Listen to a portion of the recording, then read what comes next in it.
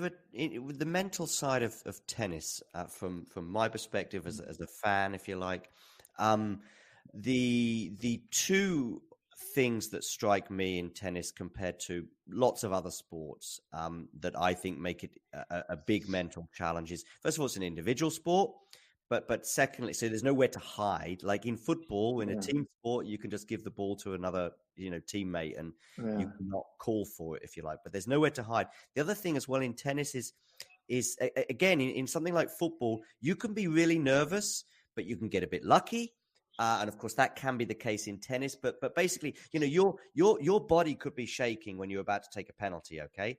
And you can still score because you can just put your foot through it, right? You just hit it as hard as you can. And actually, probably you will still score because of the odds on that. Yeah. But there's that in a sport such as darts, snooker, tennis, where you need to be pretty calm and you need to have a pretty steady hand. There's just nowhere to hide. Is there anything I'm missing, or am I underplaying something, or even overplaying? No. I think you're 100% correct. I think the real tough thing about these sports and tennis in particular, because of how physical it is as well, is the relentlessness of point after point. And if you're nervous, you have to fight through those nerves sometimes for, an hour. and they might disappear for a while, but then suddenly, you're 5-all and it's tight again and you're feeling very tight and you have to manage it over and over again. And I think, the best players in the world just, use their tools and remember to use their tools in big moments. Because, once you get to pro level, it's not like any player doesn't kind of know what they have to do. But it's in the heat of that moment that they either don't remember because the brain is frying a little bit, or they don't have the courage to use them. Yeah. So, for us sitting there, I remember when Roger Federer had 2 match points against Novak at Wimbledon serving. Yeah. You're thinking serve and volley both. Okay. Yeah, probably Novak's not going to make a great return on both. Mm-hmm. Now, I don't know what whether what Roger was thinking, or maybe knew something more than that I did, but that was my thinking. But he didn't, and they slipped through his hands. Now, to do that though in that moment takes a huge amount of courage. Yeah, and first to make the decision, and then secondly to follow through the decision like that. But then you've always got, and this is what's so tough for players. The other thing is, match point, make the person play. Don't serve and give them a quick volley or whatever. And that's another school of thought. But I think deep down, players get to a place where they have an instinct. And I think, I say this over and over again, the best players in the world are the most relaxed and the bravest. Because in those moments, when their instinct is telling them something, they are brave enough to follow it. And which is why, and again, it doesn't guarantee you're going to win, but I do think it starts to push the odds more in your favor. I'll just say one other thing is, I don't know if anybody's ever been go-karting or any kind of motor racing or watches motor racing, mm-hmm. but when a driver gets in the groove, they lap like within 0.1 of a second every lap, like in this unbelievable groove. Mm-hmm. But if they lose that groove, when they're in that groove, it seems so easy. Just do it. It's like no hassle. But if they lose that groove, if they go a little too fast, then they slide out of a corner, they lose time. If they go a little too slow, then that's not effective. And the margins are so small to stay on that groove. And for players as well, when you go into something like the French Open or any tournament, but especially the big ones, you hope that you can get through that first match and find a groove. And if you get in that groove, then that gives you your best chances of winning, because then most stuff is happening automatically, which is the most effective. It's, everybody has a problem when they start to think on the court, and automatic is fastest and easiest because you know how to do things. And it's not like you don't register. I say when you're playing very well, you are aware of everything, but nothing distracts you. When you start to think, your thoughts start to distract you, and that's very difficult to manage. And if you can learn how to manage that and get yourself back in the groove a little faster than other players, that's obviously, helps with ranking and why certain players, are more consistent than others, because they tend to manage that better. I hope that makes sense anyway. It does. It definitely does.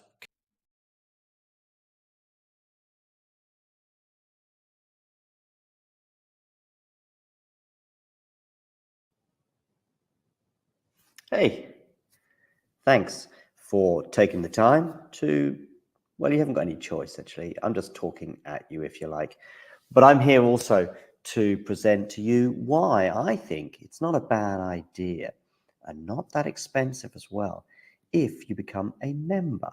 And this is how you can do it, and this is what you can gain. So if we look here at the Talking Tennis sort of homepage, if you like, on YouTube, we can see this little button here which says join. It is also pinned in the live chat as well, and you can also, I think, see it just below most of our videos, certainly the live ones and so on.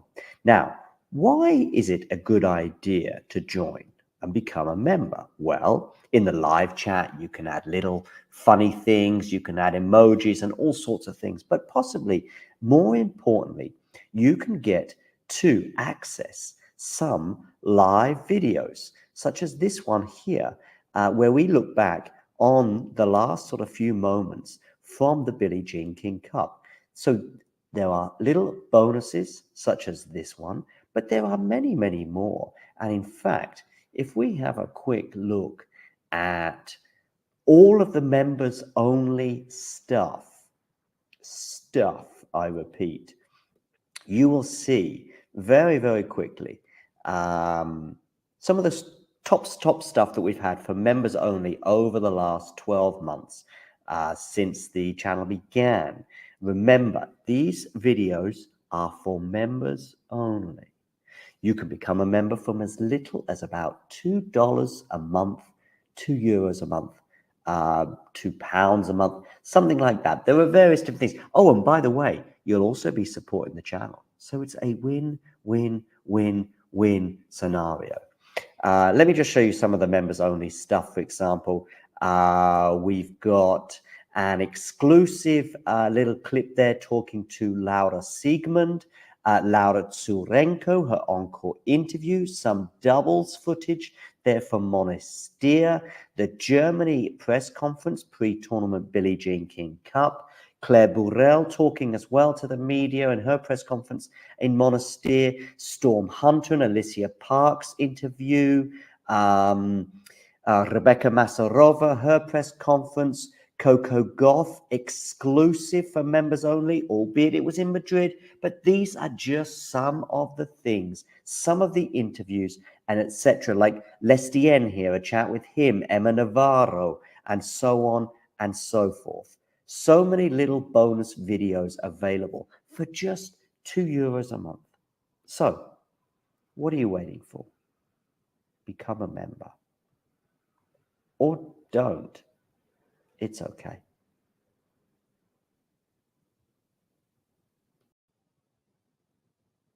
Hey, thanks for taking the time to, well, you haven't got any choice, actually. I'm just talking at you, if you like.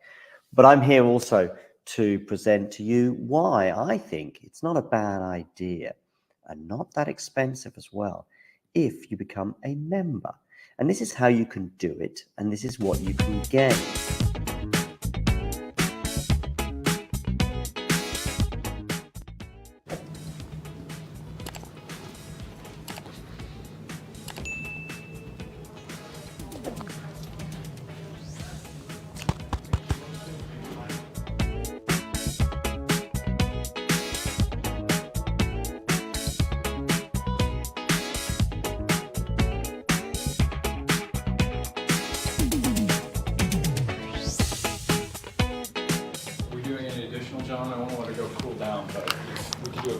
Yeah, right now? Yeah, okay, sure. Okay, great. You got it all inside of you. Yeah, should work fine. Can I have 10 seconds or 20 seconds? Okay, I didn't know, sorry. all right. That's fine. He just wants that. Yeah, yeah, no, that's fine. You can just go with the time and I'm not. Feel it to be true. And when you dance,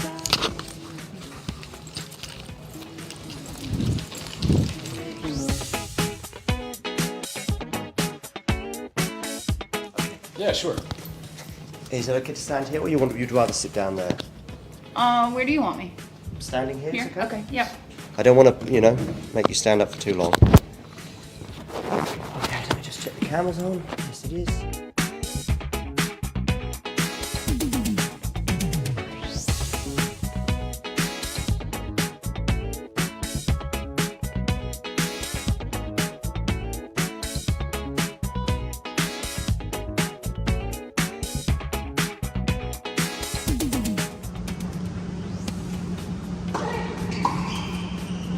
What a return!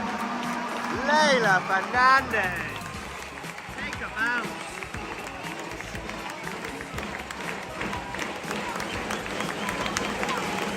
Match point, ladies and gentlemen. Championship Billie Jean King Cup point. Here in Saville.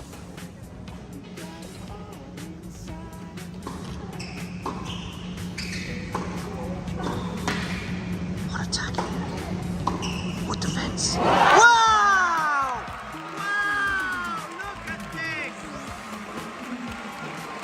Boy, oh boy, unbridled joy! I was probably a little bit bamboozled with with everything.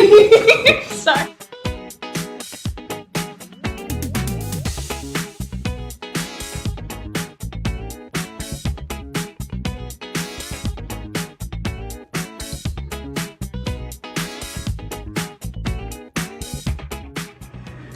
And Billie Jean King Cup 2023, that's a wrap.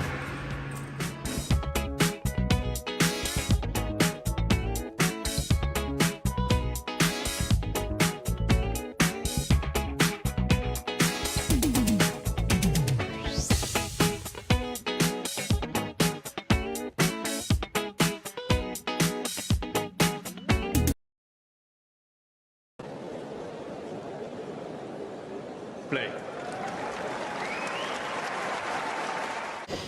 It's that moment in the year again. Can't believe it's another year since the last ATP Finals in Turin, and yeah, here we are again. So power rankings, here we go.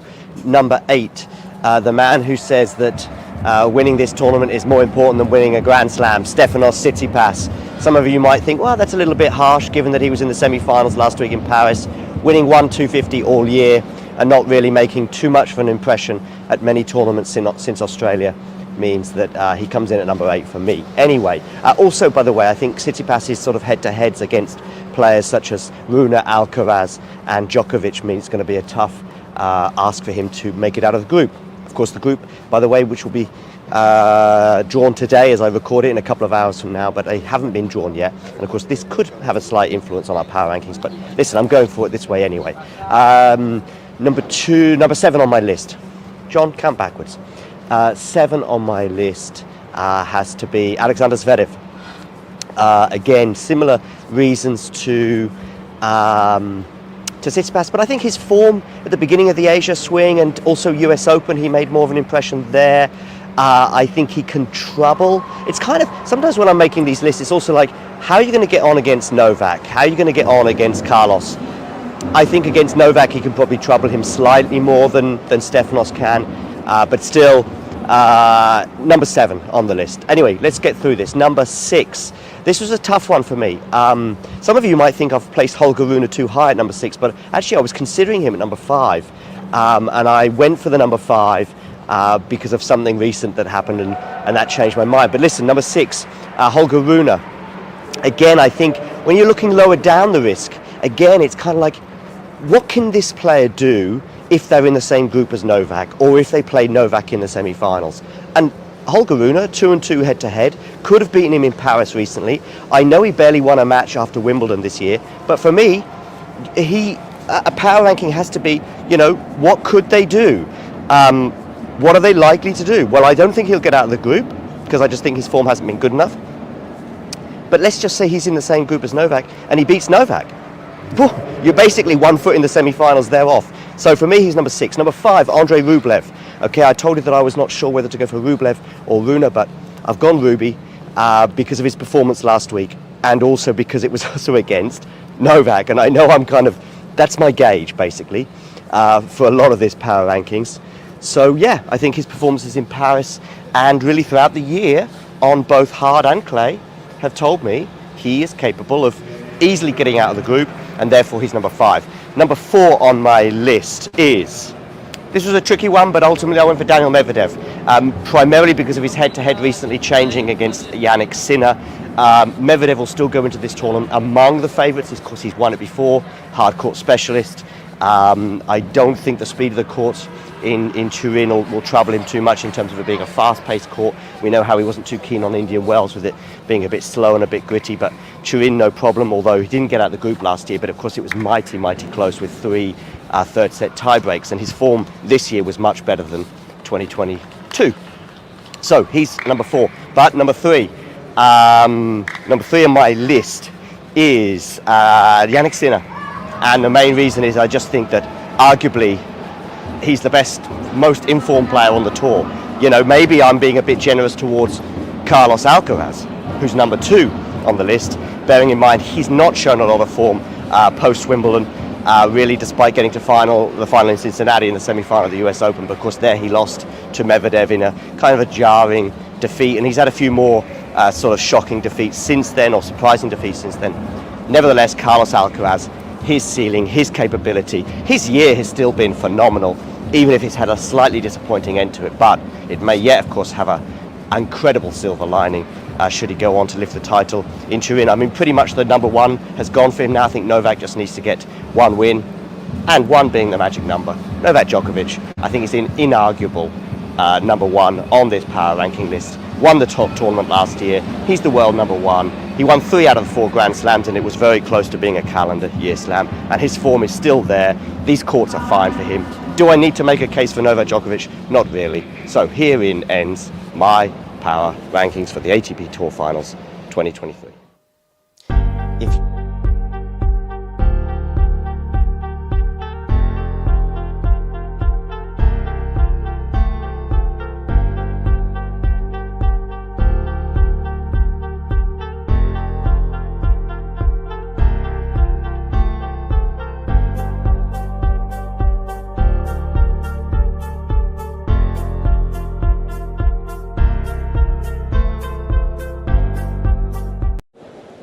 Ready? Play.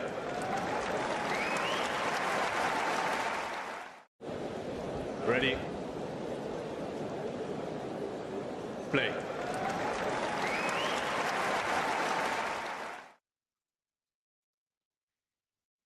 Hey, Dorcas, can you hear me? Can you see me? I'm hoping you can. How are you doing?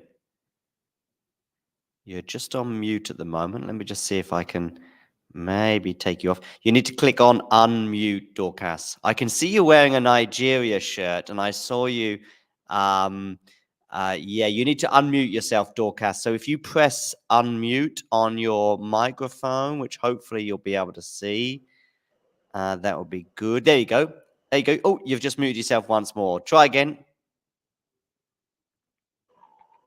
There we go. How are you doing? All right?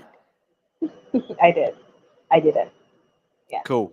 Anastasia, if you, I don't know if you're. I am doing well. I'm doing fine. Thank you. How are you, John? I'm all right. But tell me about, just very quickly, we'll have 20 seconds on football. Nigeria drew today, I believe, right? Yes, they did. It was quite disappointing. It's Lesotho, so you're expecting Nigeria to obviously win this one, but it wasn't the best game for the Super Eagles. But we'll take the 1 point and move on to playing Zimbabwe in the next 3 days. Okay. Well, we'll see how that goes. But I saw you tweeting earlier that not necessarily the best preparation for the Africa Cup of Nations, right? Yeah, yeah. If you want to win the title, in on the African scene, you've got to be at your very best, and your players have got to give you 100% of their concentration. But with what we thought today against Lesotho, the players, though you could say, yeah, minimal preparations due to how and when they all came in for this particular game. Looking at the Lesotho team, they had players who played here in Africa, who played their games in Africa. But you look at Nigeria, we have players coming all across Europe, coming from Germany, from Europe, from England, and the rest of them. So it could have taken a toll on them, but that's no excuse to playing out to 1-0 draw against Lesotho. They are one of the lowest ranked teams in Africa and in the world. So come on, it should be a win for Nigeria. But we'll take this. We'll take this. I sense your frustration. Okay, listen, let's switch to the tennis before people start renaming this channel Talking Football. Tell me what do you think about this match tonight? A lot of people are talking on here. A lot of people are talking on Twitter about maybe Sinner not giving it 100% because he doesn't need the win. In fact, he doesn't even, doesn't mean anything really in terms of his qualification. And of course, if he loses, Novak Djokovic, a potential, winner of the tournament, is out. Do you buy into this theory, or do you think it's a bit too far-fetched?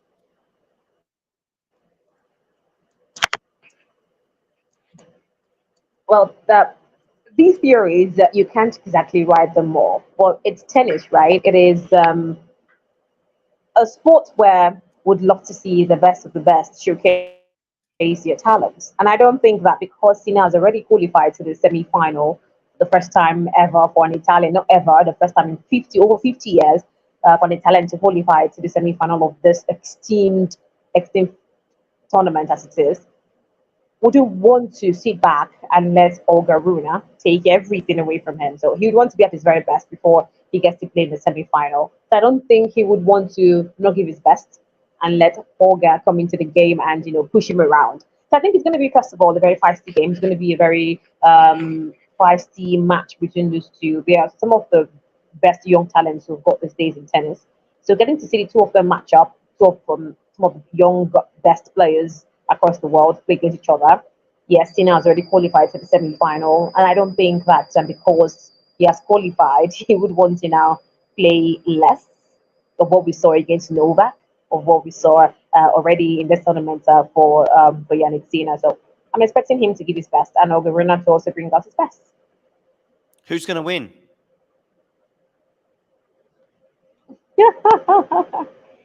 I like the both of them. Yes, I do. I like Jannik Sinner. I think that he's going to be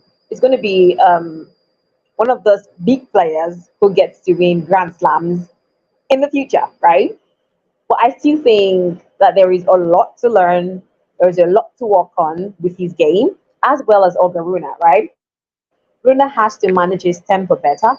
He has got to manage when things aren't going well for him. He gets frustrated a whole lot when things aren't going well for him. And that is not who Jannik Sinner is. Jannik Sinner is cool, calm-headed, collected, focuses a lot on his particular game. So that's the particular difference between these two players. So who wins? A lot of talking. So who wins? I think I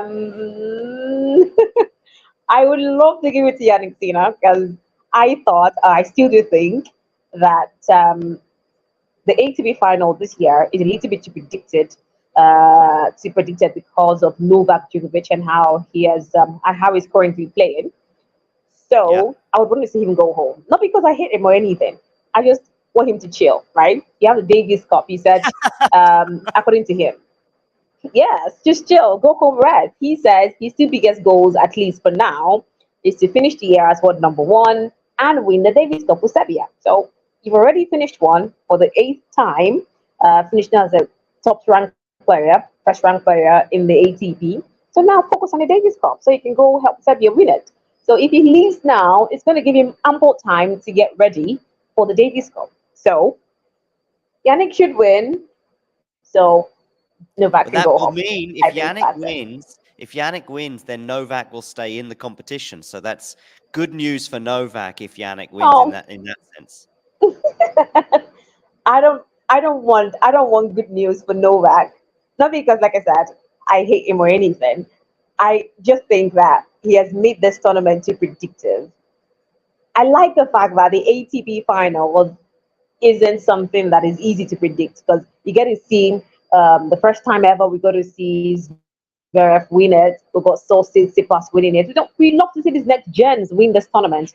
Alcaraz, I would love to see him do that, but obviously that's not going to be the case this term.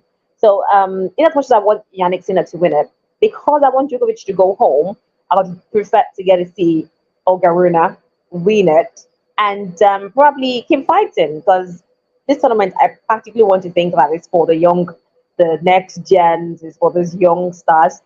It's not easy to get to see the likes of Roger, Nadal, and Djokovic win this tournament. So I didn't take a chill pill. Go focus on the Davis Cup, and hopefully everything works out for him with Serbia. Are you going to be able to take a Bulgaria chill? for me. Are you going to be able to take a chill pill as well, though, after your frustrations with Nigeria today against Lesotho, as you say?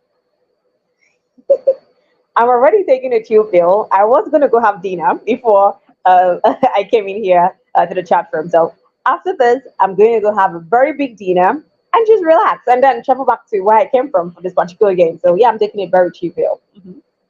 By the way, are you in or near the stadium right now? I already left the stadium premises so I could have some peace and quiet. I'm in my hotel room right now, so yeah. Okay. I wasn't sure if we were having our first ever chat with somebody in a football stadium or not, but if you're back in the hotel, then that explains the peaceful environment. Yes, I wanted a peace and quiet so I could have a really good chat with you all and talk about tennis for a change for today. Yes. Yeah, right. I mean, it's been great having you on. I'm sure we'll have you on again very soon. I love the fact that you're wearing the Nigeria jersey. I just wish it was in better moments. We'll have you on again soon. Good. Yeah, I see that. Good luck. Listen, I remember the Nigeria team of '94, probably the most famous Nigeria team. Yekini, RIP, bless him, was Yeah. celebrating a goal. I remember in the net. I'm trying to think of some other players in. There was a guy who played for Everton as well, a striker, I think, in that same team. That was the legendary Nigeria Yakubu team. Ayebeni. Yeah. Yeah, Yakubu Ayebeni. Yobo was with the team. He was with the team as Yeah, I well. think It Yobo was a was very a few years star-studded later. team. Yeah. Yeah. Yes, It's a a few good years team. later. Nigeria have got, yes, it's a good team. Nigeria have got a really good big culture when it comes to football. So it's one of the biggest sports. In fact, the number one sport in the country. So every other sport comes in second. Every other sport is a bridesmaid, while of course the bride has to be football in Nigeria. But we as journalists here are trying to diversify. We're trying to ensure that people don't just love the game of football. You can love it, but you can also concentrate on other sports. I grew up with my dad, who was a footballer at the time, but he loves sports. I don't know how to describe it. He loves sports. So that was when he got me to watch Roger Federer, and I fell in love with Roger Federer as well as the Williams sisters, Serena, and of course in Venice. And later, some years later, I got to see Nadal come into the scene. So it was very fun to get to understand a different sport and follow it to the fullest. So right now, I cannot say that I am just a football person. I'm a football person. I'm a tennis person. I'm a Formula One person. I'm everything. So yeah, I love it. I love to diversify. So that's it. That's it. I guess. Dorcas, a big thank you for joining us for a few minutes before the match. Sit back, relax, try and forget the football result and enjoy Jannik Sinner against Holger Rune. And we'll be speaking to you soon. Thank you very much. Thank you so much for having me. It was a pleasure. It was a big pleasure to be here with you guys. Thank you. So Anastasia is back from her lunch appointment. Tell me, have you got your, I mean, actually the permutations actually don't seem to be as complex as they appeared, for example, about 3 or 4 hours ago or 5 hours ago. It does seem to be simply if Holger Rune wins, Novak Djokovic is gone, and Yeah. Holger Rune wins the group, and Sinner finishes runner-up. In fact, I think there's one thing that's not possible, and that is for Holger Rune to finish second in the group. Because if Holger Rune wins, he wins the group. If Jannik Sinner wins, then Holger Rune is out. So that's one guaranteed scenario we can't have, is that Holger Rune finishes second.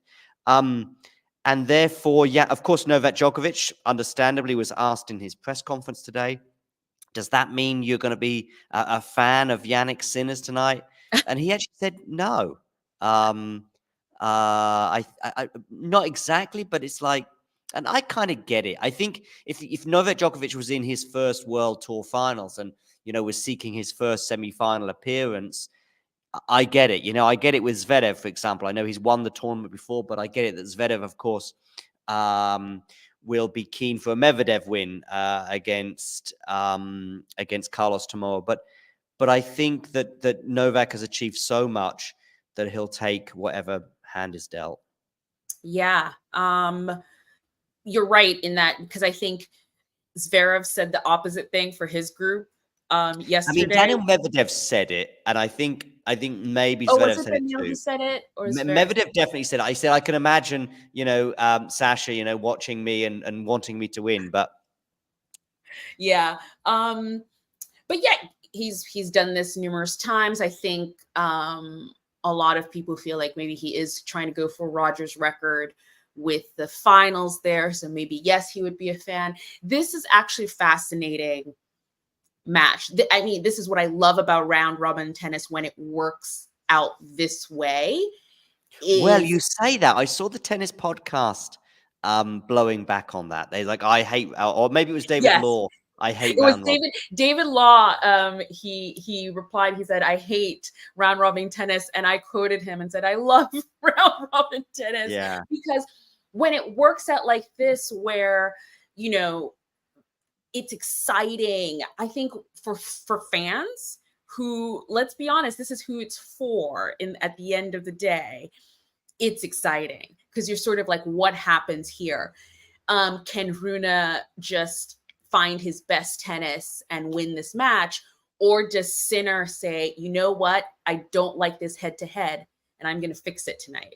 So I know, in sort of the discourse, people have been like, oh, well, because Sinner doesn't have to win this match. He really doesn't. He's already in the semifinals. He's fine.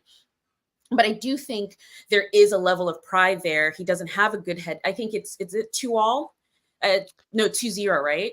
2-0. He's not beaten Rune yet. Yeah. Yeah. So, I do think he has a point to prove that he's a better player now and he can beat Holger.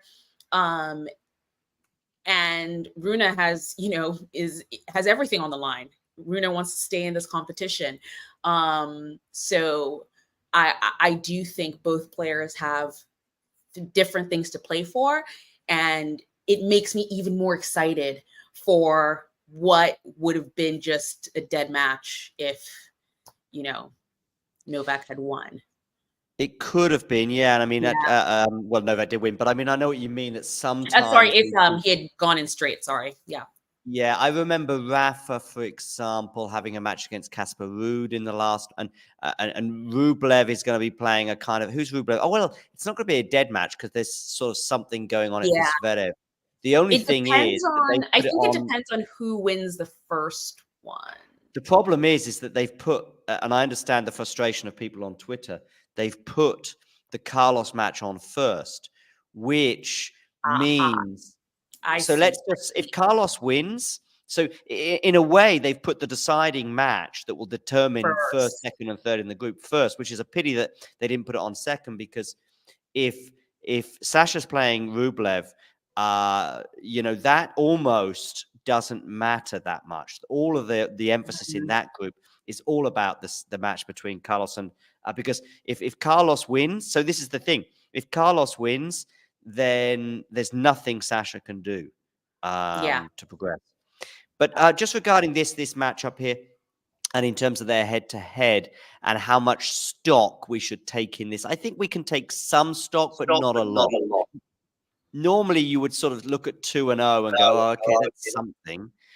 But One of them, the most recent one, was on clay, and so therefore, yeah. Where was Sinner at in May, June of this year compared to where is he at now? I would suggest he's taken a big step forward. Indoor hard, of course, you might go, well, okay, there's one of those matches on indoor hard, and Holger Rune won that. Holger Rune was in the form of his life, albeit his very short tennis life, a year ago. And of course, you can also see that Sinner retired in that match. So, So actually, this is, I mean, you might as well say they're starting afresh, you know? Yeah, kind of. Yeah, in a way, because Sinner didn't really have, you know, I mean, he did okay. You know, he beat Alcaraz in Miami, so he did okay there, but his clay season wasn't the best. So I do think he's a much improved player from earlier this year during the clay season. And, you know, based on that results that you just showed from the indoor hard, this might actually be, I'm super excited. I mean, I don't know if you can tell, I'm probably just, because I just rushed in. I'm like, where is everything? I'm super excited for this match because of Nick, everything are you that's excited? on the line. Oh yeah, the minute I realized I was commentating on this, I'd be like, I was like, yes, please. These are two of these are two of the biggest young stars in the game right now. They are the future of tennis. And they're both in form. Obviously, Holger's had a couple of tough losses to Djokovic, but hey, you've got to be playing well to have a tough loss against Novak Djokovic. And Jannik Sinner just beat Novak Djokovic. Yeah, I sort of made my power rankings kind of based on how much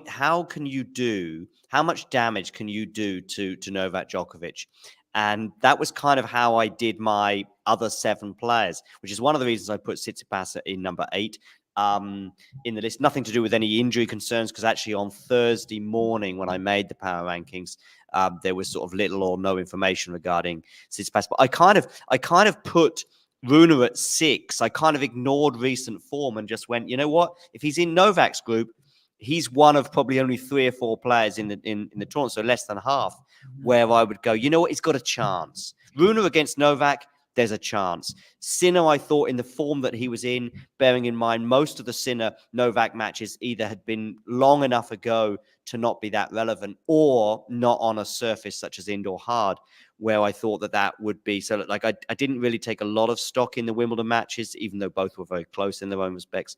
So I just thought those 2 players need to figure a little bit higher than their form suggests, because you could probably look at Tsitsipas and go, he was in better form than Holger Rune, perhaps Zverev too, but I didn't have any confidence if Zverev or Tsitsipas landed in Novak's group that they would do any damage. And I even still think to this point that Tsitsipas would have lost in straight sets, probably. A fully fit Tsitsipas would have lost in straight sets. So her catch, I thought, I don't think he's beating Novak, but he's a better player than he was, say, 6, 12, 18 months ago in a lot of the times that they've played each other.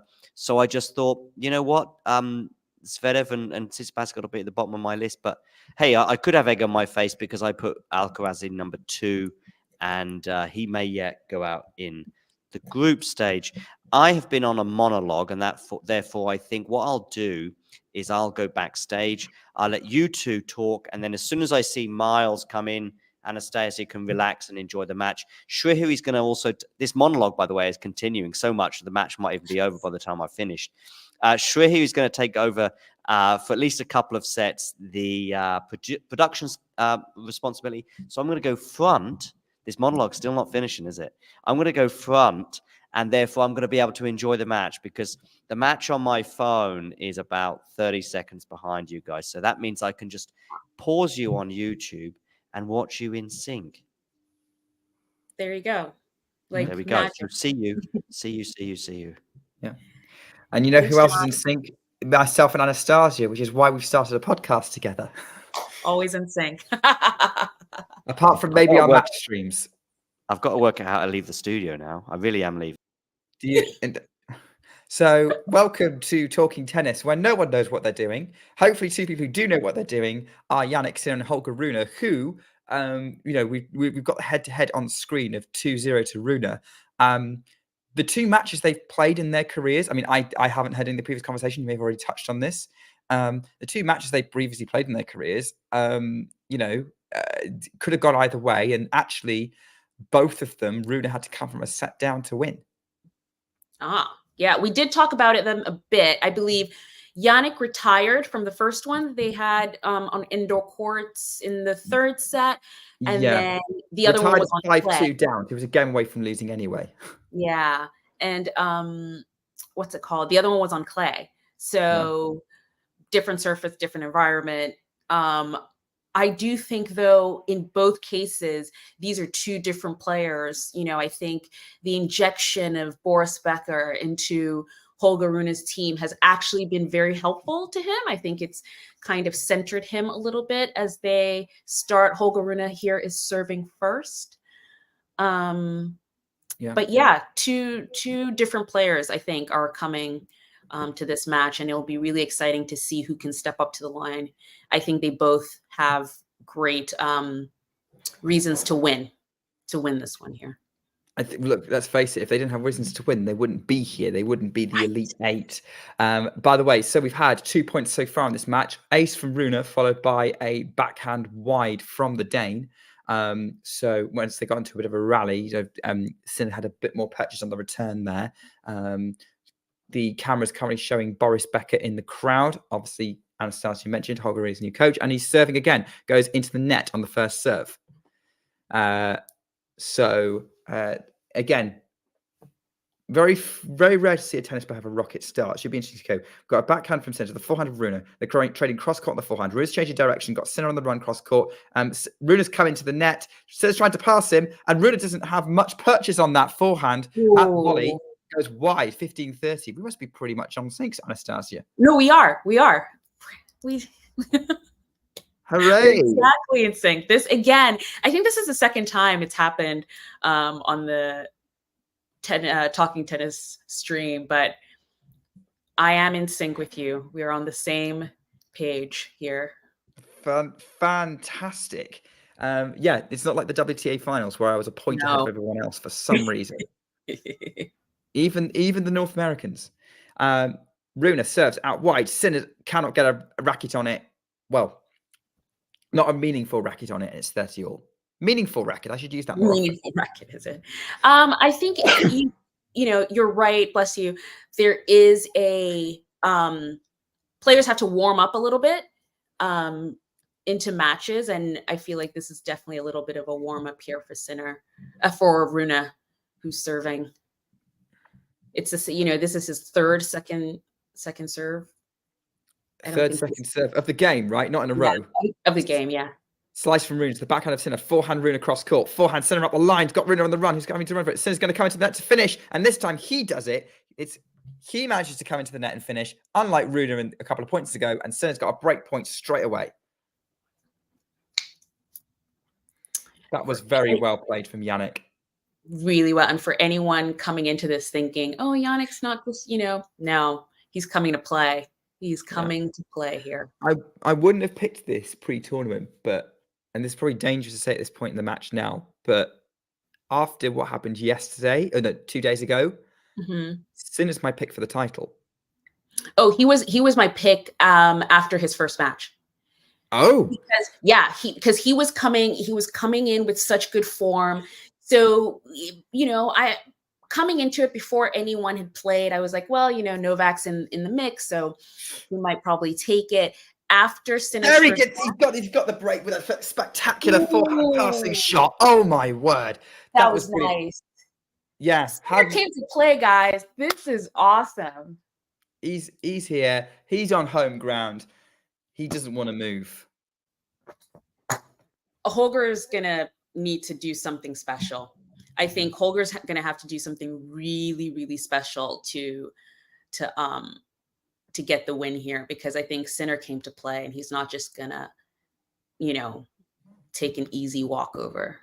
Core indeed, Jake. By the way, Anastasia, please continue your point before I yelled over you. Oh, what was it? Talking about Sinner's chance of winning the tournament. We were saying, you decided. Yeah. After his first match, he just looked so good and so it was such a clean straight set win that first match. I thought, you know what, he's here to play, and he's playing at home, basically. Yeah, he's playing at home. The home crowd definitely helped him out during that Novak match. I really think there's one caveat I will put in place. What? And that's if he plays Djokovic in the final, because can he do it twice? Well, so actually historically, if the final is a repeat of a round robin match, in the most of the time it's the person who lost the round robin match who goes on to win the final. That's more frequent. The only time I can think of that I've watched where the round robin match was backed up in a final was when Federer beat Zonga in 2011. Okay. Did they play in the round robin? They might not play in the round robin. Yeah. I think Federer did it. But yeah, so that's the one caveat I will say is history might be on Novak's side were they to have a rematch in the final. Yeah. But Novak's had a battle this tournament. Like every match he's gone 3. Yeah. And also, you know, I was on the call for his match against Hurkacz, and Hurkacz couldn't push him physically. But there were Novak was just doing a lot of stretching, a lot of back stretching, a lot of arm stretching. And, you know, you wonder if his age a little bit was showing there, but because Hurkacz couldn't really push him physically, I don't really think we notice it much in the results of the match. Rune's gone wide with that forehand. It's already 40 love to Jannik Sinner. Matthew's actually made a good point in the chat, which I would be interested in hearing your thoughts on. He doesn't think that Novak's getting past Medvedev in a semi. Again, so actually the two players who so far have just looked completely unbeatable have been Jannik Sinner and Daniil. Medi has looked really, really great. His match against Zverev yesterday, even though I think Medvedev wasn't playing his best and Zverev had chances there, he was still able to sort of eke out that win in straight sets. That would be very interesting to see. That would be in the semifinals if Novak got there. Yes. Yeah. That would be assuming. I don't know if is Medvedev unquestionably won his group, or is there still a chance that he might come second? No, I think he's guaranteed number. Where is Mario when you need him? Mario, get over here quick. Someone over here and explain it all. But I do think Medvedev is number 1 in his Alcaraz to win the group. He has to beat Medi to win. Okay. Which would then make it an Alcaraz Djokovic semi. And Rune cannot finish second. Interesting. Yeah, Rune cannot finish second. Yeah. So actually, and that's what stakes in this match actually is. Rune's puts that forehand into the net, trying to cover the passing shot from Jannik, and Rune is not being super effective at net today. Yeah, at all. That was. But yeah, so the scenarios are: if Holger Rune wins, he wins the group. It wins the match, he wins the group. Yeah. If Jannik Sinner wins the group with Djokovic in second. So Rune's only hope of qualifying is to win this match. Just to win this match. Which makes sense because he'll have only won 1 out of 3 matches, whereas Novak's won 2 out of 3. So yeah. And then suddenly we're talking very different scenarios, because suddenly then it's Sinner coming in second would put, because Djokovic can only be second, he can't win the group. Right.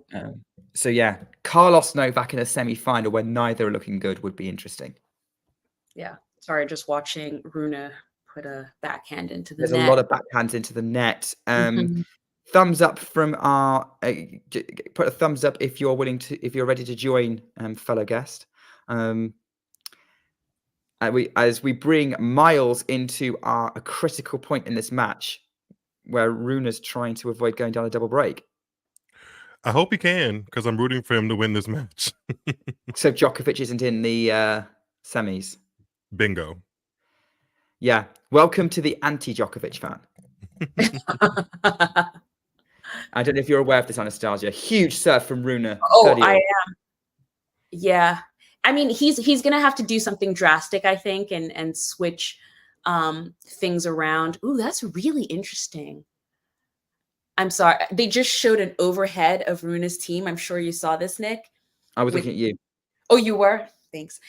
With the iPad out, and they had all the stats. They've been talking a lot about how teams use all the sort of ATP stats that go out there. That's the first time I've ever seen a player. It's dark enough to see people's screens, right? Yeah. I've never seen a player's team actually use it, and I'm very fascinated by the technology behind what all those stats mean for their player as they're actually playing a match. But that's a totally different topic. Totally different topic. It's 30 all, and the serve from Rune is wide. Second serve, big point here. Serves into the middle of the box. Awkward serve for Sinner to get back into play, but he does. Rune's coming in. Backhand pass. Sinner. Job done. Rune should not have left that. I don't know why he left that. He left it so wide open. He needs to do something really different here if he's going to be, because Sinner is not having it. Sinner is not having it at all. And can I just say, Jake, that's a really cute name for us, the Talking Tennis Avengers. Can I be the Hulk? I like him. Sure. Sure. I'm going for the Doctor Strange look. What would I be? Because I don't really know who the Avengers The Black are. Widow. Wide. Yes. Well. Yeah. Okay, Deuce here. I think this is a big game. If he goes a double breakdown, I don't know. So there's no possible way that Sinner and Rune could be in the semifinals? No. Rune has to win. Rune has to win because otherwise, because Djokovic has won 2 matches and Rune's only won the 1. Yeah. And he only won it by retirement. So, and it was only a handful of games, so that isn't helping him either. Well, no, it's counted as a 2-set win for him. What? It does? Did you see that? Wow. Did you just see that? No, I was watching. So it was Rune served. They're showing a replay right now, but that was a forehand into the net, like Rune's making some Sinner's doing some great job, but Rune is making some critical errors here, and he's serving out wide, gets the first serve in, but Sinner's got the return in play. Really awkward. Off the top of the net, sitter for Sinner, who goes inside out the forehand, backhand from Rune to the backhand of Sinner. Forehand, Rune's trying to change direction. Sinner's somehow got it. Rune's challenging it because it's been called wide. Rune's forehand's been called wide. If it is wide, if the challenge is incorrect, then Holger Rune is 3-love down with a double break. Here we go. Is just out by a millimeter, and it is and the line umpire should be very proud of themselves for calling that correctly. Jannik Sinner is up in this match and he's in control.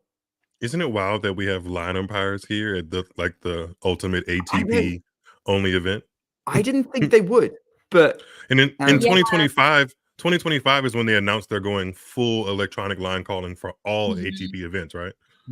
Yes, I think it might be. Didn't they? And correct me if I'm wrong, but I believe they had line umpires in Rome as well.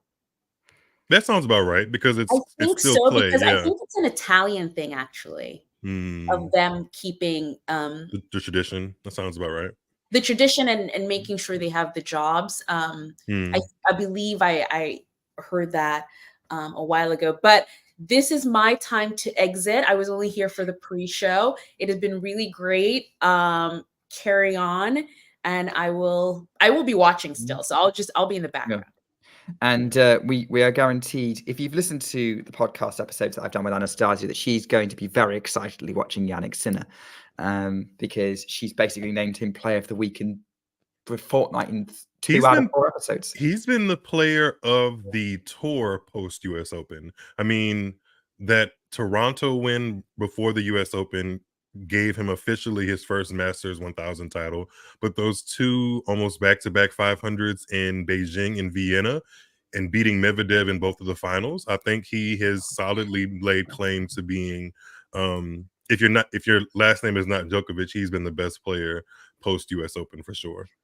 Yeah, agreed. I think it was somewhat unfortunate not to win. Who did he lose to in Shanghai? Was it? It was Shelton. It was Shelton being amazing in Shanghai. I think that was a first round match or something of that nature. It No, was I like think last season, maybe. I think their first round match was in Vienna. I apologize, but yeah, I think that could be a rivalry of the now and the future, as well as the one we're watching today. Shelton's going to be a Rune and rival with Sinner. every other young guy on tour, I think. I love that. Sinner, Rune, Alcaraz. I mean, Shelton challenged Alcaraz despite his clear weaknesses when they played. Was it in Cincinnati or Canada? Toronto, yeah. Sinner's made a mistake, by the way. He's put a forehand into the net on the first point. Great serve. Rune scrambles it in. Short ball. Sinner picks it off mid-court, 15-all. Only thing I really don't love about this will probably change over time, and it's an aesthetic thing. But Holger Rune was asked if Rune, Sinner, and Alcaraz would be like a baby big three. Only thing I dislike about that is that they're all signed with Nike.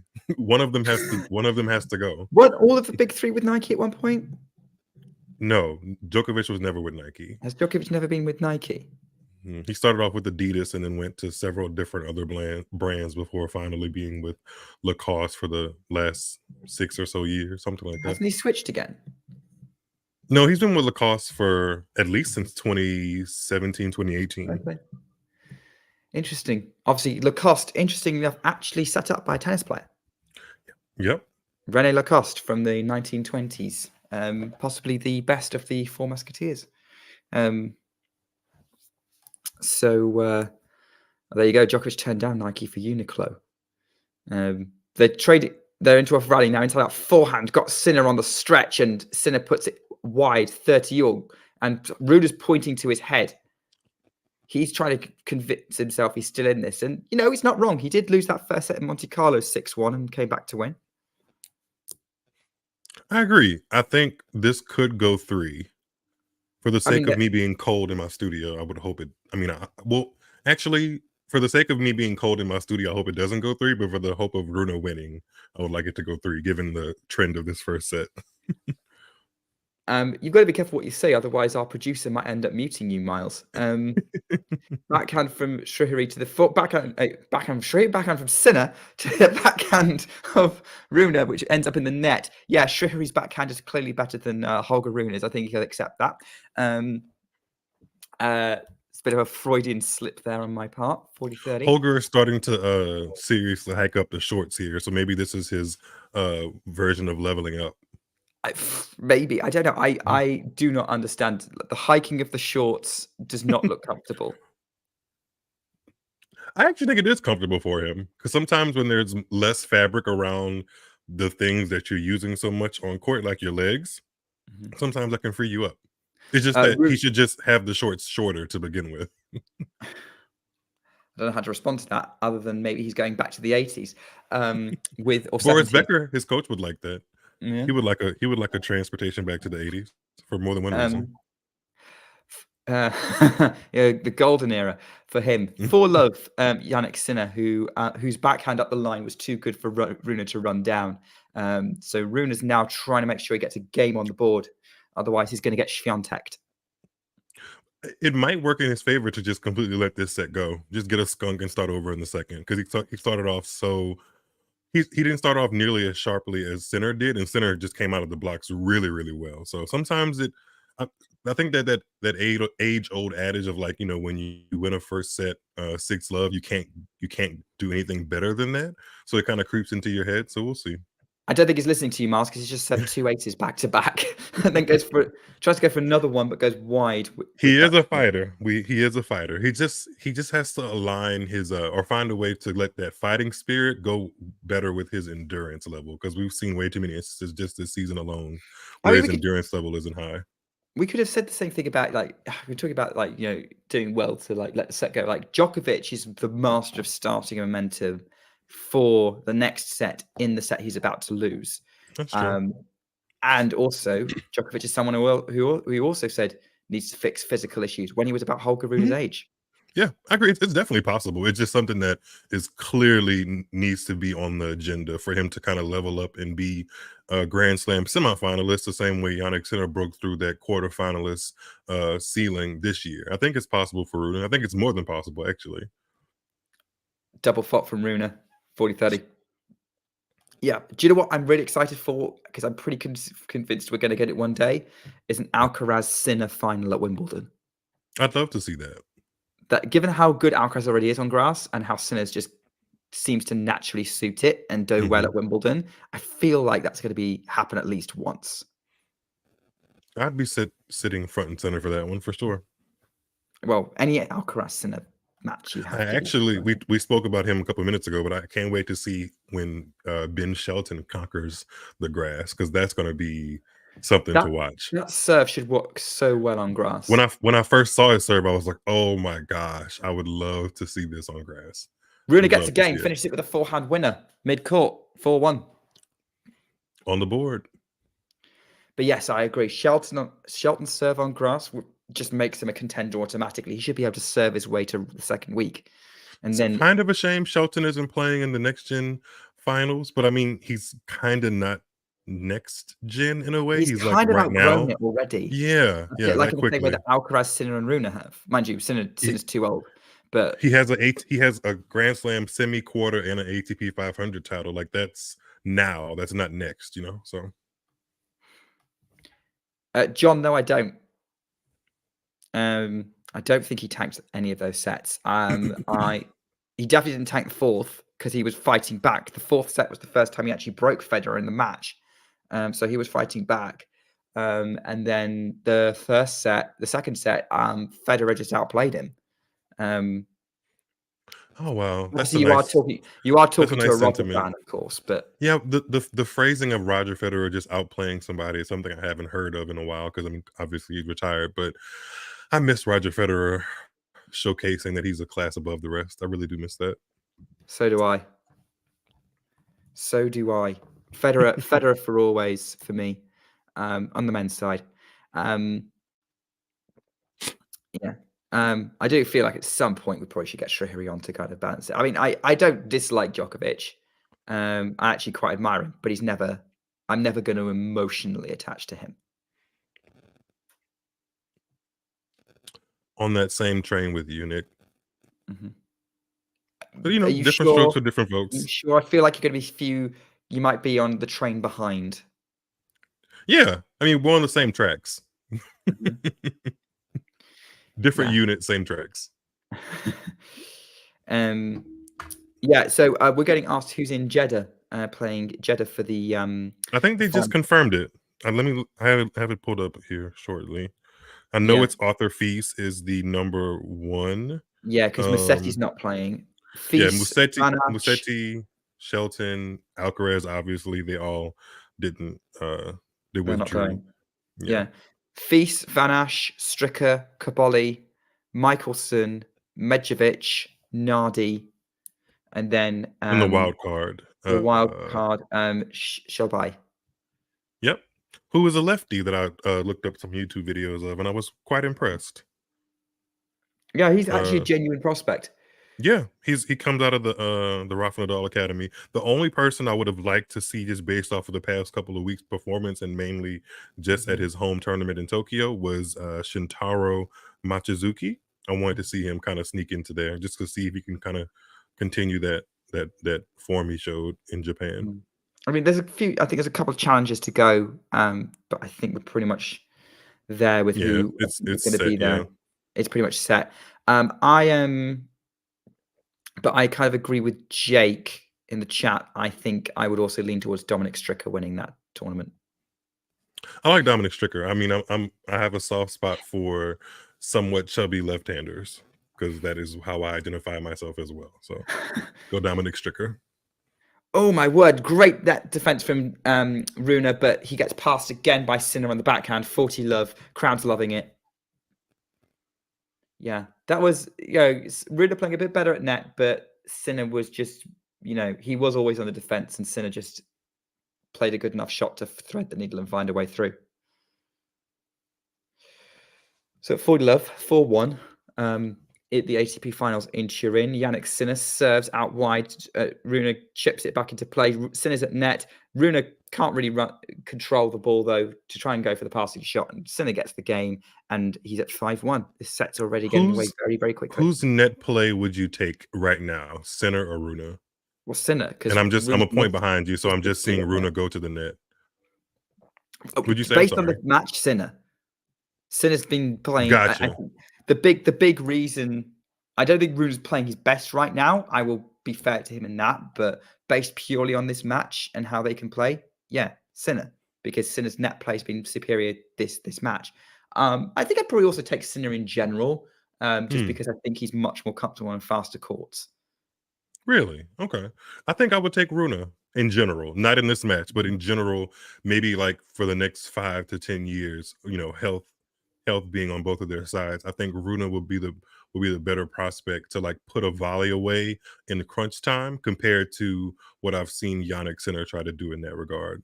He's definitely gotten better just in the same season, but I don't think the net is where if we're asking who's the most comfortable at the net between Rune and Sinner, I think it'll be Rune. Interesting. Yeah, I think we're certainly Sinner's been very especially with Boris Becker at the helm now. Like, I would say the big weapon these last few matches has been the Sinner passing shot. But that makes it even more interesting. Like the passing shots of Sinner, because he's amazing from the ground. And let's see if Holger Rune can actually cover the net and close out the net. That'd be amazing to see how that transpires over the next couple of years. Rune is racing to a 40-love lead already. He's actually serving play. Shriri's saying the best player at the net is Rublev. Is that of the entire ATP Finals lineup? Well, if he's using his knees, then he's absolutely the best at the net because his knees have taken a beating. So backhand return is too much for Rune to deal with and puts the inside out forehand into the net 40-15. And so far, Rune has dropped a point in every single service game.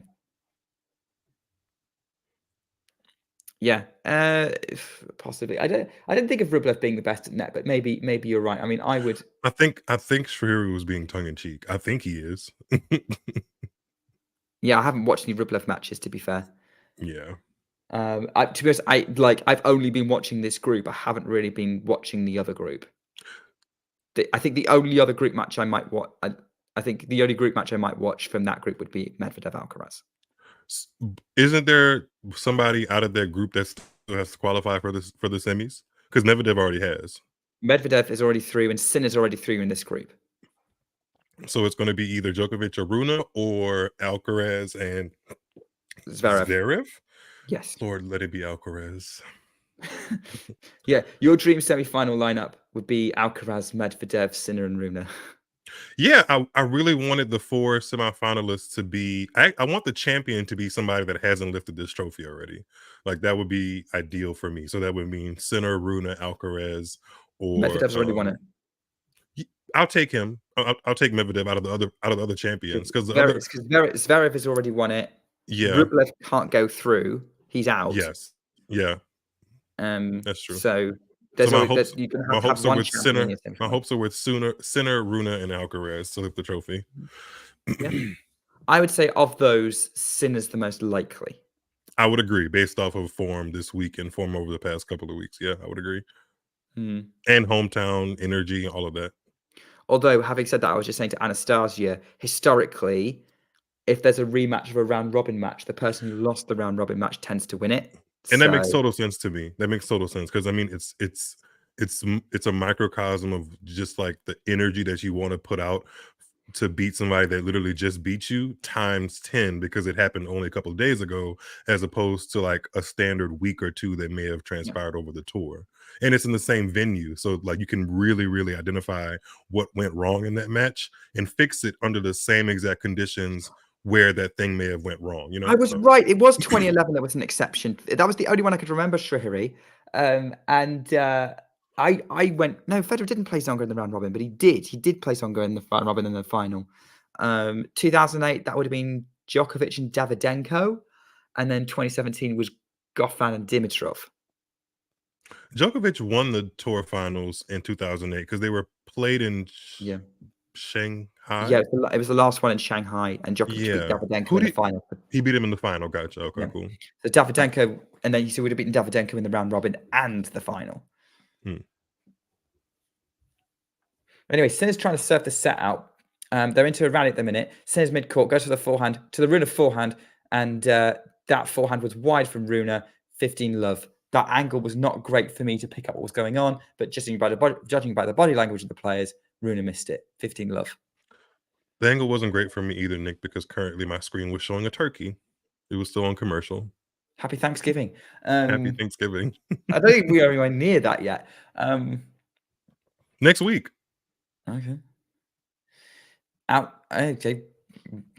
don't know what you wish Americans other than Happy Thanksgiving. But That's it. Yeah.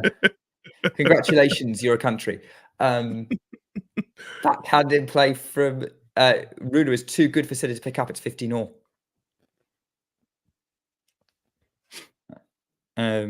Yeah. Sorry. Don't mean to be dismissive of Americans. I'm being very colonial. I personally didn't take any offense to it. I don't wear America on my back like that, so it's okay. I mean, let's face it, we don't tend to be very patriotic on talking tennis. I don't talk about Brits. Damien talks down Polish players. It's all it's a nice extra slice of the pie if a player whose style and personality and kind of aura I like happens to be American. That's an extra added bonus, but it usually isn't the core of the reason why I root for somebody, just because they happen to be from the same country as me. Interesting. As inside out forehand from Sinner under pressure, goes backhand. It's a long rally, this one. They're trading blows at the minute, forehand to forehand. Rune tries to change direction, puts the forehand into the high part of the net. And Rune's trying to change things up here, but it's when he's changing things up that he's making errors. It's 30-15. But yeah, I have a question off the back of what you've just said. That was an 18-shot rally, but yeah, I don't know what you've thought about, but yeah, it does feel like whenever Rune's trying to change things up and go for something, that's when he's missing. I'm seeing this rally now. He tried to change the direction of the ball and hit the net, which I think it is a good play. He just isn't sharp enough on the day so far to accomplish it and execute. Yeah, because he can do it. It's not something obviously he would have had to have that toolkit to beat Djokovic twice in Paris and Rome. Huge serve. That was a nice kick serve from Sinner on the second serve, I think, 40-15. Sinner has 2 set points.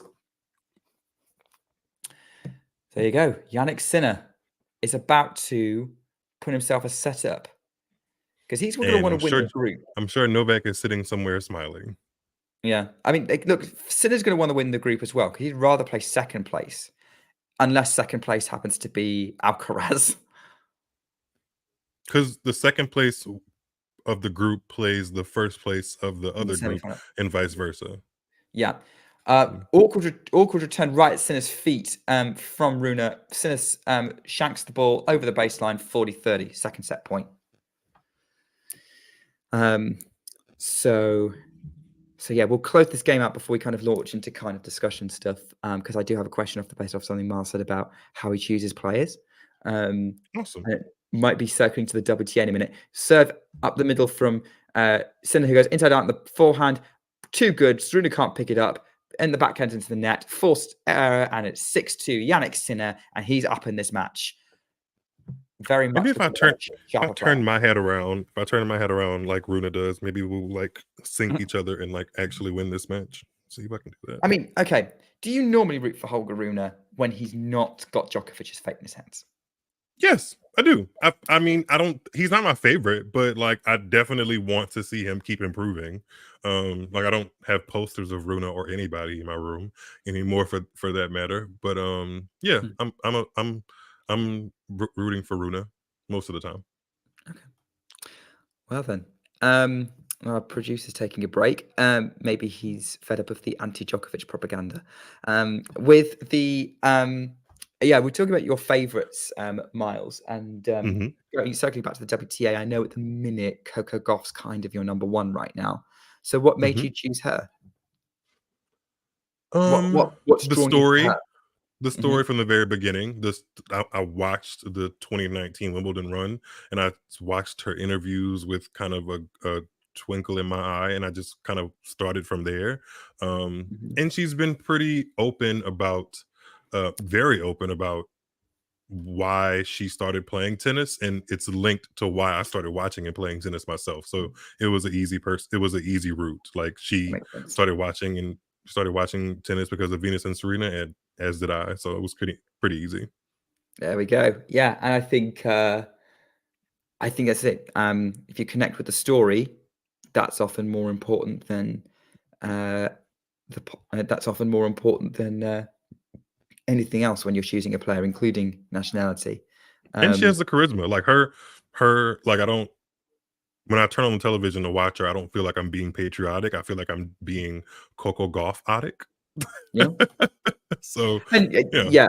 I get that. Like, that's why I'm an Andy Murray fan on the men's side, because I've seen him battle to prove himself time and again. And there's genuine entertainment when they're playing their best. There's like, you can bet that there's going to be a point that kind of lifts you off your feet or makes you yell "come on" in the moment. Jake, did that make you laugh? Did Coco Gauff-otic make you laugh? I don't know.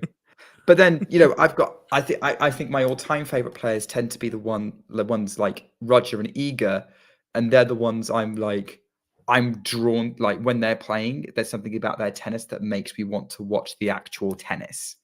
Layla similarly. Layla's kind of a mix there, the story, and also you can't take your eyes off her when she's playing well. I agree. Yeah, I would sit and watch Leylah Fernandez match as well as Coco Gauff. I actually want to see them play each other more. I think they played on tour maybe once, but I know they played an exhibition, which doesn't really count. I feel like they all. Played. No, I remember that exhibition. Sure. I'm sure they've played on tour as well. And yeah, I'd be here for that. I would love to see that. The two best defenders on tour, sign me up.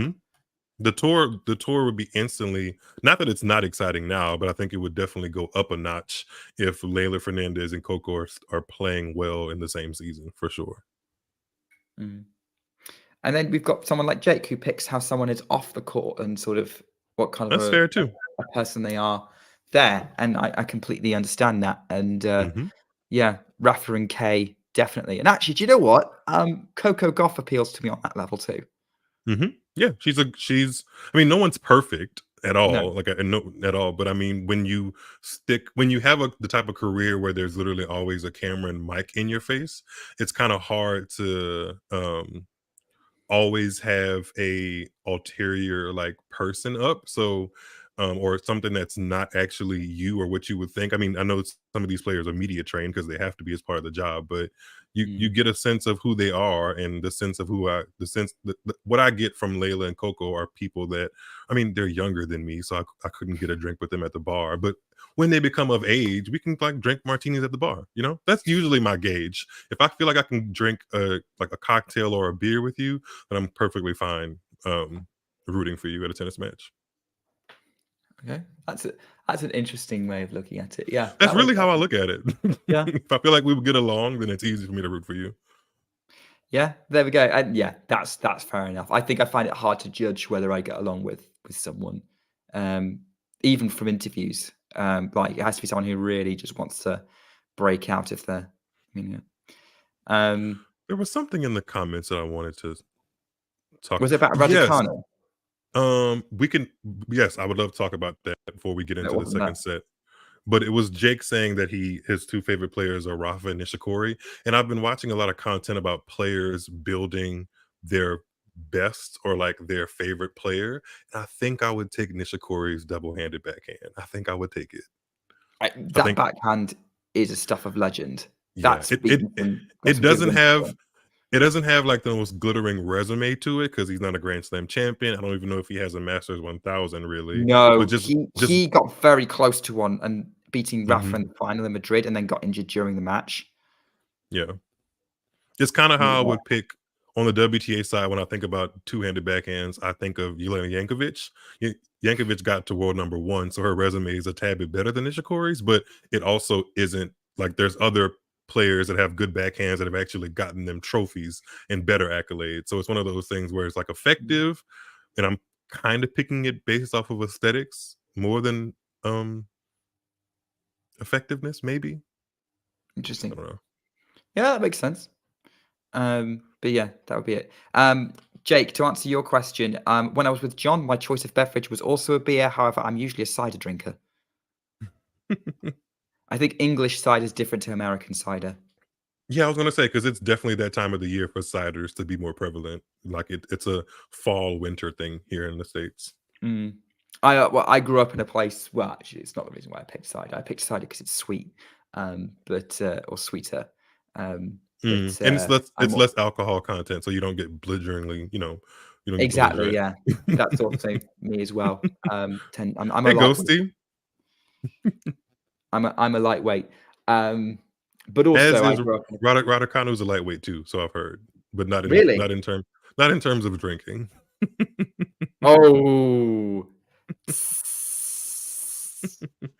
It'll get better for her though. I think I'm coming up with I'm like a hoping so. thread. What do you Yeah, make I'm of her coming up with pulling out what do you make of her pulling out this exhibition in Macau? not much. I mean, I personally wouldn't choose. Well, maybe I can see why you would choose an exhibition to come back if you've had a long layoff from injury. I could see how that would be advantageous if you're really thinking about it and being strategic with your team. But pulling out of it doesn't necessarily give me pause for concern compared to if she had put a couple of 250s on her schedule and she pulled out of those, because those are like actual opportunities for points and racking up your level against the elite, So I'm not too concerned, but I do want to see her on court soon. Yeah, so do I. I don't know what that X account will do, which like posts a photo of Raducanu every day until she plays again.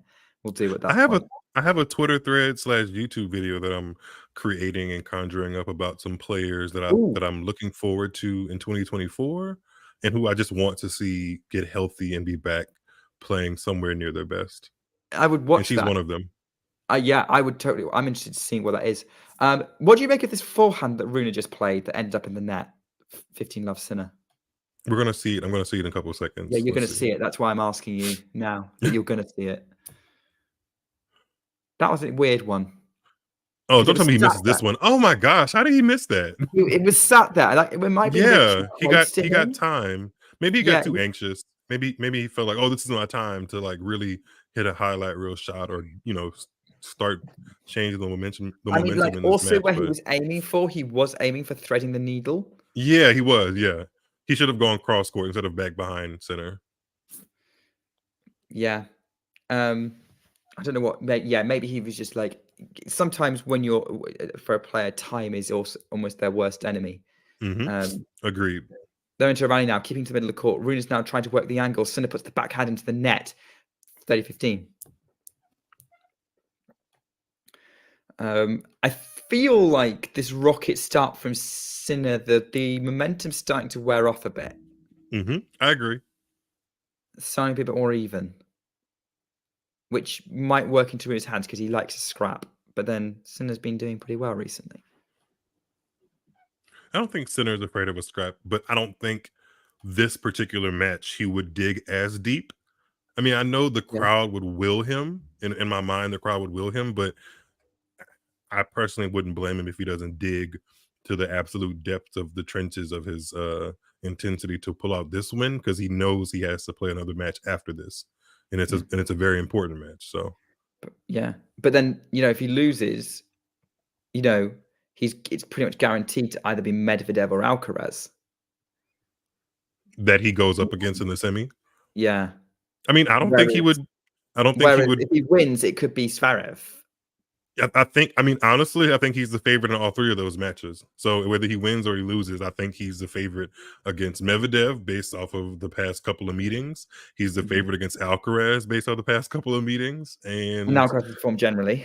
Yep. And Zverev, I'm not rooting for. So well, yeah, but Zverev has a good matchup against Sinner for some reason. This is true.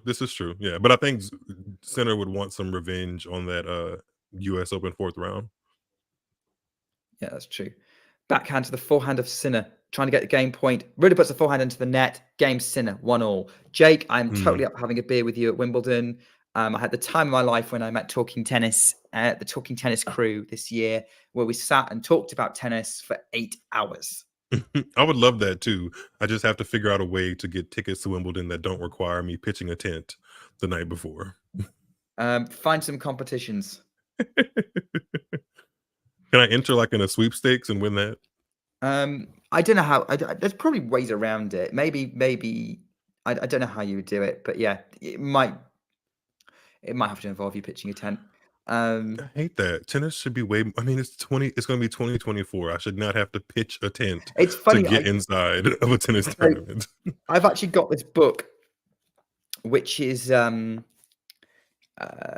book of like newspaper coverage of Wimbledon from the day it started till 2009 when it was published. And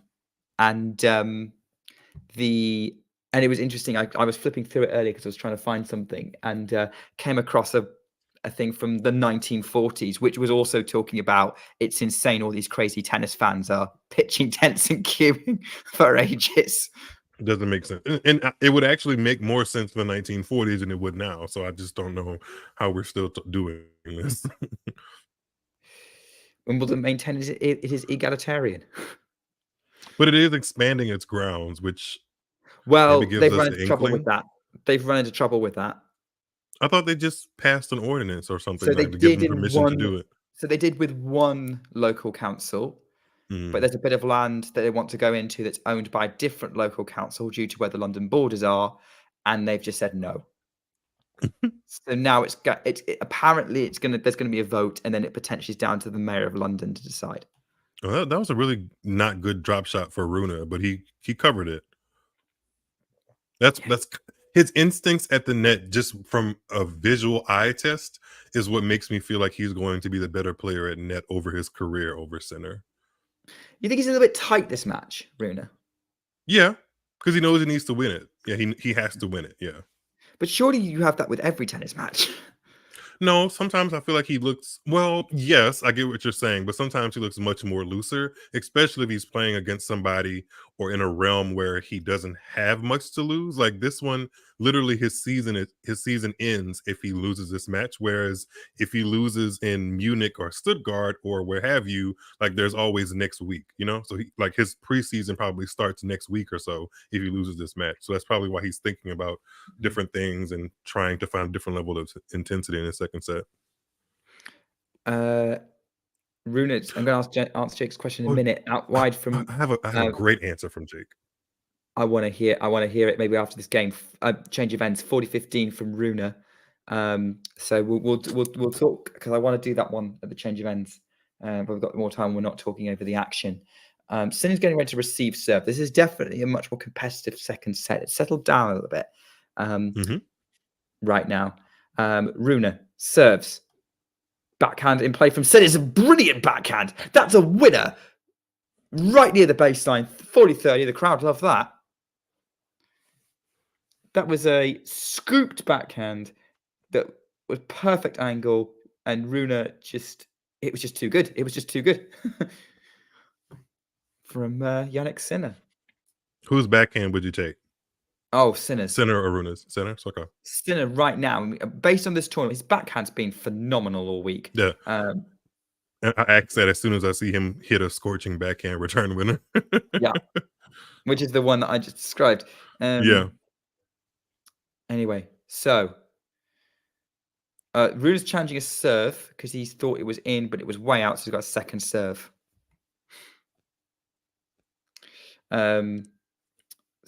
Serves out wide. The backhand of Sinner. Forehand shanked by Rune. Long deuce.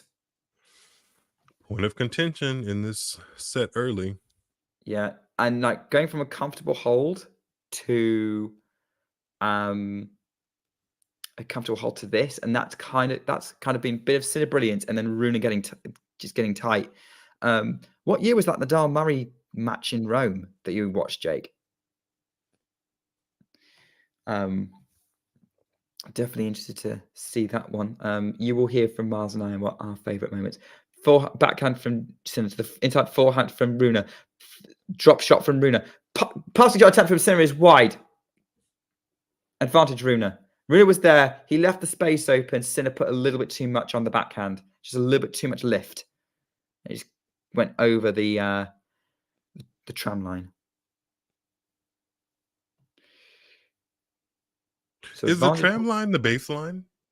No, the tram line is the sidelines. Okay, like the doubles alley. Yeah. Okay, yeah. now I see what you're talking about. Okay, I saw the point. I was thinking, never mind.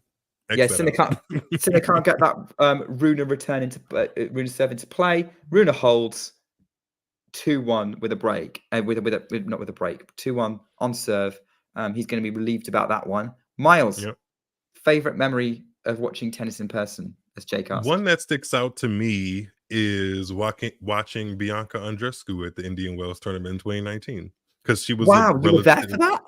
Yeah, I watched her. There for that. I watched her beat Stephanie Vogelé, and Stephanie Vogelé is actually very prominent in my tennis watching career thus far, and I'll tie it all in. But yeah, I watched her beat Stephanie Vogelé either 6-love 6-1 or 6-1 6-love, and I kind of made a tongue-in-cheek joke with my friend that was also there with me at the time that she's going to win the whole thing, and lo and behold, she won the whole thing. Wow. So yeah, I really enjoyed watching her that tournament, and then. Go ahead. I was going to say that year Andreescu was on a bit of a roll because she got to a final, she won a title. That's literally the best year of her career so far. Literally, pretty much more or less the only year of her career. Yeah, pretty much. I mean, a bit half from her for 22 and 23. Maybe, but it's true. I mean, I hate that it's true, but it is true. Like that's the only season she's been squarely relevant from pretty much beginning to end. Everything else since then has been a draw off of 2019. So, but I do remember that Indian Wells title was like, wow. It was insane. It was insane because it wasn't supposed to happen. It wasn't. There was. I mean, I think she got to the final of Auckland and the 250 before that. But you know, a player relatively unknown getting to the final of a 250 happens way more often week to week than a obscure player getting to the final of Indian Wells and winning it. So I'm assuming you were also pretty happy that she beat Angie Kerber in that Indian Wells final. I was. Yes, I was. Yes, I was. I was also happy to see Stephanie Vogelé. Well, I wasn't watching that match for Stephanie Vogelé. 410 from Holger Rune. Love 15. Right in the corner. I'll just say quickly about Stephanie Vogelé. No, you're fine. Stephanie Vogelé was a part of the run that Raducanu went on to win her U.S. Open in 2021, and I was there. Right? No, I think it was the first round because I was there at that U.S. Open 2021, and I have no idea what drew me to that match because Raducanu was relatively unknown outside of that fourth round Wimbledon run. But I watched that match, and she beat Vogelé and also went on to win that tournament. So beating Vogelé is usually a good vibe, especially if I'm in the stands to watch it. A young player beats Stephanie Vogelé, they're probably going to win the tournament. Yep. If Miles is in the audience, yes. Yeah. That's a stipulation. Yeah. If Miles is there, yes. Okay. So those two things need to come together. Any tournaments you're planning on visiting in 2024? I'm planning on going to either the Austin WTA tournament, the 250, or the Dallas ATP 250 tournament. Maybe both. Okay. We'll see. That'd be fun. And as a fan, or are you going to represent Tuned Into Tennis? I would love to represent Talking Tennis actually at as many ATP 250 and WTA 250 events as I can. Okay. Well, maybe we'll see Miles on the ground. Reporting live. Bit of a rally going on here. That chord from Rune. Backhand from Sinner is wide, 15-30. This is the first foothold that Rune has really had in a Sinner service game. Although it's been challenged, so there's a little bit of uncertainty going on here. Here we go. It is out. Yeah, Sinner's gone wide. It's 15-30. And here we go. First Sinner service game with some jeopardy. He's in a pickle. And that was kind of started with that. Rune's he's got a big shot in. He's holding his own in the rallies. Like in the rallies, like if he can get I think he's more than capable of moving around Sinner and making him uncomfortable. Yeah, I agree. Sinner ace 30-all.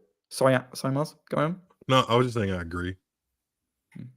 Always nice. I like these Armani polos that the line judges are wearing. Fashion icons in Italy. Who would have thought? Mm-hmm. Probably more so than the French. Does Jannik have a Gucci bag this tournament? I don't think he does. I'm not sure, but it was referenced in like the pre-media day conversations that all the boys had with each other. I think they asked something about fashion, and they all went to that Gucci moment. They definitely had a good dig at him there. Backhand to the Rune backhand. They're trading at the minute. Sinner goes up the line, scrambled by Rune. Backhand cross court from Sinner, just closing that slice from Rune. Forehand, Sinner's changing direction, moving Rune around. They're moving each other around a bit. Forehand up the line from Sinner. Backhand Rune, back behind Sinner. Forehand to the Rune forehand, which is huge. Goes for it, and he's looking like, and he thinks he's the man because he's hit a screaming winner. 30-40. Rune's first breakpoint opportunity this match. He's fighting off the crowd and his poor play in the first set. I like to see it. That was do you know what? That has to be the shot of the match from Rune, because that was just teed up perfectly out of nowhere with the pace that was coming at him, and he manages to hit that winner. You're gonna love this, Miles, I think. I loved it. Yeah. He's up, he's amping himself up. Here we go. Talking to the Boris Becker camp. I love it. Break point. Jannik Sinner up the tee. Rune scrambles it, not over the net though. Lands before the net because the serve was too good from Sinner, who saves the break point. Deuce. I do love that about the conditions here in Turin, and I wish we got that a little bit more often throughout the season, that it's serve dominant, and like you really, in order to break serve, you really have to dig in, because a good serve will get you out of trouble, and we've been seeing that all week here in Turin. I love the Damien quote that's gone in the chat from Jake. Great serve from Sinner. Tees up the forehand up the line. Rune's going to get to it. Sinner comes to the net and finishes off with an overhead advantage to the Italian, who's fist pumping to the Carota boys. Or probably to his team, but the camera cuts the Carota boys, so just look like he's fist pumping to them. I do love that he's building that fan base. I love that. Some of the stuff that they're doing for their promo is just absolutely ridiculous. I love it though. We need I mean, I don't think all ridiculousness is good, but this is good ridiculousness. Their brand of ridiculous. It's harmless. Yeah, it's harmless. Yeah. Sinner's gone wide with the first serve. 1-2. I have an idea of it. What's going on? Second serve in play. Scooped up inside out from Sinner. Backhand into the net from Rune, trying to accelerate, and Sinner's celebrating, fist pumping 2-all. I think my favorite bit of fan ridiculousness is in Formula One. Is currently being dominated by Max Verstappen from the Netherlands, and the only people really enjoying this are Dutch fans. To the point where a group of Dutch fans actually created a song that became a fan song of about Max Verstappen that became so popular it's practically a club song in the Netherlands. Is there a tie between Denmark and Dutch? Is there a tie? Are they no, closely I just would related? love the idea of someone doing something similar for a tennis player, like because it's literally the lyrics of the song is just Max Verstappen, that's it. More or less.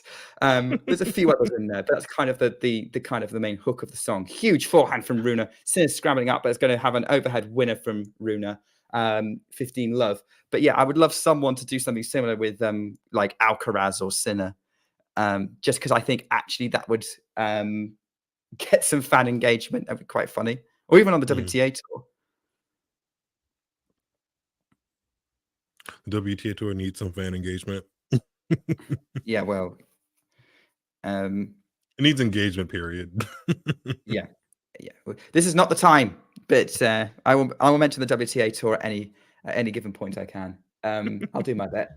But yes, I'll be up for like some kind of song about Super Carlos, Super Jannik, Super Swiatek.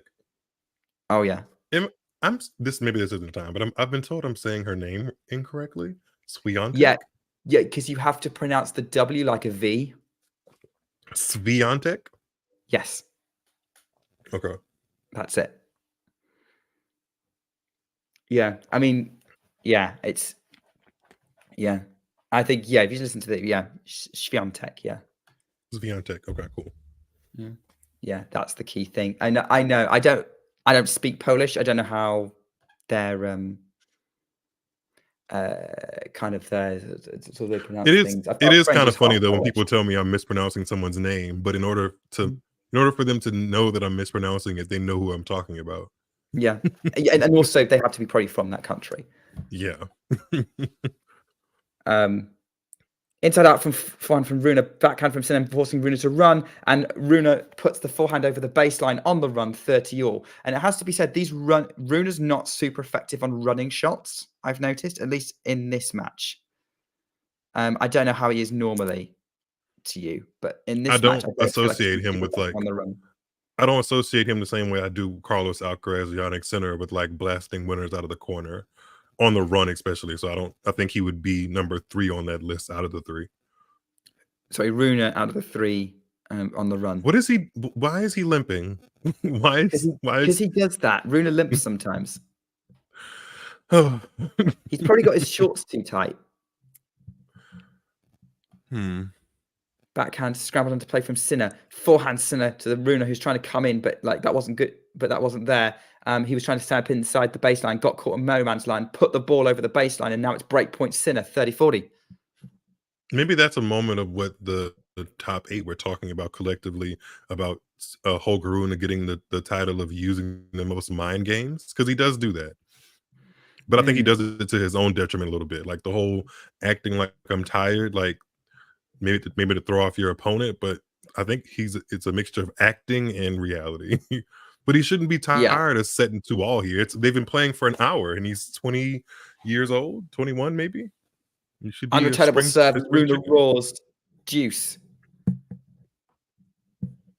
Sorry. And now he's roaring. No, nothing to be sorry about. He's roaring. So yeah. Yeah. I mean, literally in the same game, he's limping towards his box and also roaring. Like that's if you're one of those people across the net that really get thrown off, that would throw you off because you're not sure what opponent you're playing, you know? Yeah. I think I heard that Sampras was a bit like that. Like he would always look puffed and out of breath. And then the minute the point starts, he would be like, he would just be like the fittest guy in the world. Djokovic does that too a little bit. Yeah. Yeah, that's true, actually. It's a very champion mentality. He's pushing through. Rune has got the point, by the way. I think Sin has gone long with that shot advantage to the Dane. I would also like to apologize to Talking Tennis because apparently I've lied on my CV. Which is weird because I didn't submit a CV. Anyway. I think going forward, potential commentators here at Talking Tennis Towers should submit CVs. I would love to have a Talking Tennis Towers. That'd be great.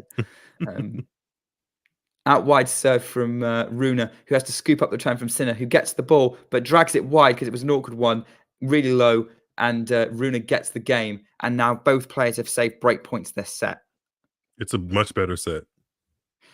Jake, I'm going to answer your 2 questions because I haven't answered your first one. I haven't answered this latest one on Christmas. I don't necessarily get into the Christmas spirit early, but I do enjoy it, although I tend to use it see it more as a family time event because I don't get much of that. And in terms of my favorite memory of being on a tennis court live, I don't think there's a particular match that has stuck with me. Like, there's a couple of matches actually. One was being on court for an Ivo Karlovic, Alexander Dolgopolov 5-setter that I got into Wimbledon. That's interesting. Right, sort of eye line with the players. Like I was almost on the front couple of rows. I got in, and I made it for it because I knew it was going to be a good match. It was the first time I'd ever visited Wimbledon, so obviously getting that good a match out the gate was just like, this made me want to come back. But I would say the other one, the first thing I thought of was actually going to the ATP Finals when it was in London in 2011 and sitting on court and watching Roger Federer walking out on court. And who was his opponent that day? Marty Fish. Round robin. I don't think I could have guessed 15 names before I fell on Marty Fish. That's so funny. It was like the final group game of the round robin in 2011. I think it was the final one. And it went 3 sets. But to be honest, it was like, I've been a Federer fan for a few years by that point. So actually seeing him was just Wow. Which blue was more blue? Was the O2 Arena more blue in London than this Turin blue? Because they essentially look like the same place, but it's two obviously different venues. I feel like the O2 one was more blue, but I'm judging by the TV comparisons. Okay. Because I mentioned that in the Alcaraz and Rublev match I called the other day. Like they took all of the aesthetics from the O2 Arena and just plopped them into Turin instead of making Turin like its own special thing, which I don't hate, but it is kind of funny. I suppose the O2 did such a good job, right? By the way, Holger Rune is receiving a medical timeout. He's getting strapped up around his knee, so maybe that's why he was limping. I don't hate it. I mean, part of it, to be honest, a lot of it's actually making me want to go to Turin and watch. Like, I'm not big on international travel. I don't necessarily enjoy it, but Turin would be one of those events that I would willingly just push through and go to. So Cincinnati is just out of the equation for you. Got it. Cincinnati would be like, yeah, something special. I'd go. Like, I would consider Indian Wells. Gotcha. Yeah, Indian Wells. If you're going to go to a North American combined event, Indian Wells is a really, really great one. The weather's great. Like the hospitality is pretty great. I mean, it has an interesting history for a couple of different reasons, but my time there was yeah. But I have to be honest though, my time there was really, really great. So Sinner puts away the overhead from a very short return from Rune to go 30 love up in this game. Yeah, excellent. But yeah, I think the vibe of Indian Wells and the whole thing of like it's this giant tournament that's purely marketed for tennis fans, more or less, because it is kind of the middle of nowhere. You have to make that pilgrimage specifically. It does kind of appeal. It's literally like, I mean, they aren't. I don't. Out of like the one-liners and stuff that tennis tournaments try to market themselves as, tennis paradise for Indian Wells really is the perfect one. It feels like tennis paradise. I mean, I know a lot of people when I say I would actually be more excited about going to Indian Wells than going to the US Open. I can see why. Yeah. I mean, US Open's a close second because it's a slam, but it's only because it's a slam. And it's a little, I can see why some people would be overwhelmed with the idea, especially if that's your very first tournament. New York can be a lot. Like New York in itself as a city is quite a lot to digest. And then when you put the hustle and bustle of New York plus the hustle and bustle of a Grand Slam tournament, it could be quite a lot. Yeah. I've heard about, I'm not a big city guy, so New York sounds stressful. I can be a city guy in increments. I couldn't live there though. I don't think I could. And if I did, I'd have to live on the outskirts. Wimbledon's kind of London's suburbs, so you don't need to worry about the middle of it. Oh, huge. By the way, Sinner's held serve really efficiently. Rune has just tried to put a finishing overhead away, but he put it over the baseline. It's love 15. While limping with a strapped up knee now. Is this going to be... Is it maybe getting worse? I think I think he's adding to the plot of this match, especially if he goes on to win it or push it to a third set. It's going to be Sinner Rune thriller with Sinner or with Rune battling his body. It's a nice built-in excuse if he loses. Great serve from Rune. Return lands in. Backhand from Sinner cross court. Backhand Rune cross court. Sinner changes directions. Rune's got a drop shot from Rune. Sinner's just about runs it down. Rune picks it up. Cat and mouse now. Rune's running back to the baseline. Puts it short. Forehand inside out. Sinner owned into the net. It was there for him, but he puts it in the net. 30-15. That point could have gone either way, but it felt like it was going Sinner's if he'd put that forehand in play. Rune, by the way, has played quite a lot of tennis this year. Like quite a lot. So maybe that might be why his body's a little bit banged up by the end of the season. Whereas Sinner, I think if I compared efficiency in matches, Sinner has been way more efficient in his wins this season than Rune has. Because he's learned from 2022. He had a fair few injuries in 22, which I think hampered his progress a little bit. And he wasn't efficient all the time in 2022. So I think he got better with that. Yeah. Rune could take a look at that. Like, I mean, like winning the matches that you're supposed to win efficiently and coming out how you're supposed to come out because you're the favorite. He doesn't always do Oh, lovely from Jannik Sinner as he chases down that that sort of emergency drop shot from Rune, passes him 30-all with the backhand. That was the rallies are getting really good now. They are. Rune went up the line with the backhand. Sinner puts it back in place short. Rune counters drop shots and Sinner picks it off. And the speed of Jannik Sinner is not talked about enough in my book.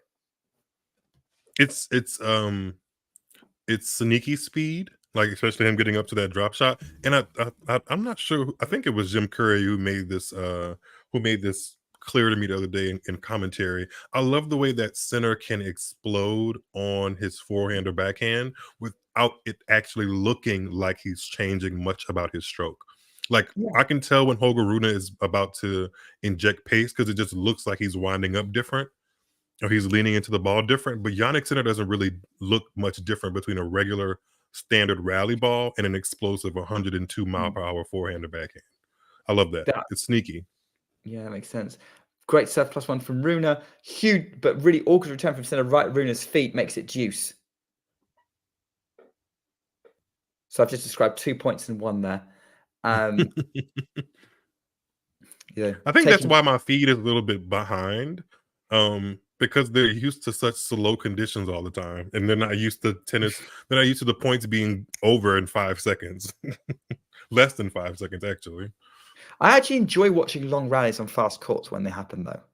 Yeah, but I like the fact that you like those longer rallies on a fast court are much more interesting to watch than a long rally on a slow court. So that's why I prefer a quicker court, because it gives you the variance. Like the longer rallies mean something, as do the 1-2 punches. Great approach shot from Rune was too good. Sinner couldn't pick it up, and it's advantage to the Dane.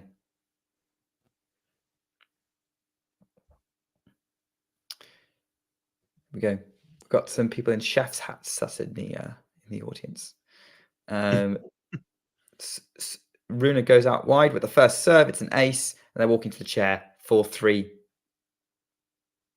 Says Sinner's in a little bit of jeopardy here because if he gets broken, suddenly Rune is serving for the set.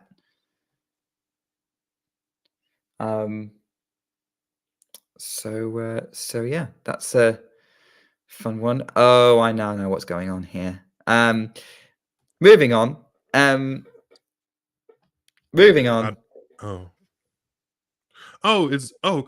Rune is the Great Dane from Denmark. Got it. That took you a little too long. It did, because I couldn't. I mean, I'm not European, Nick. So. I mean, and let's face it, the Great Dane of tennis is, of course, Caroline Wozniacki. Yes, and I also am not a Great Dane person. I don't think I'd ever like own one. I'm more of a German Shepherd, Labrador Retriever kind of person. You're a dog person, then? Yes, I am. Actually, that does not surprise me. You're way too friendly. Thank you. I will take that. Backhanded compliment. Good German player who defends well. Does it rhyme with Berber? Yeah. Fervor. Kerber? I have to say this kind of begrudgingly. I am interested to see what Angelique Kerber, her game style is going to look like, especially if she goes up against like a Swiatek and Sabalenka. I think she's played both of them before, but she hasn't played them while they've been 1 and 2 in the world, I don't believe. So that would be this picture of a German Shepherd. Well, it actually looks like the German Shepherd I grew up with. Oh. Welcome everyone to this episode of Discussing Dogs. Oh wait, no, it's talking tennis. I'm interested to see the points that Kerber produces, because she's so great at producing those legendary long points. But I have to be honest, I wouldn't be thrilled if I look up and she's in the semis of a major somewhere. I'd be like, oh, here we go again. He's ruining. Umpires out of edge. Oh, there's a medical emergency happening. Has that been a trend this year? Like, haven't we seen multiple stoppages of play at multiple tournaments because fans have had medical emergencies? That seems like it's been at an all-time high. It does seem to happen a fair bit. Yeah. I don't want to I mean, comment too much on that. I think it happened. I mean, it's not anybody's fault. It's just something that I'm noticing. Like, I think it happened a couple times in Coco Golf's matches over the summer. Yeah, that's been. There have been some stoppages of play because of. It's usually when things get too hot to handle. Yeah. Hope they get better though. Yeah, backhand from Sinner trying to pass Rune. Rune had a racket on it, puts it into the net. 15 love. By the way, it's great to see so many people here. If you're enjoying this video, if you're on Facebook, Twitch, or YouTube, give us a like. If you are enjoying, it'd be great. Great to have your support. If you want to keep supporting Talking Tennis or discussing dogs or whatever we're doing, then subscribe or complimenting Kerber. Complimenting Kerber for similar content. Huge overhead from Sinner. 30 love. I have to look into what Twitch is. I really don't know what that is. It's a live stream. It's basically like YouTube, but everything is live. And I think there's also... is it like Discord? Is that the same thing too? No, Discord's more about phone calls, video calls. And it's like a cross between Skype and Reddit, but even more curated. Like you are in full control as an admin of the content of your Discord server. Twitch is a live streaming channel. I don't know why I'm explaining this to people who might be watching on Twitch, which there's probably not that many. There's only one person watching on Twitch. We're fine. Twitch is think of it like YouTube, but everything is live. And you would have to, you can follow a channel, but you have to pay to subscribe. So you'd still be able to watch their content for free. But a subscription is more like a YouTube membership. Gotcha. Okay. Interesting. Which will then unlock the ability to watch stuff back or any other perks. Which, if you're watching this, you should invest in a YouTube membership for Talking Tennis or a Twitch subscription. Yes. So there we go. So yes, that's my limited understanding of Twitch. My brother-in-law's actually started streaming on Twitch. But Twitch is mainly used by people who want to live stream video games. There are sport commentators on there as well. Fewer and some are on tennis, although not as good as us. He's currently streaming. Himself playing Mario Wonder. I miss tennis video games. Like I know they still make them few and far between though, but they're nowhere near as good as like the early 2000s. I used to have Virtua Tennis. I used to have Virtua Tennis 3. That was a great game. Yeah, that was a great one. Like that era where it was like Top Spin 3, Virtua Tennis 3. Like those were like that 2000s, that from 2000 to 2010 tennis video games were great, and then it just kind of fell off of a cliff, which is so weird because they should have been taking advantage of the 2010s dominance of Serena and the Big Three. They should have been taking advantage of that. Clearly, no company offered a deal that the ATP or WTA liked. Yeah. I did find it odd in Virtual Tennis 3 where like your final showdown in like the ATP Masters match was against Leighton Hewitt rather than Roger Federer. But there you go. Great lob from Sinner to get that last point, 30-15. By the way, Sinner's been walking around sort of massaging his lower back. Yeah, his tailbone looks like something like that. But I think this is par of the course for every ATP Finals, though. I mean, like you've played 10 and a half months of tennis at 6 of the 7 continents, or you've had access to 6 of the 7 continents to play tennis on for almost 11 months. Like, I mean, I would probably be rubbing my knee, elbow, and shoulder as well. I mean, and let's face it, we probably I think like Sinner's going to be feeling a little bit from that Djokovic match because that would have taken a lot out of him physically. And you're playing I think Carlos Alcaraz said it. You're playing what could be a Grand Slam final or a Masters 1000 final every other day. That's a lot of tension, emotional tension and stress and stuff leads to physical tension and stress. So yeah, he's definitely rubbing his back a lot. He is. That's kind of why I mean, I rarely understand what Tsitsipas is talking about, but I understood what he meant in a way by saying the ATP finals are a big deal. Not as big as a major, obviously, but it's a big deal because It's the next best you're thing. you're playing the best of the best. Whereas in the majors, you work your way towards that in an idyllic way. You don't start out playing the top 8 seeds unless you're unseeded, and in that case, no one's realistically expecting you to go all the way. Whereas here, yeah, Sinner's he looks bothered. He just put his head into his towel. He looks very unsettled all of a sudden. That's interesting. Which is a critical point. He's about to serve at 4-5. Yeah. And if he's feeling it in his lower back, going up to serve is not going to be helpful. So this could be an interesting thing to watch. I would not be surprised if he lost the set. It'll be his turn to take a long time out, like Rune did between the first and second set. If he loses this set, he might lose the match, or I could see why he wouldn't dig in to win that third set. I would not. And then that would be the third time in a row, and also in every meeting that Rune wins from a set down against him. But I think that sets us up for even a better rivalry going ahead, because I don't think it's always going to be like that. So yes, let's go Rune for multiple different reasons. I mean, also, let's face it, three love in the head-to-head, but with 2 of them being affected by a Sinner injury potentially. Yeah, that's a story. That's a Sinner's overdue a win by that point.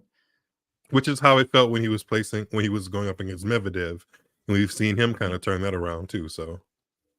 Actually, yeah, let's face it. Well, okay, it's kind of. I always think already think Sinner's already overdue a win over Rune because of what happened in the first time they met in Sofia a couple of years back, or last year.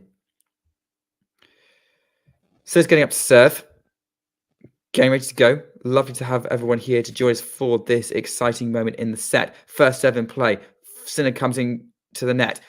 Backhand volley. Rune's tried to pass him, but that's the levers of Sinner just reach out and pat the ball for a winner. 15 love.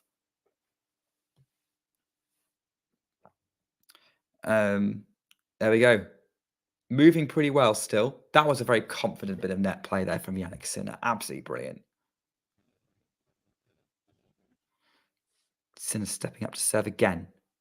15 love. He's dressed in white with sort of bits of green on his shirt. First serve in play. Rune gets it back in play. Forehand to the slice from Rune. Forehand inside out Sinner. Backhand Rune. Mid-court. Forehand inside out Sinner. Nice comeback behind it. Drop shots Rune. 2 good. 30 love. That did not look like it was going to be a drop shot, but it ended up being a drop shot. Landed really short and moved away from Rune. 30 love.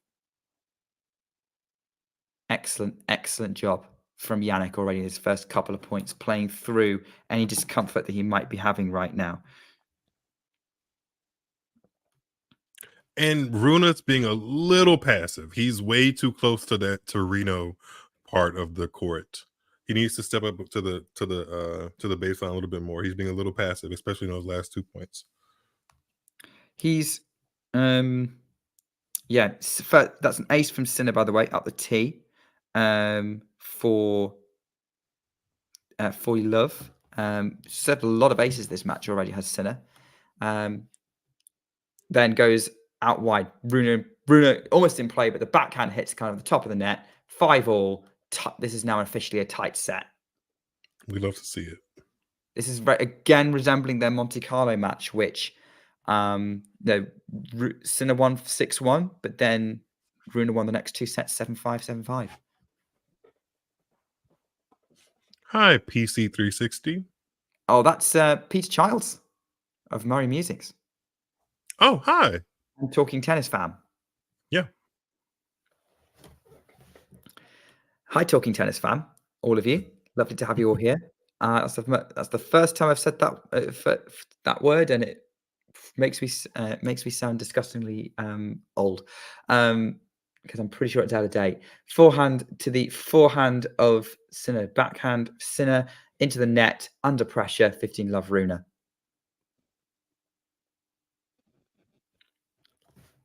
Lovely to have so many people here to join us for the epic conclusion to this set. Is it the epic conclusion to the match or the start of another marathon? Again, Sinner it's more like his hip, I think he's massaging. It's something that's giving a little uncomfort, just a little bit. Yeah, he's gonna wanna he's gonna want to finish this match off. Slices it, slice from Rune, forehand Sinner moving Rune around, but the forehand's gone long. 30 love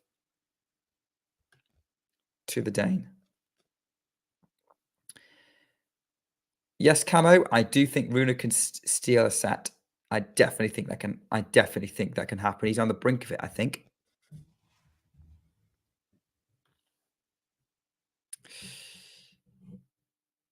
Here we go.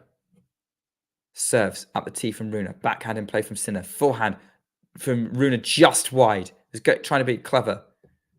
30-15. He was trying to go for a really tight inside-out winner.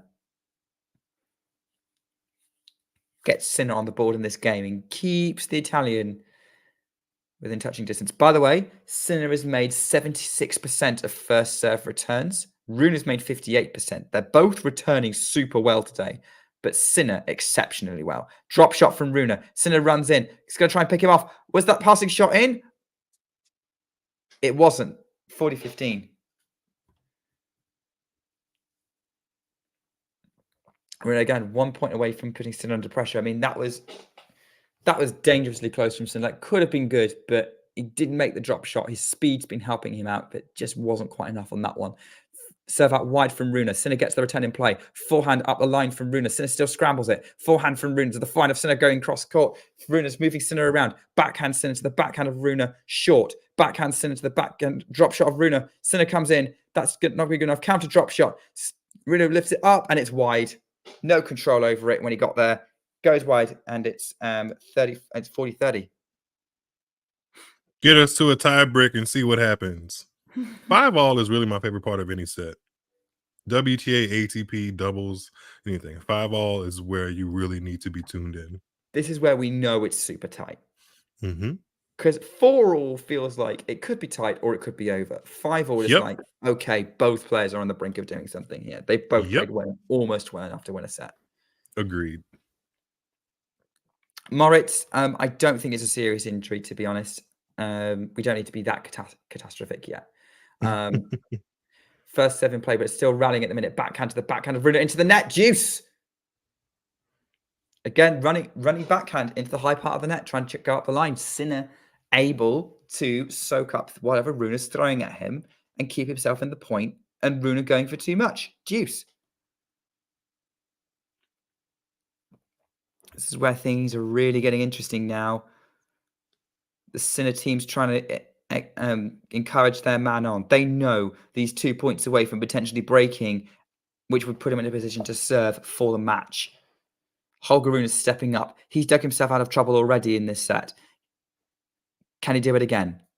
Serves up the tee. Sinner gets the return, just gets the return over the baseline, and Rune's fist pumping to his team because he's happy with that serve advantage. His team are on their feet.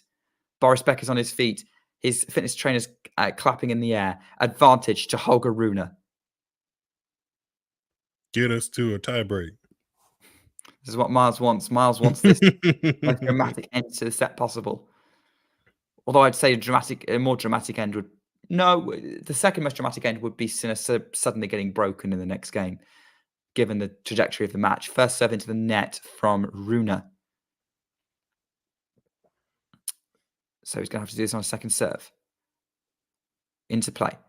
Block back return. Forehand Rune on the attack. Running forehand from Sinner. Rune's feet. Drop shots. That was too good. That was actually quite a good drop shot. It was right at Rune's feet. And he had still managed to put a ridiculous amount of backspin on it. And it's 6-5. Sinner once again serving to stay in the second set. Oh, you're in for a treat. Mario's doing Alcaraz Medvedev tomorrow. Can't think of anyone better to cover that match. And obviously that's going to be I'm pretty sure that's going to be the evening one as well. And Alcaraz needs to win it, right? Yeah. To get to the semis, yeah. Rematch of the US Open semi and the Wimbledon semi. Yeah. Who's going to win the tiebreaker? Mind you, having said that, actually, I'm pretty sure they played in the Indian Wells final, didn't they? And Alcaraz crushed that. Yeah, that wasn't close at all. No. They got progressively closer. Derek Edwardson, this is not the nice time to pile on the WTA finals. It was always going to be better quality in the WTA finals. I mean, look at what they got. Look at the cards they got dealt. It was always like indoor conditions, a place where they knew they were going to be at the end of the year. From the beginning of the year, it was always going to be better competition and an overall better experience to watch and compete in than Cancun in November. Yeah, well said. Well said. This has nothing to do with yeah, there's nothing to do with it. Interestingly, it's been 35 minutes since the last return point won by Holger Rune. But yeah, I would agree. Like the women got dealt, the WTA got dealt a bad hand, or the players got dealt a bad hand in that situation. Which is frustrating because this has been the best year of tennis and storylines to go with the actual tennis since 2019, I would say. So exactly. There's been rivalries, there's been like obvious peaks, there's been great Grand Slam finals, there's been all of that. 3 of the 4 Grand Slam finals all went to 3 sets in the WTA. And they were all compelling. They were all compelling. I mean, the Wimbledon one was kind of compelling, but maybe for the wrong reasons. Yeah, it was compelling because it was so dramatic and no one saw a straight set win from Vondrousova, let alone Vondrousova being in the final. Sinner's frustrated. He just put a backhand into the net. Love 15. He's yelling at his coach and rubbing his hip again. Come on, Rune. Yeah. I do have the permutations for the other group up if we ever need them.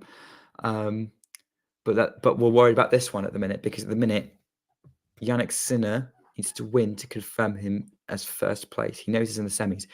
Great serve from Sinner. Forehand up the line. Forehand from Rune. Backhand Sinner moving Rune around. Rune's now moving up lines. Tries to go cross court with that forehand. That just about lands in. Now they're going up the middle at the minute. Backhand from Sinner. The forehand of Rune up the line.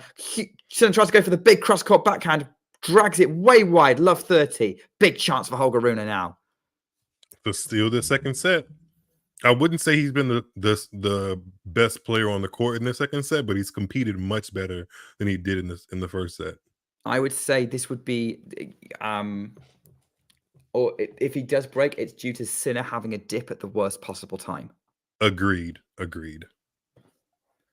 Whether it's affected by injury or not. Yeah, it would kind of be a set he snuck out of. First serve long from Sinner. I tell you what, if this niggle becomes something that actually holds him up for the rest of the tournament, then bye-bye prediction of winning the ATP Finals. Backhand from Sinner to the backhand of Rune. Backhand into the net from Sinner. 3 set points for Holger Rune. Look at that. Sinner tried to go inside out on the backhand. It hit the high part of the net. And suddenly he is in an interesting situation. Precarious situation. Yeah. I am, as I was saying, like that lower back thing, if it holds up for the rest of the tournament, then we're gonna have to open up to see who else could possibly win it. Holger Rune himself. That's true, because if Rune wins, he's in it. Goes wide. Sinner first serve was called wide. It's been challenged. It was. So second serve. Anastasia saying that Sinner's level has dropped. I would agree. He's focused on his discomfort instead of what he was doing to get up a set and went to a rally. Forehand to forehand. Sinner goes back behind Rune with the cross court forehand. Rune was trying to get back into a good court position. It's 15-40. First set point saved. Yeah, I see what you mean. Like he's focusing on the discomfort. I was worried about him doing that. He seemed to be getting through it his last couple of service games. But maybe it's just getting worse and he needs to take some painkillers. I mean, they both have had... I mean, Sinner's probably going to call the trainer if he drops the second set to kind of see what they can open up or do about that issue. But it'll be interesting because both of them would have had trainer visits. But Holger Rune first. Ball sits up for Sinner to put away with the cross-court forehand. 30-40, second set point saved. Great winner there. And that's very similar, a bit like the one that sort of started for Rune to put into the net. Sinner just slightly more efficient on these bigger points. But can he be on this next one? How long is this going to last? Serves out wide. Great serve from Sinner. No, umpire's called it out. Umpire called it out on overrules. Hi, Claire. Sinner's challenged the umpire. Dangerous move given she had a perfect view of that ball being out. Second serve. Like she was right in her line of sight. Don't know why he challenged. Second serve. Tense moment. Backhand. Forehand. Rune's going to try and scramble it. Sinner has to cover at the net. Rune's going to reach it. Lob Sinner, who's going to run back. Has to try and do a tweener. It's scrambled up. No, he couldn't control it. No hope of controlling it because he had to try and hit it when it's too far in front and too low. Rune breaks 30, and it's for 7-5, and we are into a third set. I felt it. Sinner's now really massaging his lower back. Yeah, I felt it. You think any chance? I mean, I don't want to see this happen. Any chance he'll pull the plug? No, I don't think he's going to retire. I think he's going to try and carry on. Rune doesn't want to retire, that's for sure. No. As I said, I'd rather play second place in the other group than first place. Either way, I mean, it's crazy what an injury can do as far as messing with predictions and all that stuff. But I do think a healthy Sinner is still the person to beat, whether he's 1 or 2 in the group. He's still the person in the group, whether he's playing Alcaraz or Medvedev or Zverev. One of those 3. I think he comes in as a favorite. I mean, an injury changes that a little bit, but you know. Yeah, he's definitely stretching his back out a bit. Has he officially called the trainer? Or I'm probably watching Daniela Hantakova, not the players. I liked Hantakova. I really did. Yeah. She had great timing on the ball, on her ground strokes. Anastasia's saying he can't retire because it might be retiring from the competition. I don't think so. From the match. Right? I think she might be right. Anastasia, can you look it up and let us know? Or producer, can you look it up and let us know? Or get Mario on it. Right, actually, on the other group, because we're talking about scenarios, right? So if Medvedev wins against Alcaraz, Medvedev wins the group and is through. Well, is top group. If there is also a scenario where if Zverev wins against Rublev and Medvedev wins a set against Alcaraz, then Alcaraz goes through. The only scenario where Zverev goes through is if Medvedev beats Alcaraz and Zverev beats Rublev. That's the only way Zverev would go through? Yeah, Zverev has to beat Rublev and then Medvedev has to beat Alcaraz. Rooting for Alcaraz and Rublev tomorrow. Yeah, if Alcaraz and Rublev win tomorrow, then Alcaraz wins the group and Medvedev comes second. Let's go for that. Alcaraz can also win the group if Zverev wins his match against Rublev, but only if he wins 2-love. In straight sets. 0. Yeah. So yeah, if Rublev wins, which I think he is the first match tomorrow, then let me check that, make sure I'm not talking nonsense. I'm not talking nonsense. It is the first match tomorrow. Alcaraz, if Rublev wins, it confirms that Medvedev and Alcaraz are through, and then basically they're just playing for who's going to come first and who's going to come second. If Zverev wins, then it's a little bit more tight because then obviously it's going to come down to, still anything can happen because then it depends on whether Alcaraz can win and then by how much.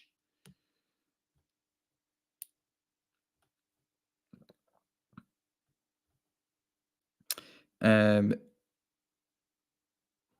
just having a look on Twitter and see if people are saying anything about If Sinner can retire without pulling out the whole competition. Because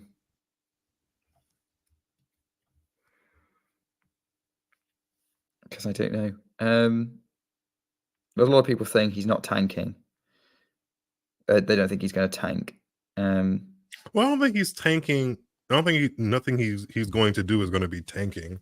I don't really get the Nick Kyrgios vibe from him, where he's just going to let easy serves go by without even trying. So I don't think I would use the phrase tanking, but I mean, it looks like he's seriously uncomfortable.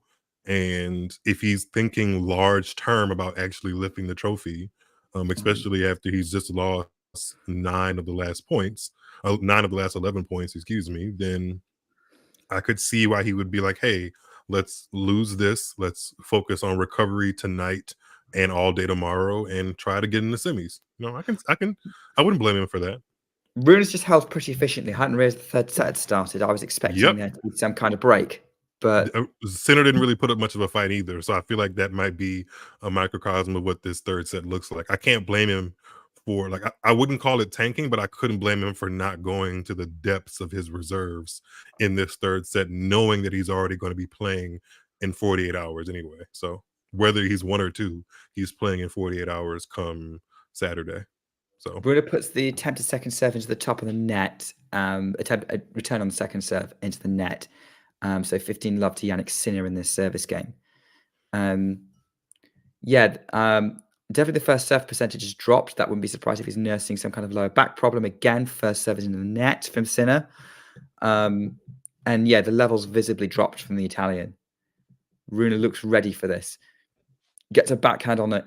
Forehand from Sinner into the net. 15-all.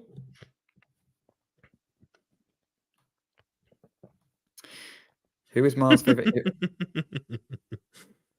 I never disliked Richard Gasquet, but I definitely wouldn't say he's my favorite either. Who's my favorite European? Yes. I think Rafa Nadal is easily my favorite European ATP player. Or either Rafa or Jo-Wilfried Tsonga. I enjoyed watching all of their matches. Tsonga was so much fun to watch. He was. Second serve from Sinner. Short return from Rune. Sinner's mid-court forehand is too much for Rublev. Why do I keep Rublev? Rune. There's so many R's in the top 10. No one can blame you. There's so many R's and Evs in the top 10. Rune, Rublev, Rude. Well, Rude's not top 10 anymore. Then there's Zverev, Medvedev, and Rublev. Like it's quite easy. Every name. 30-15. Let from Sinner. John is saying that he's seen. They're both their legs don't look squarely underneath them, both of them anymore. It's two wounded men trying to see who's the least, who is somehow the stronger. Sinner serves, backhand from Rune to the backhand of Sinner cross court, backhand Rune, backhand Sinner going up the line this time, forehand cross court from Rune. Sinner goes cross court. What a forehand winner from Sinner on the cross court. That's 40-15. Whoa. That forehand, that's the kind of forehand that's been really getting the big money, not just this tournament, but for the last few months. And Rune is giving that sort of invasive. I don't want to look like I'm impressed, but I have to concede I am impressed. First serve in play from Sinner. Big forehand, the big forehand of Rune. Forehand long from Sinner, 40-30.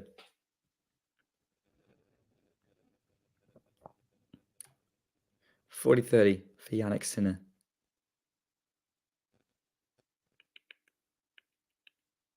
I agree, Anastasia. I want to see 100% Sinner as well. Not entirely sure how much they're actually helping each other here. Serves from Sinner, body serve, forehand to the Rune. Forehand goes cross court, it's middle of the court from Sinner. Forehand cross court from Sinner to the forehand of Rune. Now they change to the backhand. Rune just clears the net. Drop shot from Sinner is into the net. Deuce. That was a attempt to change things up and move Rune forward, but there was a rush drop shot, ended up in the net.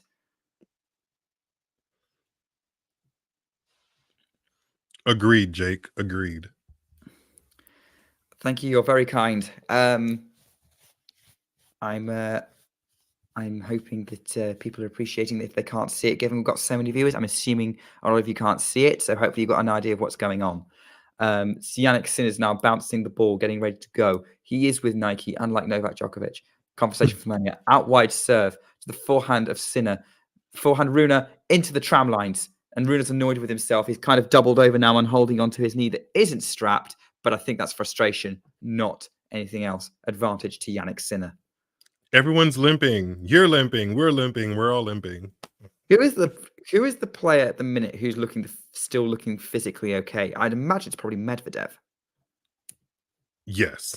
No, Alcaraz actually looks pretty good physically. He looked great against Rublev yesterday physically. What about Zverev? I suppose you didn't watch Zverev's, do you? Yeah, I don't watch Zverev matches. Neither do I. His hair looks absolutely atrocious. So if that's any barometer of how he's playing, then not very well.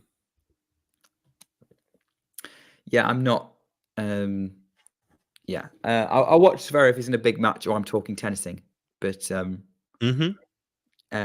generally, I find that I can't think of a match he's played that has been the only match I think I've watched him in was that semi against Nadal where he injured himself, and it wasn't because he injured himself; it was actually because it was just so bizarrely physical. Couldn't keep my eyes off it. I only watch his matches when it's the only match to watch, or one of the only matches to watch. That means like the U.S. Open semi and final in 2020, and then the 2022 French Open semi as well. And the quarterfinal where he beat Alcaraz, I watched that too.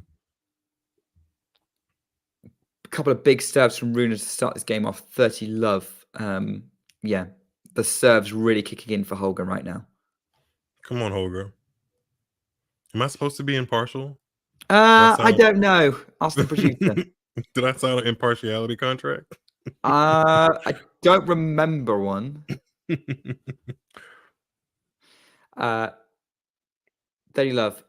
Serve into play. Great return from Sinner. Slice from Rune. Sinner's on the inside out forehand. Rune can't control the backhand. It's not even in the tram lines. 30-15.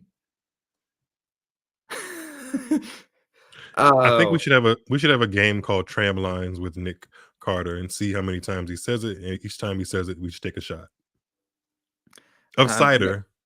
Yeah, maybe not the ones who are actually like on camera. If you're at home, every time Nick says Tram Line, take a shot of your favorite beverage. That could be dangerous. Great serve. It could be water. Rune. Could be water. Could be water. Great serve from Rune. Sinner can't get a rack. It can't really get any purchase on it, and it's 40-15.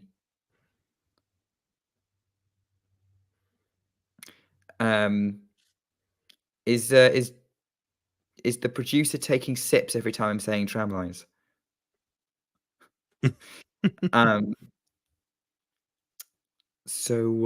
Yeah, here we go. They're at the net at the minute. Rune's going to tweener it, loops it up and over and out for the 40-30. They were both at net. Sinner lobbed. Rune tried to tweener, missed it. But to be fair, it was his only option. A little bit of fun cat and mouse point, though.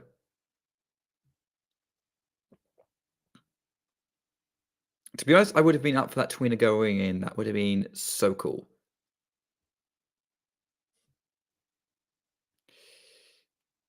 And of course, Holger would attempt it anyway. Although I still maintain that Roger Federer did the best tweeners. Anyway, outright serve from Rune. Missed. Second serve at 40-30. Here we go. I thought that was a double fault, but it wasn't. It was really close to the line. Though forehand from Sinner, way too good. Rune can't pick it up. It lands right next to him. No control from the Dane, and it's deuce. And Rune's fist pump. Sinner's fist pumping, and he's not massaging his back.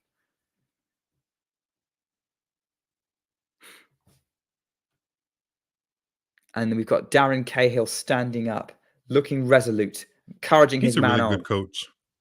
So good. He's a really, really good coach for a lot of different reasons. Pretty good player as well, I think. Before either of our times. Yeah, I think he may have a quarterfinal of a major to his credit. Maybe a fourth round, maybe. He might give him too much credit. Rune's put the backhand into the middle of the net. Advantage for Sinner. Sinner's return was pretty good, but Rune probably still should have picked it up. So, big point here. Can Sinner regain control of this match? Big point. Big point. Oh, Sinner's ready. How did he miss that backhand? He tried to redirect it a little bit too early. Backhand forehand up the line from Rune is brilliant. Clips the baseline, saves the break point. Deuce.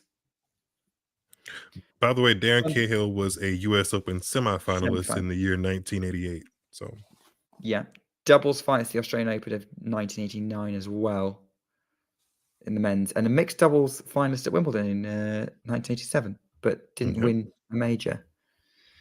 Actually, he only won two. ATP titles in his career. Yeah, Gustad on clay, and then he and Sakari have that in common. Yeah, Gustad on clay, and then San Francisco on carpet, beating Brad Gilbert in the final. Another player another good coach who went on to be a very good coach.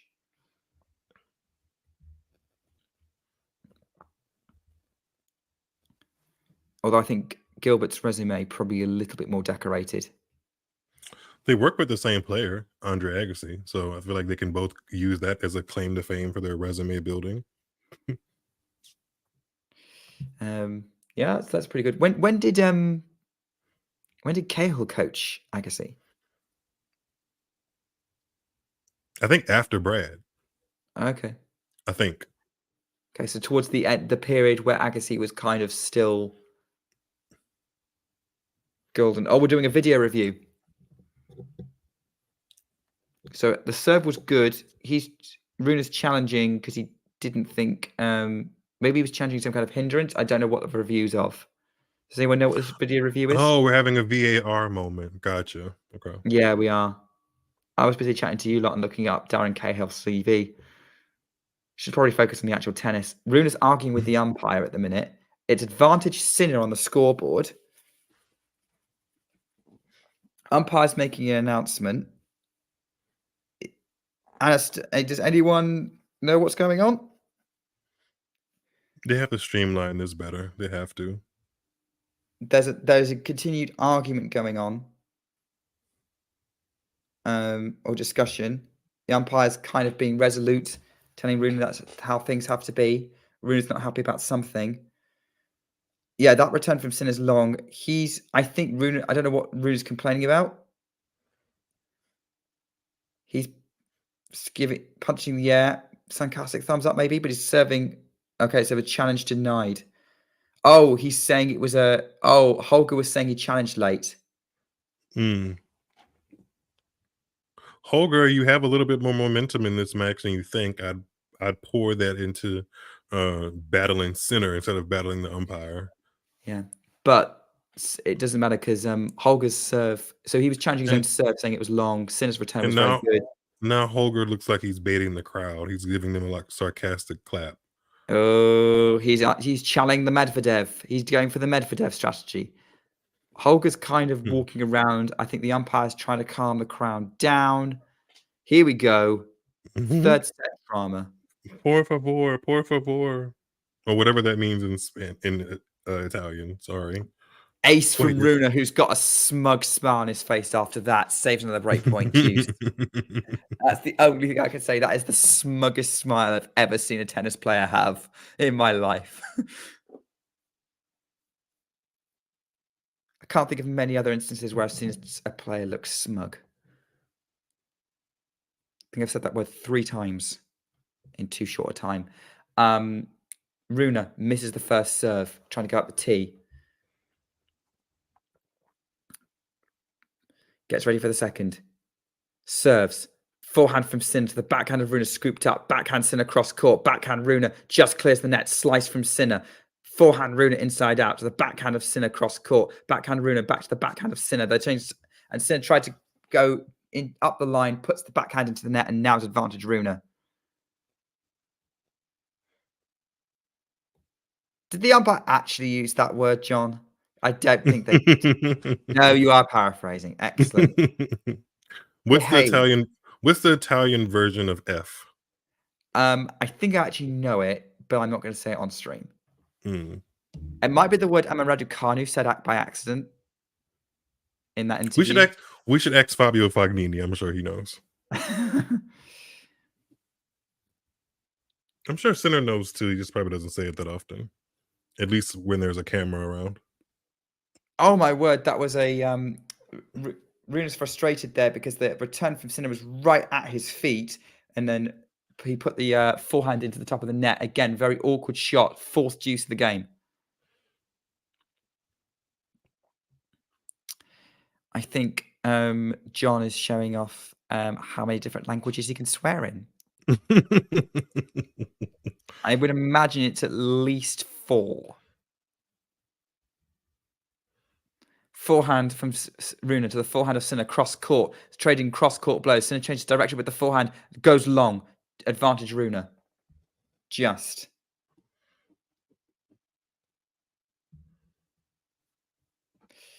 So here we go. I didn't know. I have to say, I did not think our producer spoke Italian. I knew about the Spanish and probably a little bit of German, but yeah. Our producer is very, very multifaceted. Multi-talented.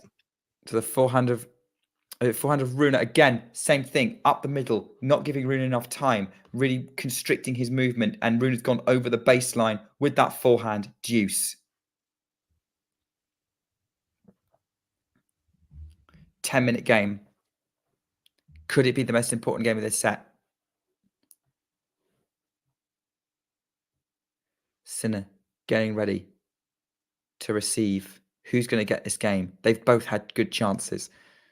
Serves out wide by Rune. Too good. Advantage to the Dane. Oh, there's a challenge. There's a challenge. Sinner's already walking.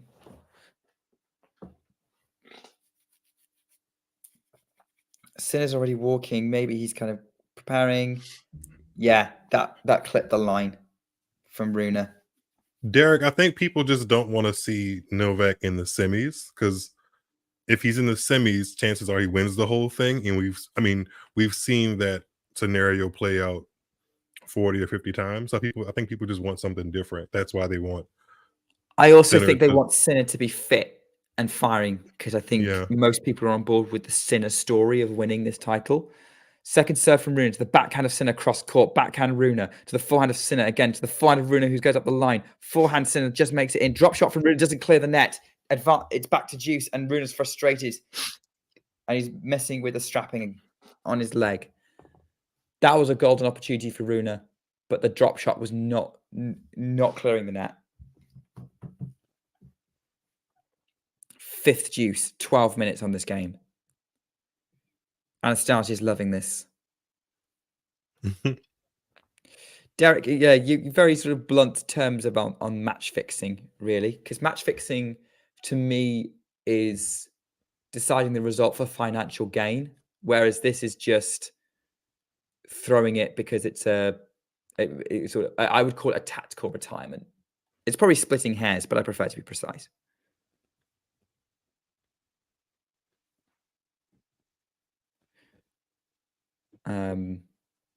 Also, match fixing suggests it was a predetermined outcome, which I think Sinner did come out to win this match. I agree. Rune's had the most points played on serve. It won't extend for much longer, though, because he's served an unreturnable serve and holds for 2-1. Gets himself out of trouble here. I'm not going to do a Sylvester Stallone impression. For anyone who has watched, or Carl Urban, for anyone who has watched Judge Dredd. Rune is getting treatment by the look of it. The trainer's back out to have a look at that strategy. Yeah, Judge Dredd. That's originally a British comic strip series that my dad was a fan of when he was a teenager. I think it was British. Maybe it was actually American, but it was a bit more niche. So while Rune's getting strapped up, they're showing more replays of the contentious point. Not that it really matters in the end of the day because Rune won the game. At the end of the day, that didn't end up being much of a turning point. But I would love to know from for those people who maybe have sound, what the atmosphere is like in there right now. Mm.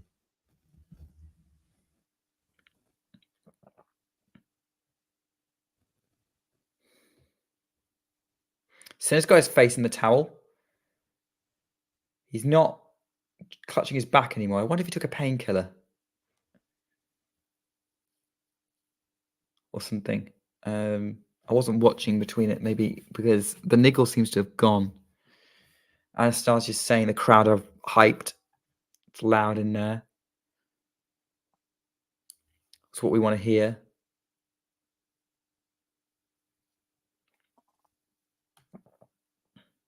Yeah, the crowd was definitely anti-Rune in that whole challenge thing. Vanch's got this all summed up. Djokovic's future is lying with these two hampered men. Backhand rally at the minute. Rune changes direction with the forehand. Goes long at 15 love.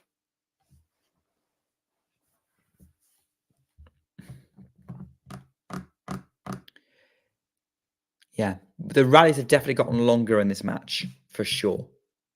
Which is the opposite of what they should be, given everybody's physical predicament at the moment. And do you not find that when you get tired, you find the points get longer? Like if both of you are tired, like there's less going into it. So it's kind of grinding out. In my personal life, no, I do not find it to be that way. But on the ATP and WTA tour, maybe a little bit. Unless your name is Kvitova. It's like I'm tired. Let's just hit it hard. Yes. Maybe you take more after. Well, you do take after Kvitova in your own games. Huge forehand cross court winner from Rune. 15-all. Yeah, I know. I tend to find that like I'm the tennis court. Yeah, me on the tennis court. It does tend to be the more tired I am, the more extended the rallies become. Mm-hmm. Also, the longer the match goes on. Although I have lost, I'm on a bit of a losing streak at the minute. I have saved match points in like my last few matches that I've played. I've had to force my opponents to win it on a like third, fourth, or even fifth one. Backhand from Rune to the forehand of Sinner. Both these players hoping to be efficient with putting this match away, but it's still pretty close. Still forehand from Sinner going back cross court. Rune's having to scramble that one. Forehand up the line from Sinner to the backhand of Rune. Backhand Sinner mid court. Forehand Rune coming in. Sinner passes him. There was a space for him to hit into, and he's raising his fist to the crowd who absolutely love it. And the orange is pretty visible right now because the carotas are on their feet. 30-15. Sinner actually lived with that forehand attack by Rune and then followed up with another brilliant backhand pass. 7th backhand winner of the match from Sinner. Rune has not hit a backhand winner all match, according to the stats that just flashed up on the screen. Sinner serves out wide. Rune scrambles it back in. Sinner comes in to finish with the +1, 40-15. Doesn't even wait for it to bounce, takes it out the air with a swing volley. John, that's funny.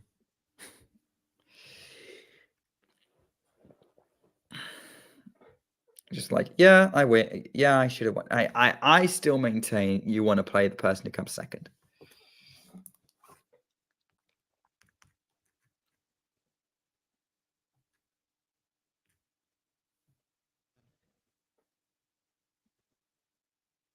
Although I think if I'm right, although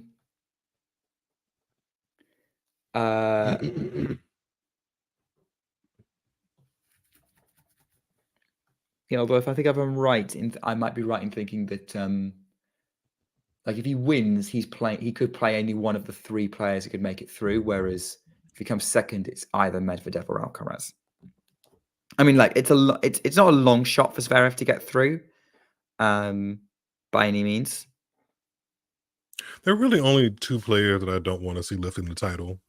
And as of now, I'm hoping Rune does what he needs to do in this match to prevent one of them from doing so. Forehand from Rune to the forehand of Sinner going cross court. Rune puts the forehand into the net. Love 15. Sinner's fist pumping. I just for the sake of balance, I would prefer Sinner to win this. Mm-hmm. I would like I prefer emphatic group wins, and I think the momentum is going to be needed. The confidence is going to be needed for his next challenge in the semis, which could be a big one. First serve is long from Rune, who was coming in behind it. The orange Karate boys are wearing safety vests. It's double fault from Rune. Love 30. And he's getting frustrated.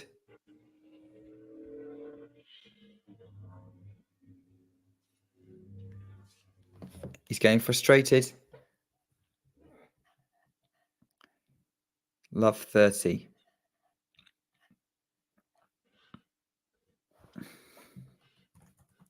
Here we go.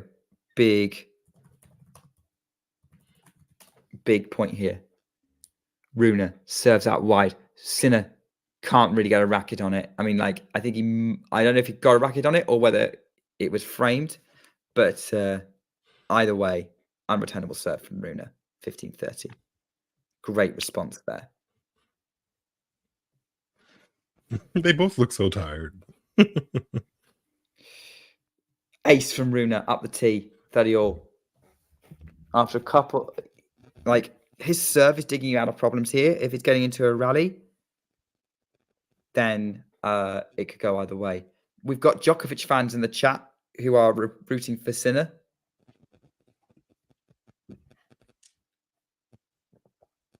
I'm just assuming by your name. I could be completely wrong, Marina. But here we go. Rune's There was Jelena Kostic on the WTA tour for some years. Okay, we are still waiting for the serve. It's a high tension moment here in Turin. Tension in Turin. Middle's serve from Rune. Backhand from Sinner. Going for the line. That's a brilliant winner. Clips it. Inside out backhand. 30-40. Now it's break point for Jannik Sinner. But Rune is challenging it. Sinner's of course he is. Clip the line.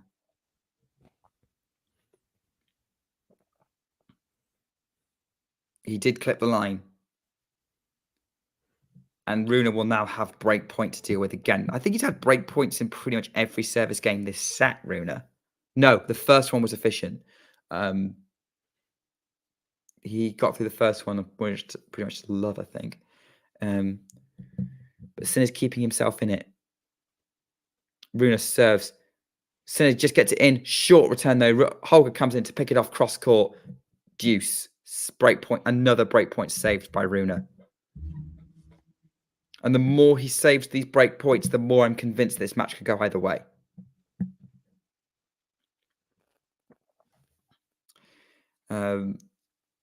Here we go. First serve points 1 in set 3. It's Rune on 16 out of 20. Clearly. Oh, big serve. Ace from Rune. It's the first serve that's really, really keeping him in this match at the minute. James Sinner's looking fine. He's not been massaging his back since the end of the set, which is interesting. So maybe he's managed to sort out whatever niggle he had. Or maybe he's worked out a way of playing through it. Trying to extend this game. But that was a let on the first serve. Let on the first serve. So we're resetting. Rune is ready. Bouncing the ball. Serves up the tee. Forehand from Sinner in play. Forehand from Rune to the backhand of Sinner up the line. Rune's running for the forehand. Forehand from Sinner into the net. He was going for the big forehand up the line. Puts it in the top of the net. Change of ends.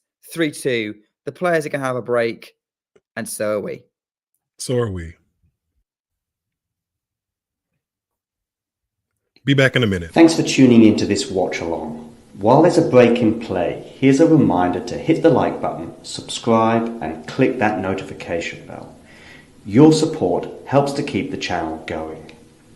While we're here, you can now become a member to enjoy perks, including badges for the live chat, but also bonus material such as interviews with top players from both ATP and WTA tours. The membership link is pinned in the live chat. You can also follow us on Twitter, Facebook, and Instagram. So whether it be serves or volleys, forehands or backhands, serve bots or drop shots, we've got you covered, whether that be via our website, talking-tennis.com, where you can read features and interviews from our top writers.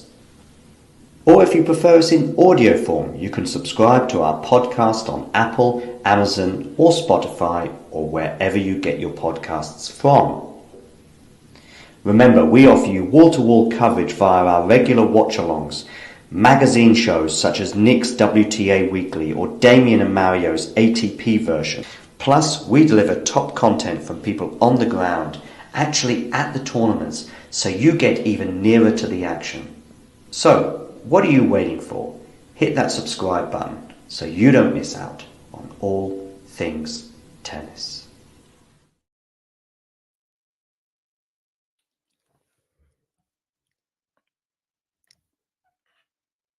Well then, we're back, and so are the players. Obviously, Miles continue to be on an extended break. But yes, Sinner's now coming out to serve after having a couple of shots on the Rune serve. And here we go. Sinner, unreturnable serve, 15 love. Looking a bit more like he was at sort of the first set, beginning of the second. Before the back niggle. So that's positive. Second point. Ace from Sinner, 30 love. Rune's looking up at the lights. I think he's challenged it. Someone's challenged it. There's a lot of challenges in this match. Plum on the line from Sinner. Rune's got to be careful because I'm pretty sure he doesn't want to run out of challenges. How many challenges does Rune have left? Could someone let us know? That might be critical for this match. Oh, I thought it was another ace, but it wasn't quite right. Second serve.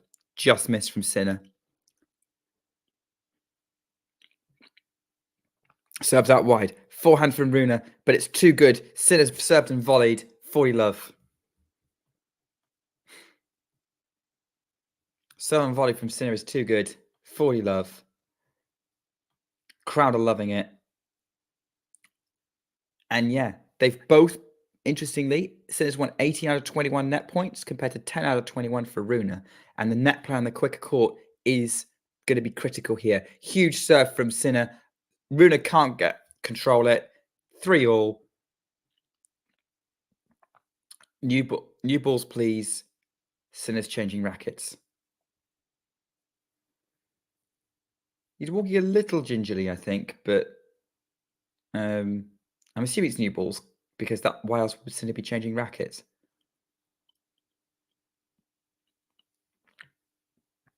And also be that kind of crime because, like, what game are we on? We're on game 26. So yeah, that should be around new balls because it's 7 games then every 8. Anyway, first serve from Rune was too good. 15 love. If they keep serve botting like this, we're going to a deciding tiebreak. Thank you, Anastasia. Rune has 1 challenge remaining. That could end up being critical. He doesn't want to run out. He's been kind of using them liberally. Another unreturned serve from Rune. 30 love. First serve is firing now for both players.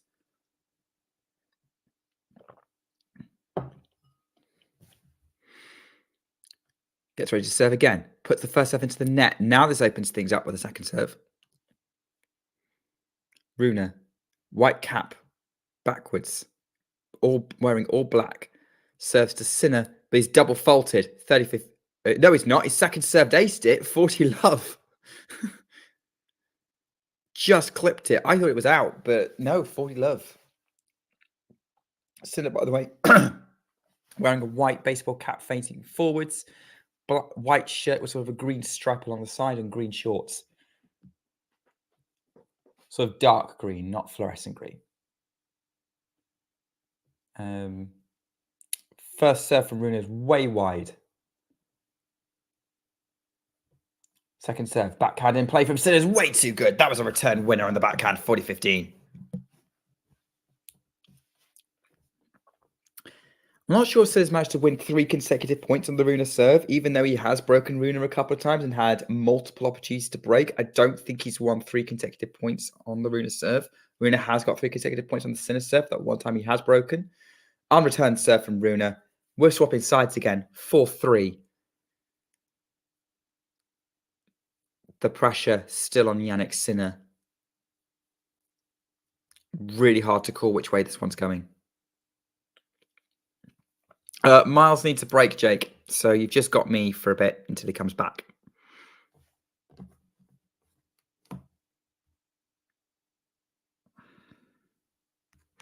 So he comes back. So yeah, we're back to a... what do you guys think of Turin? Have any of you been? As a venue? I think it looks awesome, to be honest. I love this venue. Hi, Tennis Twit. Yeah, love this venue. I mean, like, I obviously more fond of the O2 for obvious reasons. Given it was home, I've visited a few times. Probably could have gone more than I did. I went 2010, 2011, 2012. But then I had a few years at university, and then it was just never a good time to get time off work. But yeah, would have definitely gone again. But yeah, this venue they've got in Turin looks fantastic. So yeah. Oh yeah, I mean, like as I was saying earlier, Turin is an event that I definitely would be tempted to go and like get tickets for and go visit. Just to be there for the atmosphere, I think that would be awesome. Oh, Anastasia, jealous of your friend.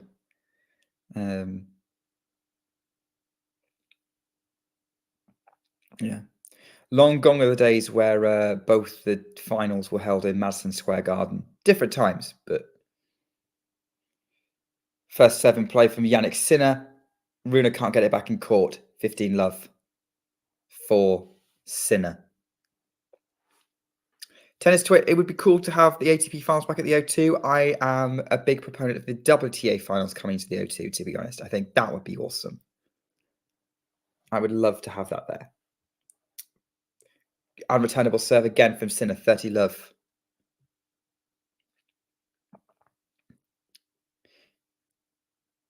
Jake, it would be awesome to see you. I'm hoping to do Wimbledon this year. I don't know where else I'm going to go. I might do Birmingham again. I also really want to see Nottingham. Actually, the Ilkley Challenger interests me, which is the same week as Birmingham and Queens. Second serve from Sinner. Backhand and play from Rune. Sinner doesn't really get enough underneath the backhand, and it's 30-15.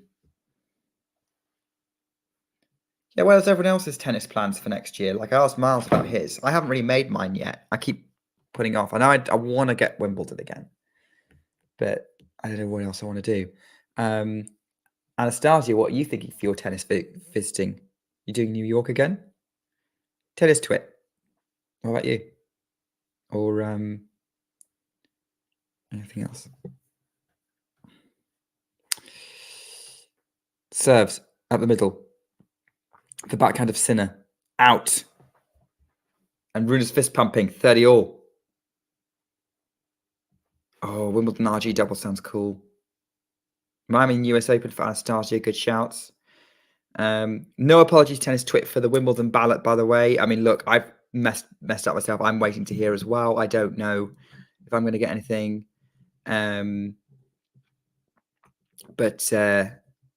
yeah, we've got to keep an eye on. I might do the LTA ballot. Goes out wide. Sinner goes out wide with the serve. gets the forehand up the line. Rune's going to run for it, gets the backhand sort of slice into play. Sinner's moving him around with the forehand, still going cross court, then line. Then he goes more middle of the court. Forehand Rune to the backhand of Sinner. This point is so tight. Slice from Rune, attempt ends up in the net, and Rune almost falls over in frustration. 40-30.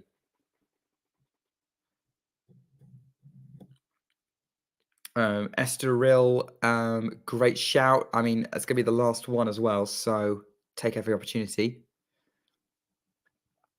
I'll answer your question about the LTA ballot in a minute, maybe after this game. We've got a critical point here, though. 40-30. We don't know whether this game's going to keep going or whether Rune is going to try and dig in and grab this opportunity, take control of the match for the first time. First serve is missed by Sinner up the tee. Answers on the LTA ballot are incoming, but so is the second serve of Jannik Sinner, who goes to the backhand of Rune. Forehand up the middle from Sinner. Forehand Rune puts Sinner on the stretch. Forehand Rune back to the Sinner backhand, who nets. It's deuce. Indian Wells and Cincinnati. Started popular choices, Peter. Can't beat the old favourites, eh? Deuce in Turin. Big game, this one. Jannik needs some big serves to match the occasion. What's Sinner going to produce? Jannik Sinner serves. Body serve, but long. Second serve. The first serve deserted him in the second part of this game. Goes out wide. The Rune forehand, the Sinner forehand. Forehand Rune. Putting Sinner under pressure on the forehand, moving Sinner around with his forehand, and that's just shanked backhand from Jannik Sinner, and now it's break point Holger Rune, and suddenly the momentum seems to be shifting in favour of Rune after Sinner's having opportunities to knock on the door to break Rune a couple of times in this game, in this set, to take control, and suddenly it's Rune who has had his chances. He did have a break point chance earlier in this set, with the opportunity to break here and serve for the match. Sinner's first serve is way long, way wide. Wide, I would say, more than long. Bit of both. Second serve. What a time for a loose game under pressure. Backhand in play from Rune. Forehand cross court. No, it wasn't. The backhand return attempt was just wide. Rune's not happy about it. It's deuce.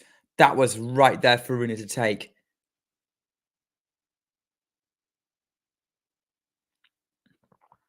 Yeah, the attempt at going up the line with the return, which was a really good play, missed it. Deuce. Sinner has a chance for some relief. Deuce for Jannik Sinner. Serves. Ace.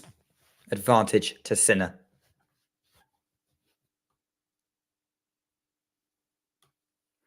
Digging himself out of trouble here.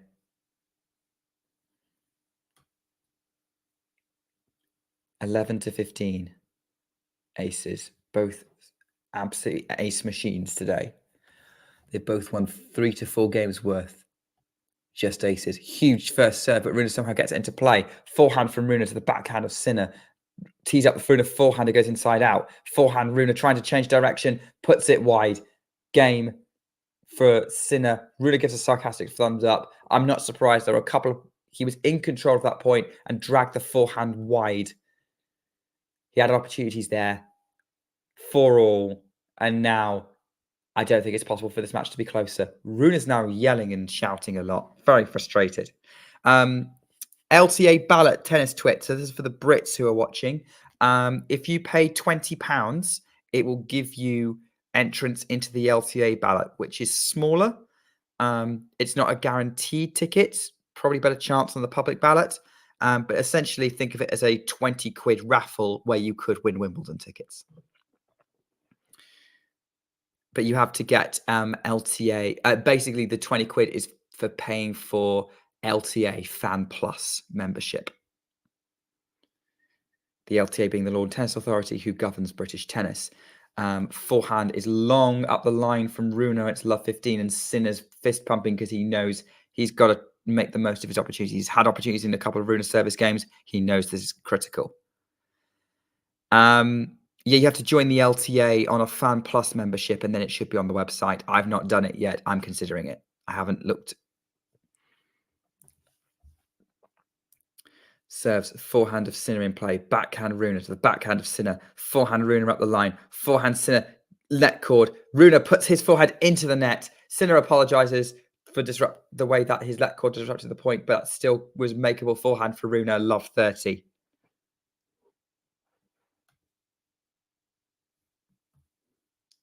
I don't need to advertise it on Twitter. There's another account that does it.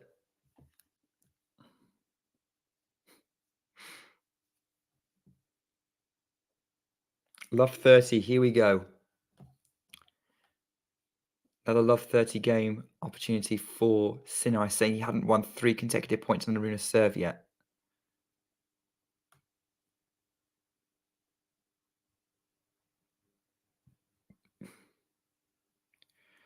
Jannik Sinner. He's still waiting for the Holger Rune serve, and now he's getting into his service motion. Goes out wide, misses it. Second serve. Under pressure. What's going on? Rune serves at the middle.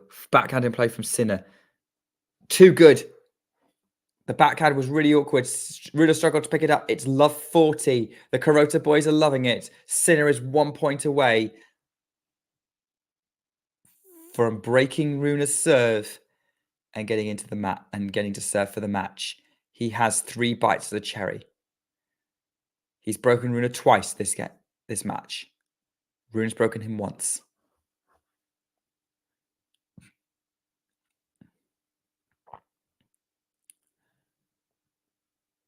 First serve into the net from Rune. Second serve. Sinner's got to look at the second serve. Second serve in play. Backhand into the net from Sinner, who's frustrated. It was there for the taking. It was an awkward kick serve out wide, and the trajectory of the ball was just too downward on Sinner's shot, 15-40.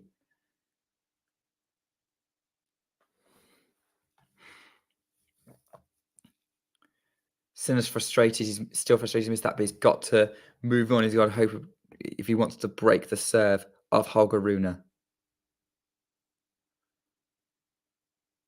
He serves out wide. Sinner gets the return over the baseline. 30-40. Another break point saved by Holger Rune. 1 more to go. Yeah, the Sinner back's not affected him at all this set. He's not been touching it. You're right, Anastasia. Rune, 30-40. 1 more chance. Misses the first serve again, trying to go up the tee. Drags it wide into the other service box.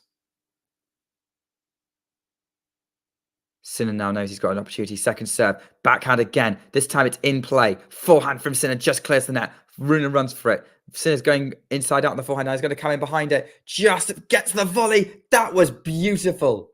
That was unbelievably good from Jannik Sinner, who it was a hard volley to control, but he did it with such deft touch, and it's broken. Jannik Sinner is going to serve for the match to go undefeated in the group and come first, and to put Holger Rune out of the ATP Finals. Don't go anywhere. We'll be back in 2 minutes' time. The players will be on court. I'm still here to take your questions, take your thoughts before what's going on. What do you think? Jake saying he's rediscovered his form to the backhand in the nick of time. Yeah, his backhand hasn't been too bad. It wasn't like super effective for a bit, but I don't think it was a massive weakness. Oh, that's interesting. Noticing he was pain when he's hitting backhands. That's a good point. Hadn't picked up on that. Yeah. But it does feel like, that's kind of gone this set, and he's managed things super well. And it felt like he was, if Sinner had lost this match, it would have been due to Rune being super stubborn in the face of the Sinner onslaught. But at the minute, no one can stand up to Sinner, not even Djokovic. maybe that will change if there's a rematch on Sunday. Let's see. Jannik Sinner is getting ready to serve for the match. Serve for the match. Oh, someone's finally just seen the volley. You're literally 2 minutes behind. Jannik Sinner is serving at 5-4 in the deciding set in Turin. Serves up the tee. Too good. 15 love. Wasn't an ace. Rune got a racket on it, but it was just too good for Rune to control.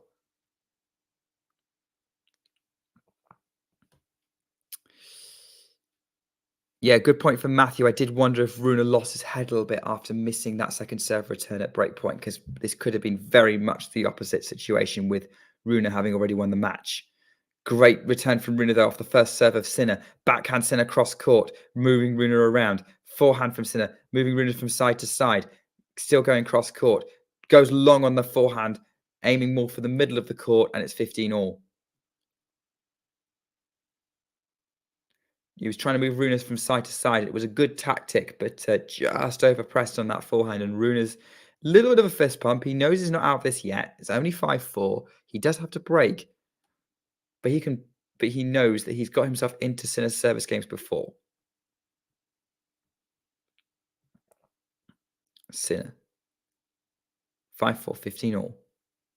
It's a bit of crowd disturbance. Or some kind of disturbance. Now they're both getting ready again. Sinner serves up the tee. Great serve. Really short from Rune. Great +1 from Sinner right at him. Rune can't control it. Goes way wide. 30-15. Rune checked with the umpire to see if she thought the ball might be out, but she said it was definitely good.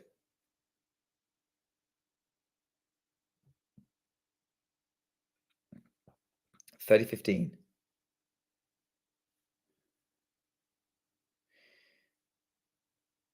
Jannik Sinner at 2 hours and 30 minutes in this battle.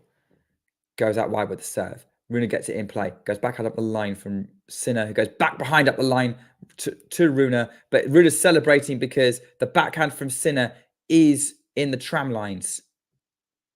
Sinner's challenging the call.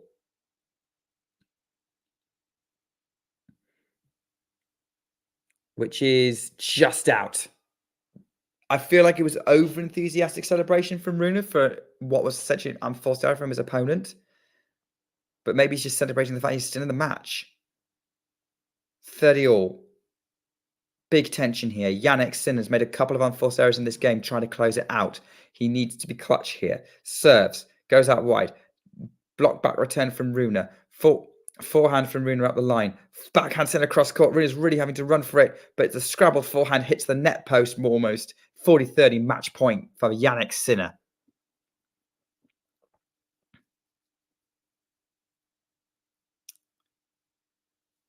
Match point for Jannik Sinner.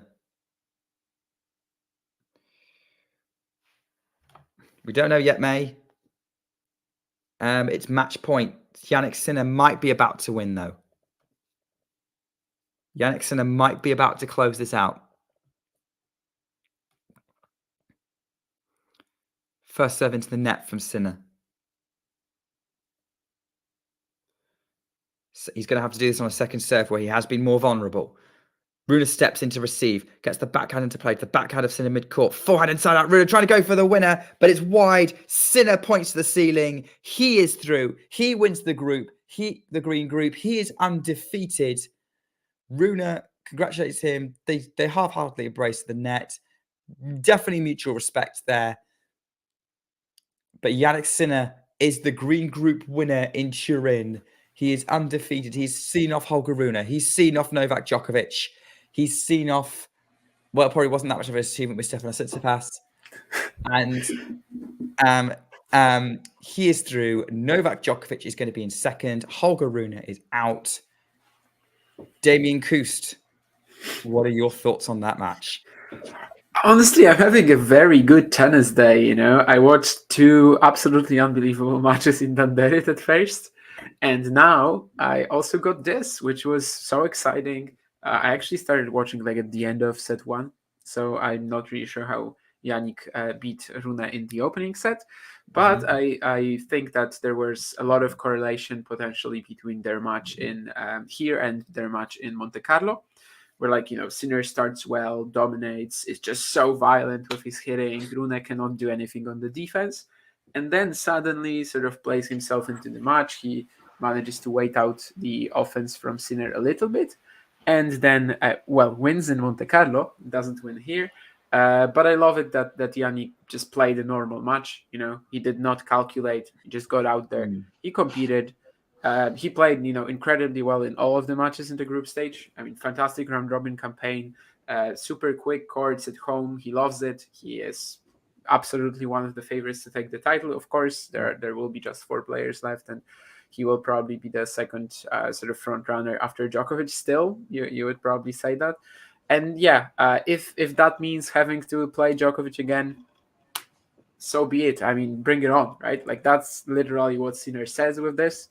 And yeah, if you wanna sort of win these sort of titles, you gotta beat the best. If it means having to beat them twice, yeah, let's do it. So yeah, fantastic showing, and I'm glad that we I think it's good for tennis that Sinner won, because if Rune won, we would have never heard the end of it from the likes of Paviji and etc. And the conspiracy theories would never have stopped. So I mean, no, they don't need an I'm glad excuse. that we don't have to listen to this. They don't need an excuse with the conspiracy theories, let's be honest. I just wanted to pick up on a couple of things that you said there, which is one, how the match was won in the first set. It was very similar, except that I don't think Sinner overwhelmed Rune in set 1 of this match in Turin. Rune didn't show. Rune was a little tight. He wasn't as sharp in the set 1, whereas Jannik was ready, came out firing. So I don't think he overrun Rune as much as Rune didn't step up as much. And then second set balanced out. Jannik sort of eased off a bit on the gas. Rune got a bit more comfortable, and then made it competitive for the rest of the match but there was always that sense that Sinner had that little bit extra in there today on the day. And I guess the only other thing is, obviously, you know, you're right in that Sinner is on paper the favorite if you look at the big picture, given how he's playing. But it has to be said that, and I've said this to Miles and Anastasia, that historically, if there's a rematch of a round robin match in a final, the person who lost the round robin match ends up winning it. Serena Halep, did you talk about that, by the way? I was talking about ATP Finals. I didn't talk about WTA. I just mentioned that and give someone else the floor, but apparently there's this wonderful example which I forgot about, and someone on Twitter just gave it to me today, that in 2014, Simona Halep beat Serena Williams in the group stage, like 6-6 love or the other way around. And basically, she was in this spot where if she lost in straights to Anna Ivanovic, then Serena would have been out of the event. And she won a set, so Serena was through, and then beat Halep in the final, 6-3, 6 love. So we have some sort of a precedent for that. And by the way, what is this all-star squad here? Bit congested now, a bit like the streets of, I don't know, LA, San Diego, maybe Gdansk and Warsaw. I'm not sure about Stoke, Nick, though, whether it's about as congested as Jannik Sinner's coaching box, actually. Andrei Rublev's nose. Yeah. Or the tape they use on his knee tomorrow. Listen, I love the enthusiasm from all of you, and understandably so, from what was obviously another really good match in Turin. I'm not that enthused. The person I wanted to win did not win. Well, the problem I have is, what Jannik Sinner Vanch might we see on Saturday in terms of health, in terms of fitness, in terms of body? Yeah, you would hope that the day off would be enough to, maybe mitigate some of the inevitable fatigue he's probably feeling. It takes a lot to beat Djokovic. I mean, it took him 3 hours, insanely physical. The most epic match probably of his in terms of stature and caliber of win that he's had so far in a big event. So to recover from that, he was clearly feeling it today in the third set against Rune at times in the match, and he got to a point in the middle of the third set where it began to stabilize a little bit for him. So he recovered enough to finally find what it took to get over the line. But I wonder how he'll actually look. I think the day off hopefully will be enough to see a much healthier version of Jannik. He has improved physically. So Damien, myself, and Vanch, we can continue a bit longer, but let's give Miles and Nick a well-earned break. But before we do, let's get a final word. Let's go with Miles for a final word from Miles. What are your thoughts now on the tournament? Does now Djokovic become? Does Djokovic become the favorite? Well, it's because I'm moving people around because I thought it was funny, and so I'm going to Miles first, and then Nick finally in terms of you two, before you can rest your voices, etc. Miles. Novak was always the favorite. I mean, I think he's won this tournament 6 or 7 times now. 6. He hasn't won it in Italy. Correct. No, he won it last year. He won it last year. Oh, he won it last year? Oh, he's a defending champion. So yeah, he'll probably repeat. I mean, I don't think you've been paying attention to anything Djokovic related, have you, Miles? I do not. He's won a couple of Grand Slams, by the way. I've heard. He's actually pretty good. Did you not realize? Yeah, I mean, I think he can hit a tennis ball across the net sometimes. But yeah, he's probably going to win the entire event, and it's probably not going to cause him too much of a sweat, unlike Nick Kyrgios, who's currently sweating in the Santa Monica studios at Tennis Channel headquarters, which I'm about to go watch because I'm interested to see how he puts his foot in his mouth today. So yeah, I saw his little Freudian slip yesterday, I think it was. Okay, let's go to you, Nick, and then you and Miles can chill. Yeah, Nick, Miles, you're more than welcome now. You've done your bit. Go and enjoy Tennis Channel and Nick Kyrgios and everything else. So thank you very much, Miles. Take care, guys. Thank you for your service.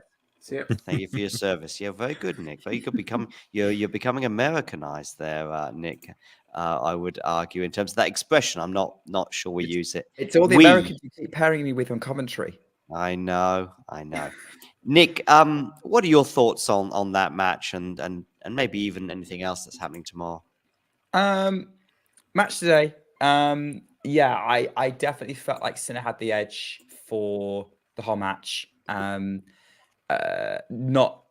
don't think you have an edge in the rivalry in general, but today felt like his day. I think it was just one loose game, maybe bothered by the back, that cost him the second set. Otherwise, I think he probably would have got the tie break had he held on. So he was always looking like the winner. I think he's still looking pretty good for this tournament. In terms of tomorrow, who knows? I think tomorrow we're going to be in for a roller coaster, to be honest. And I bet Damien and Vanch are going to be looking forward to that. I'm not going to make any predictions. I feel like Zverev will probably beat Rublev, but Andre's got an upset in him. We know he's good enough. But yeah, the Alcaraz-Medvedev match, I feel like that's going to go 3. That's the most confident I'm going to say. I think if and I'll let you go, and then Damien and Vanch and I can talk about it later. But I think if Alcaraz is at 90%, he wins. We just haven't seen him close to 90% probably since. Even on a fast indoor court? Against maybe 95. Yeah, against Medvedev. Damien's expression is what I'm thinking. Listen, I just assume Medvedev is at a level, if you like. So Medvedev's level, I know it has varied at times in 2022, but in 2023, I would argue that Medvedev has been just super solid and super consistent. And his level actually hasn't probably since Australia been. Let's just call Medvedev's level 100. If if Alcaraz is at 90, then Alcaraz wins. That's just how it is.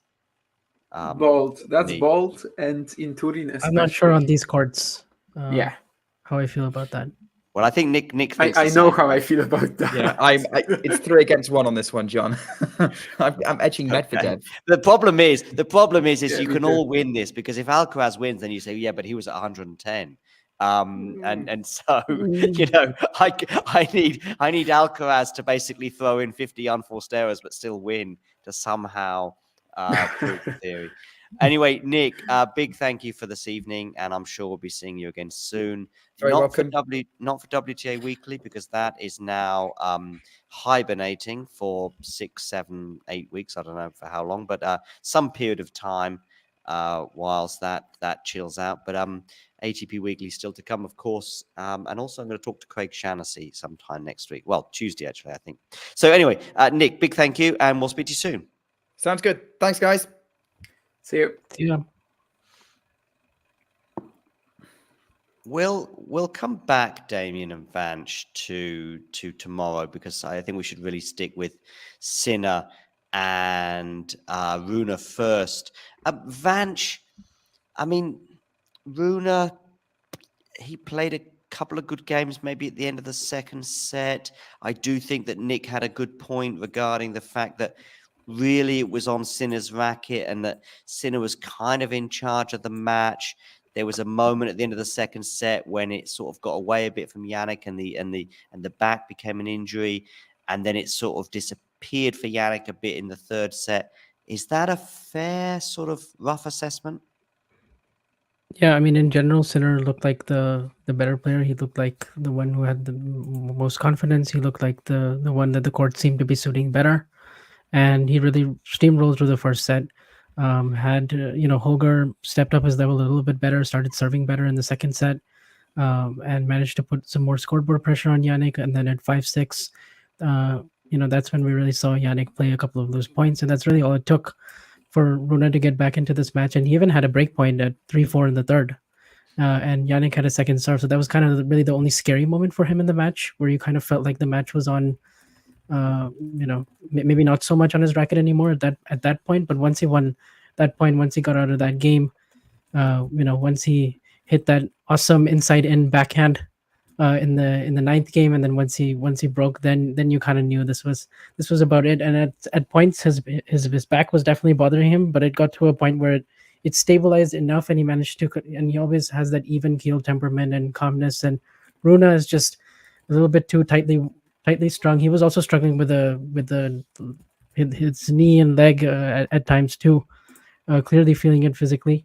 He of course also had a day of rest because of the whole Tsitsipas retirement. So, I mean, it was certainly a big match. I don't know why so many people were saying on Twitter that Sinner was going to tank this match, or this idea that he would even consider it, just because I just don't think that's his nature. And I knew he was not gonna. I knew he was gonna give his absolute 100% and try to win against Rune for the first time. And yeah, he did. I mean, it must have been tempting for him. It must have been tempting for him, though, to in the third set if he had a back issue. No, there's no way that he was ever going to do it. No, but not tank. But let's say he's got a really serious issue with the back. It could be today, and tomorrow it's gone. Are you going to really chase down that drop shot? That's my thought. Motivation-wise, just focusing yourself. Maybe he could have had. Yeah, some that's tips, what I mean. That's not tanking. Really, I know, but I mean, never really on purpose or something. Like, you're still gonna give it your all. Yeah, all these people. I don't really understand what people are saying. Obviously, none of us have played a sport at like an ultra professional level. But I don't know. Maybe it's just because I'm super competitive in the first place. Like, I could be playing Monopoly, and I'm gonna basically, try to win regardless of what happens.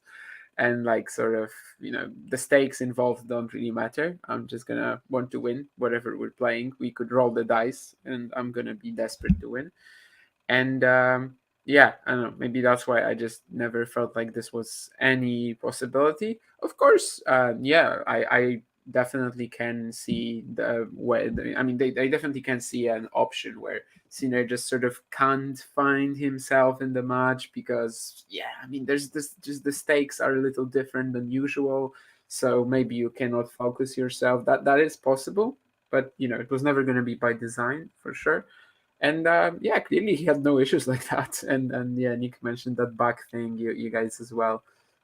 Certainly it was bothering him for a while. So at the beginning of the third set, I was thinking, like, if Sinner was to retire here in this match, Novak fans would kill him. Oh, goodness me. There was yeah. 3 or 4 potential narratives of anger for the Novak fans, the extreme ones anyway.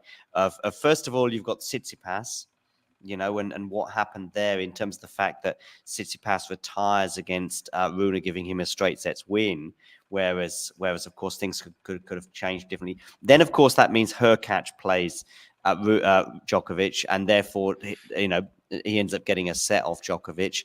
And then of course you could have potentially had today Sinner retiring from that match, and I think legitimately so if it was a bad situation, but still saying, you know what, I'm going to see if I'm okay on Saturday, and taking to the court, and then playing 3 games, and then quitting on Saturday, and then the opponent gets to the final, and Novak, who's won 2 matches, and Rune, who hadn't won a single match potentially, at least in terms of the scoreboard, in terms of getting over a match point line.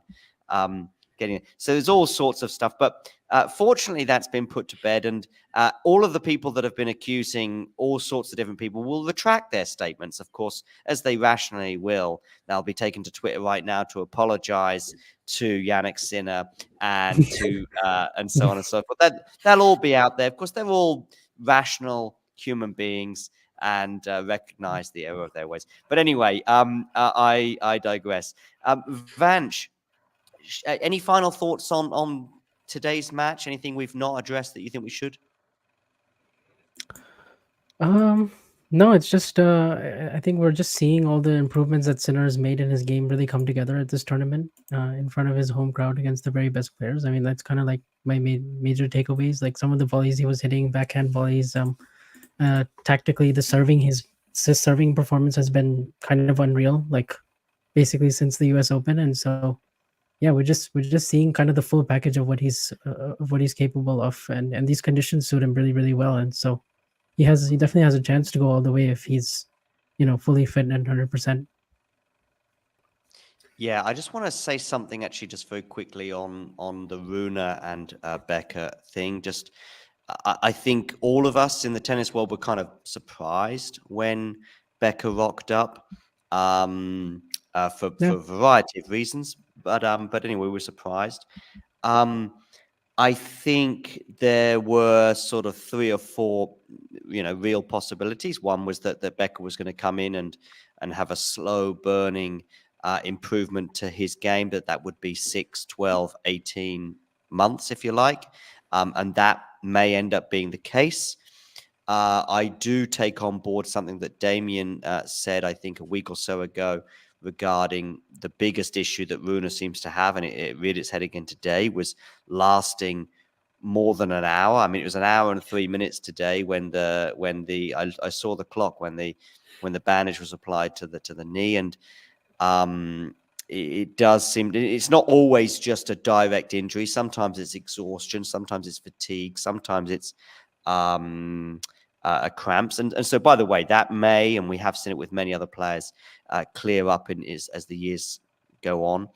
But the other thing with Becker was there was another scenario where he would come in and have an immediate impact, a new manager bounce, as we call it in soccer, and I think we have seen that to some extent in that he started winning matches in Basel in particular, I think, and he's run Novak close. Whereas I don't think he looked close to doing that 2 or 3 months ago. There is also another scenario, and I think this is probably the scenario, if I'm honest, that I think will end up happening, is that actually Boris might not be there in a year from now. That I think it could just be a situation where he comes in, he sort of gives that bounce. Maybe he's there for him in Australia. things work out in Australia, things don't work out in Australia. Who knows what'll happen there? And at some point, this is how I don't know. This is just my feeling from the outside that there's a nice little boost for Rune, and Boris will go back to basically working full time in the media, and everything's good. I just don't know what Boris has done in the last 10 years that has suggested to Holger and anyone else within his team that this is the guy who's going to tweak his game in these areas. Damien, am I being harsh on Boris or Rune or others? I have my issues with the theory that we know that there's been some sort of a positive spike in Rune's results, because of course there has, but like I feel like that's more related to his health after all. There was a moment when Rune was saying that he was healthy, but he just sort of needs more playtime. And the way he wins the first match in Basel is literally, I don't think it's sort of Becker related at all. He goes down a set and a break to Kecmanovic. He suddenly starts smashing his forehand and wins that match and gets more playtime, actually gets much better. And yeah, he has been pushing Djokovic anytime they played. So I think we don't really have much evidence to suggest that. But yeah, I mean, for now, of course, I think the partnership has been doing okay. And yeah, generally speaking for Rune, I would say that this campaign was still positive, even though he lost the two matches that he actually played. The one that, of course, against Tsitsipas was just 3 games, so we cannot really judge him on that. But basically, Rune lost the whole second half of 2023, right? But that wasn't due to just poor results. That was also physical issues, then like trying to get it back. So the fact that he had these last 2 or 3 weeks when he was back to his 90%, let's come back to that whole discussion, to like almost his best. I think that's perfectly fine for him, absolutely. And that's sort of the takeaway from the ATP Finals. Of course, he'd be gutted not to miss out on the semis. He had that break point where he had a second serve from Sinner to look at. He misses it kind of barely, but he mishit the return, so it's kind of on him. So only positives really there. And when it comes to how long Becker will stay there, I don't know. I think we chatted recently about this on one of the streams, that like he is in a very different position here than when he was with Novak, where with Novak there was like one clear area of improvement. He was the second coach to Vaida. He was just the added element. There's been a few like these in Djokovic's camp, right? I mean, even Wojtek Fibak worked with him for a while. Like there were a few people like Boris Becker. Becker was probably the one who sort of got the most recognition for that work. So here he is like more of a general type. A lot of the tactics that perhaps Becker told sort of made Djokovic learn, Rune already has in his arsenal. So maybe it's more about choosing them better, selecting their shots, his shots. But yeah, most important is the health. He says that he gets that to a better place in the off season. Hopefully 2024 is just going to be as good as 2023 was looking to be after the opening half. And as for Sinner, I would say that definitely like the more I watch him here, regardless of what happens in the semis, really, I don't care if he wins the title, I don't care if he loses in the semis. There's just one real thing for him to achieve now, and it's, I don't know, to make a slam final. Let's say, let's not go to a title yet. Let's just say make major impact in best of 5 play next year, because that's something he sort of almost has done. He has played after over 5 hours with Alcaraz at the US Open, but still, it's not really coming close to a title. He has made a semi, but he didn't come close to a final. So I would say, with every single result, with every single thing we've seen recently, so Toronto, so Beijing, so Vienna, so ATP Finals, first and foremost, it is very increasingly clear that best of 5 play is where he needs to shine next year to like truly make progress from this point where he is at the moment. And physically also a player who has been sort of struggling, but maybe it's getting better. He just played 2 very long matches. Of course, today there was that issue, but later on in the third set, he looked okay. I hope that both these guys are going to be healthy in 2024, because they are clearly ready to jump to the next level, and it would be great if they got the perfect conditions for that, which is full health. I was actually just 2 days ago, I think, I was talking to David Goffin, and he said something about that. So like, first you need to set the get the body right, and then when you don't have to think about, in his case, knees and the general state of yours physically, then you can actually focus on tennis. And I just hope that both these guys will be able to do just that. Yeah. Vanch? Yeah, I completely agree with all of that, to be honest. Like Sinner next year, we'll see if in some ways I was watching the match that he played against Djokovic and thinking so much about Team in 2019 when he kind of went on a similar run where he won Beijing and Vienna and didn't really have a great US Open, but then things really started to get together for him, and I thought, he can carry this momentum onto the next season. And I remember people were picking him very highly to win that match against Nadal in the quarterfinals, which of course he ended up doing, and and it felt like he had a real chance even in the final to dethrone Djokovic. It didn't end up actually working out for him in the fifth set, but he went on to have a really good 2020, and that was really his peak. So I wonder if Sinner is kind of there physically yet to do something like that. I mean, Thiem had obviously shown his physicality in best of 5 set tennis before that, but that's kind of really the next step, because he's every single box that you could have asked for Sinner to do this year, he basically ticked, and then some, I would say. So to like finish in the top 4 and be where he's at, because he was already kind of making these changes last year, but it just didn't really manifest itself into winning a big title or making deep runs. You always felt like he was ranked like 15, 16, but it wasn't really like a true representation of how good he really is. But now we've like actually seen what he can do, and it's and it seems like he can have success on pretty much all surfaces. Probably clay is like the one where slow clay where we still have to like really see a big move maybe, but I mean everything else it's looking pretty good, like his development and everything. Just two things basically addressing what you've both said is a part of my thinking on Becker is actually influenced by his TV work, and so I don't see anything amazingly insightful from him on the TV side, and so maybe I am taking that into my account, but that's not always fair, because I think a lot of times I've seen and I'm aware of lousy pundits, and I don't mean he's lousy. He's okay, actually. That's probably a bit too harsh.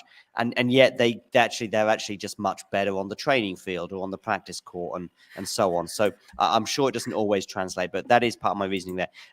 When it comes to Sinner, I sort of agree, and I totally disagree with both of you in that I think he's ticked all the boxes this year and some, which is what Vange said.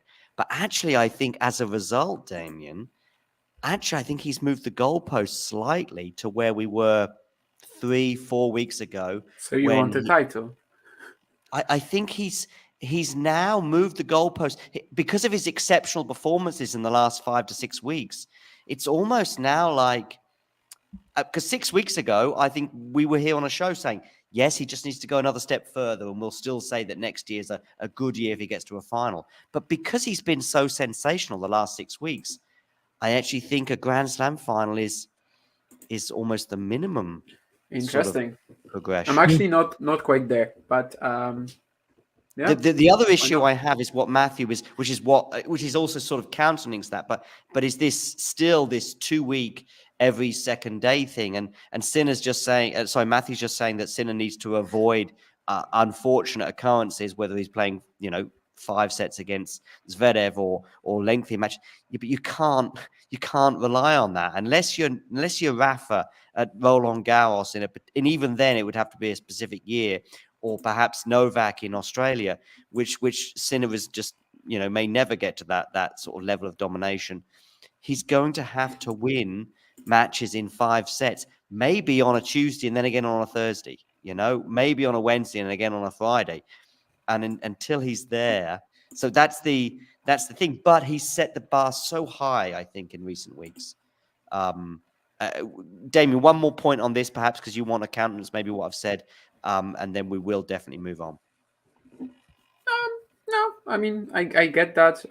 For me, of course, there are so many different factors, but like making one slam final, let's say next year, would still be very okay in terms of scenery in the majors. But I can respect your point and the opinion on Damien this. respecting John's point there, Vash. Did you hear that? Yeah, Put that in it's the rare for diary. me. It's definitely rare for me, and it's not only you. I've had many people in the past sort of tell me that regardless of what they say, I just basically say they're wrong and bring up some other arguments. But that's basically the nature of discussion in the first place to me. But I guess my goalposts have not been moved that much. But of course, yeah, basically we've me and Vansh earlier said the same, but in sort of different words. That he has done it all this year, done all besides the Grand Slam best of 5 play. So big success there is needed next year, regardless of if it's gonna be. Everyone can have a different opinion on what it's going to be, but definitely some sort of progress, or otherwise it's bust. Even if next year he wins 2 ATP thousands, I'm not gonna care about it. I need to see the best of 5 improvement. Yeah. All right, let's move on to tomorrow and the permutations and the possibilities and the thoughts on that. I saw some tweets today, and I think if my clear brain is thinking about this correctly, I think that they were sensible ones, in that it did seem a bit of a surprise that they put Alcaraz Medvedev on first and not second, because of course Zverev could lose to Rublev, and I think if he does, that makes the other result irrelevant, as far as I'm aware.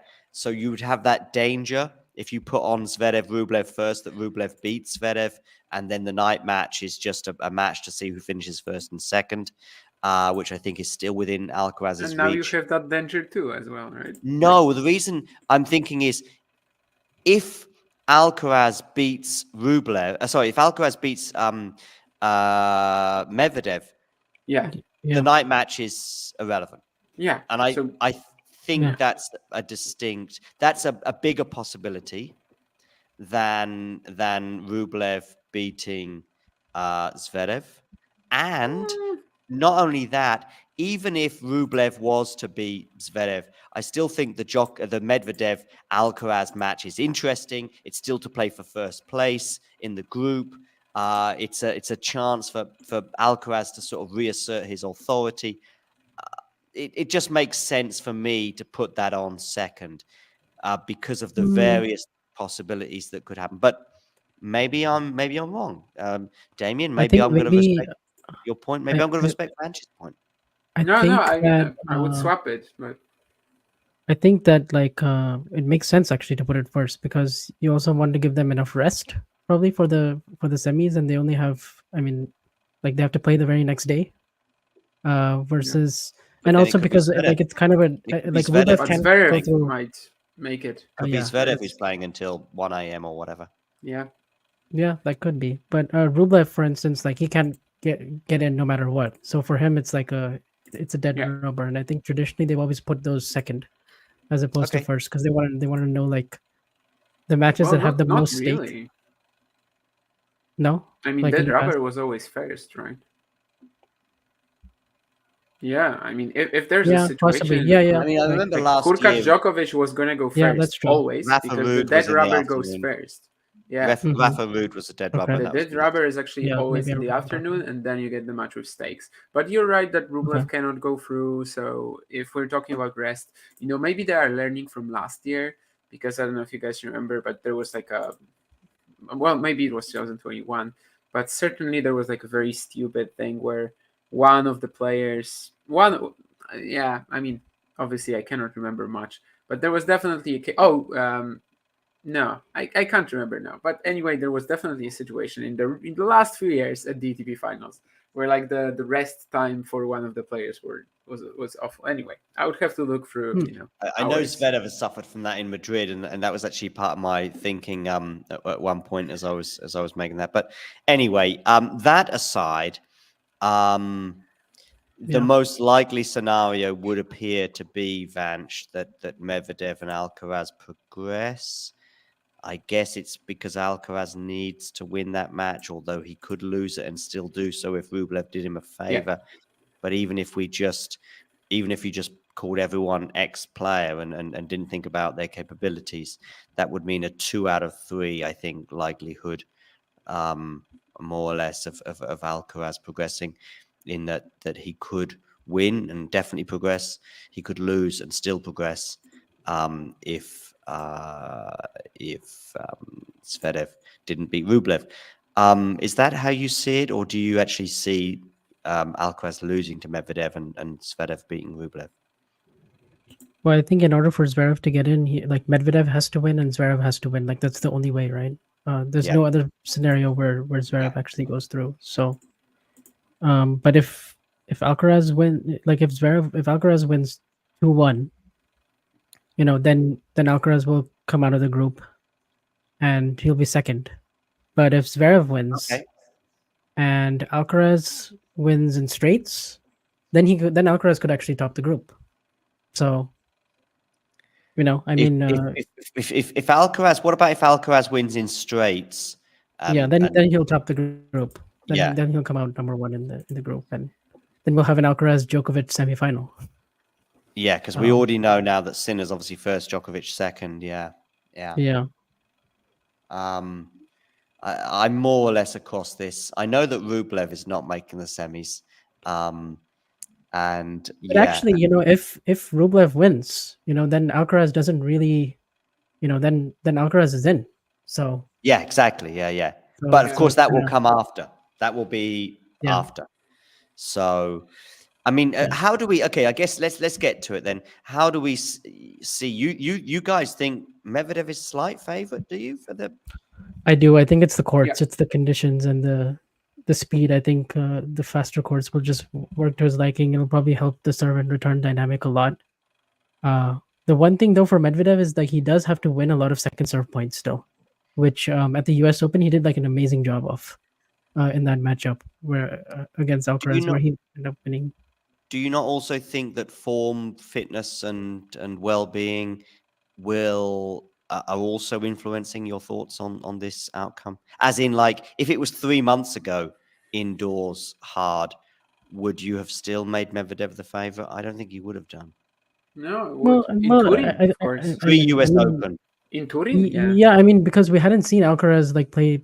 We weren't really ever talking about him as like a supremely good indoor player in the fast courts. Like remember how he last played year, in Basel? like Felix completely wiped the floor with him in Basel last year, and then also this time of the year we knew like there was a chance that he might be beat up physically, and so that also played into it, and also like we knew like the serve would be more prone to being attacked. He'd be more prone to being rushed. You might see a match like we saw in Safio, and so it's not that much of a shock. I guess the only surprising thing is like he lost 3 matches in a row, which hadn't happened to him since 2021. That was maybe slightly surprising, but to be honest, he's actually looked fairly decent. His serve has actually worked pretty good so far in this tournament, I would argue. Even in the match that he lost against Zverev, he didn't actually play that bad, and definitely started improving as the tournament went on. So I think it's definitely possible that he can win tomorrow, but I think I would still make Medvedev a slight favorite. The other question is like, how does Medvedev go all out and give absolutely 100% effort, given that he is 2-0? Like, that is something that I'm still like not quite sure about right now. I would probably say he would, just because the rivalry with Carlos is pretty important, but there's a chance that he might have a dip or two and Alcaraz can capitalize. Are you not both factoring in, regarding your Carlos evaluation, the last few weeks in Paris Bercy and in Turin, the 2 matches he's played there? Are you not also looking at that as evidence to support a theory that maybe indoors he's not so effective as well? So are you ignoring, or because if you're including that, then that would support my idea that 3 months ago you were not as convinced of a Medvedev win indoors. Damien? My opinion on that has not changed since the start of Turin, for sure. If you remember, but also losing in Paris Bercy first round. Yeah, that didn't impact me at all. Like, he drew Safiullin in the second round. Anyone can lose to Safiullin, especially in such conditions. Well, Paris is not as fast, of course, but still.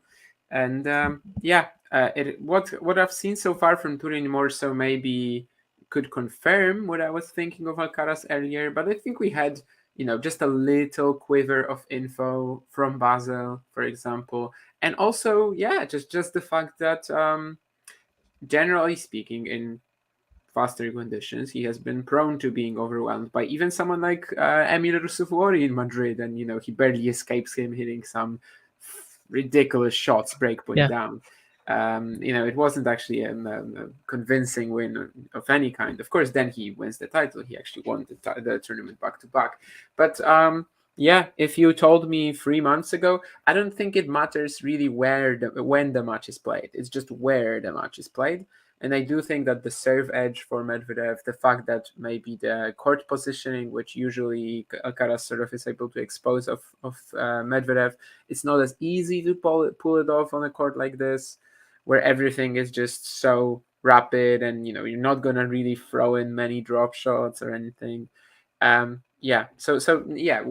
is not exactly a consideration. It's just really where on which courts. And I had the idea that Alcaraz probably isn't gonna exit the groups, isn't gonna make the semis.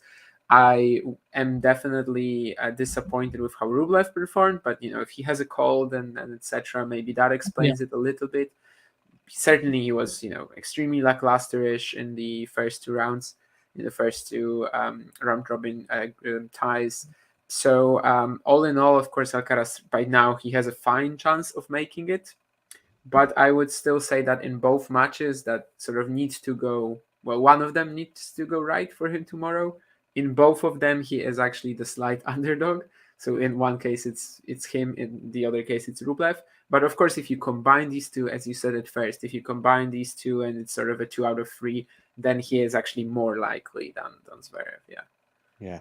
I still think he's beating Medvedev, but we'll see. There is another thing as well, actually, Vanch, that I think is also playing on my mind, certainly, and potentially yours, is that he was a bit grumpy, I think, after he lost to Zverev in the press conference, where he said, this is just not right. This is fast indoor courts, blah blah blah. He was clearly frustrated in how he felt on the court and how he felt the nature of that match. Zverev got away from him, when actually he was probably a bit fortunate to push it to 3 sets, because actually I think in the first set he was a breakdown and just played a really good tiebreak.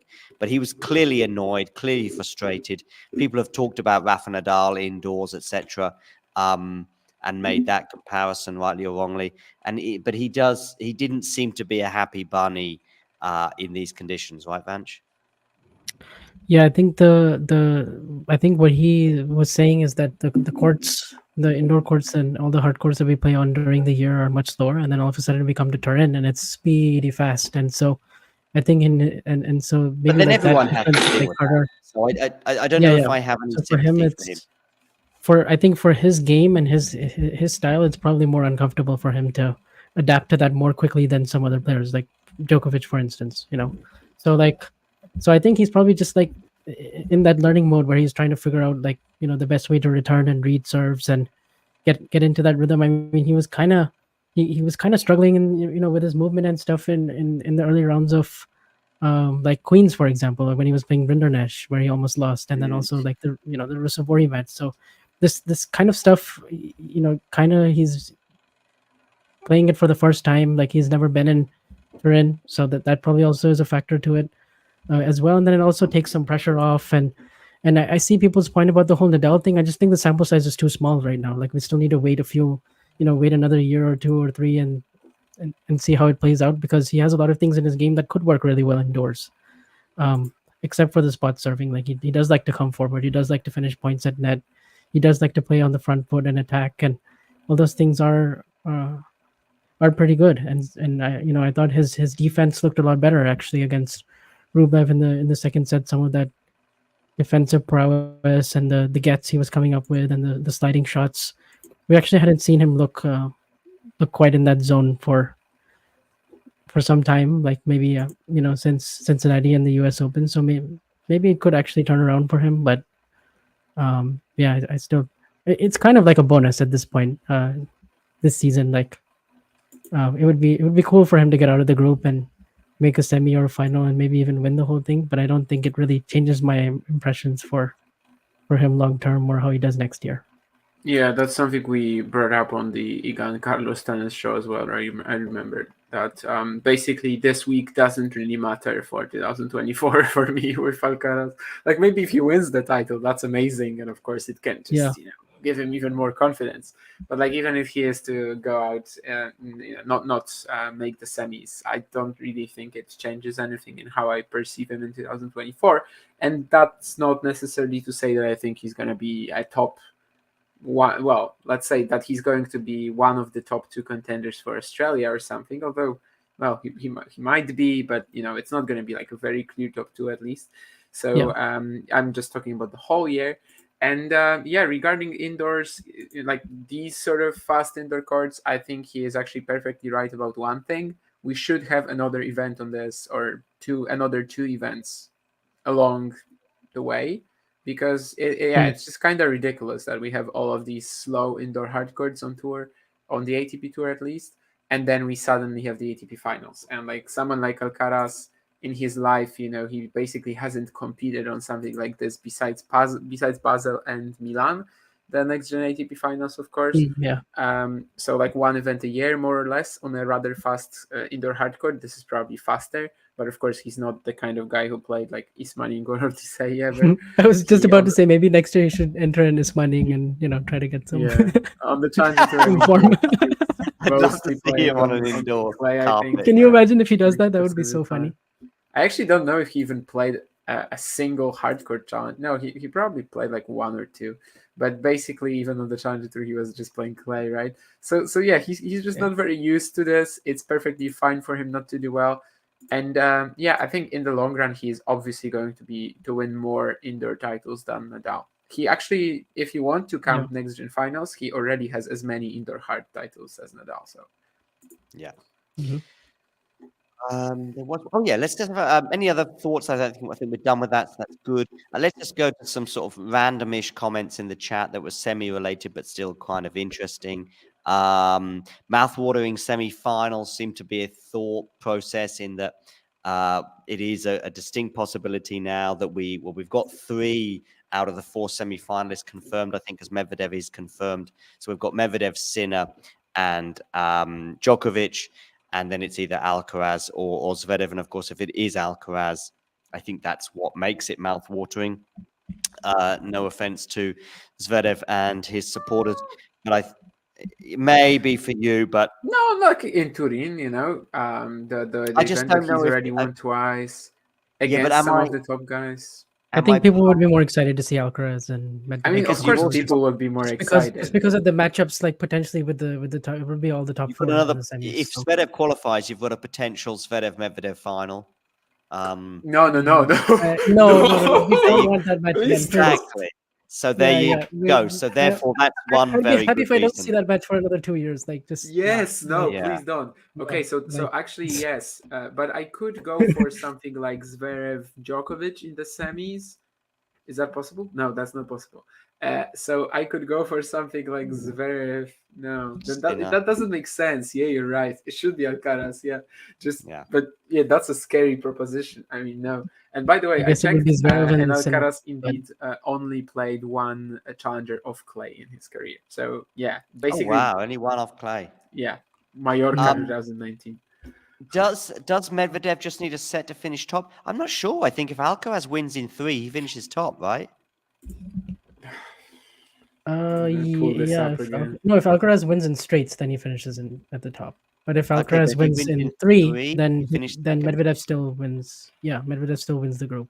Okay, so then therefore Matthew's right. So just one set. No, wait. If Alcaraz beats Medvedev and Rublev beats Zverev, then Alcaraz finishes to top. Hang on, no, I don't get that. I think the reason why and Rublev wins. If Alcaraz wins and Rublev wins, no matter what, then so if Alcaraz, even if Medvedev wins a set, he actually still can finish second, but only if Rublev beats Zverev. So if Zverev beats Rublev, that demotes Alcaraz from first to second. somehow. But if Alcaraz What? wins in straights and Zverev wins, then No, Alcaraz will because be first. my understanding is if Alcaraz wins, he's in the semis. We already know that Medvedev is in the Yeah. semis. I therefore don't understand how we can finish that match with one of those, for example, Alcaraz in first place or Alcaraz in second. But I don't understand how Zverev's result against Rublev has any Because implication. Zverev will then have 2 wins as well. If he So beats therefore, Rublev. there's a chance that Medvedev There will will be go 3 out. players with 2 wins. So then there's a chance that Medvedev can still go out. Is that what you're saying? No, No, Medvedev the is tiebreaker is through no matter different. what. So The tiebreaker is the percentage Okay. of sets. the sets, Then yeah. Okay. between these Alright. 3 players, the tiebreaker is the percentage of sets. Medvedev is currently 4-0. So even if he loses to Alcaraz, he's actually going to be 4-2. And if Zverev wins, then that's the tiebreaker that we have. So that would bring up Medvedev to number 1. Whereas if Rublev wins, we only have 2 players at 2 wins, which is Alcaraz and Medvedev. And in that case, the tiebreaker is the head-to-head, which would put Alcaraz first. Okay.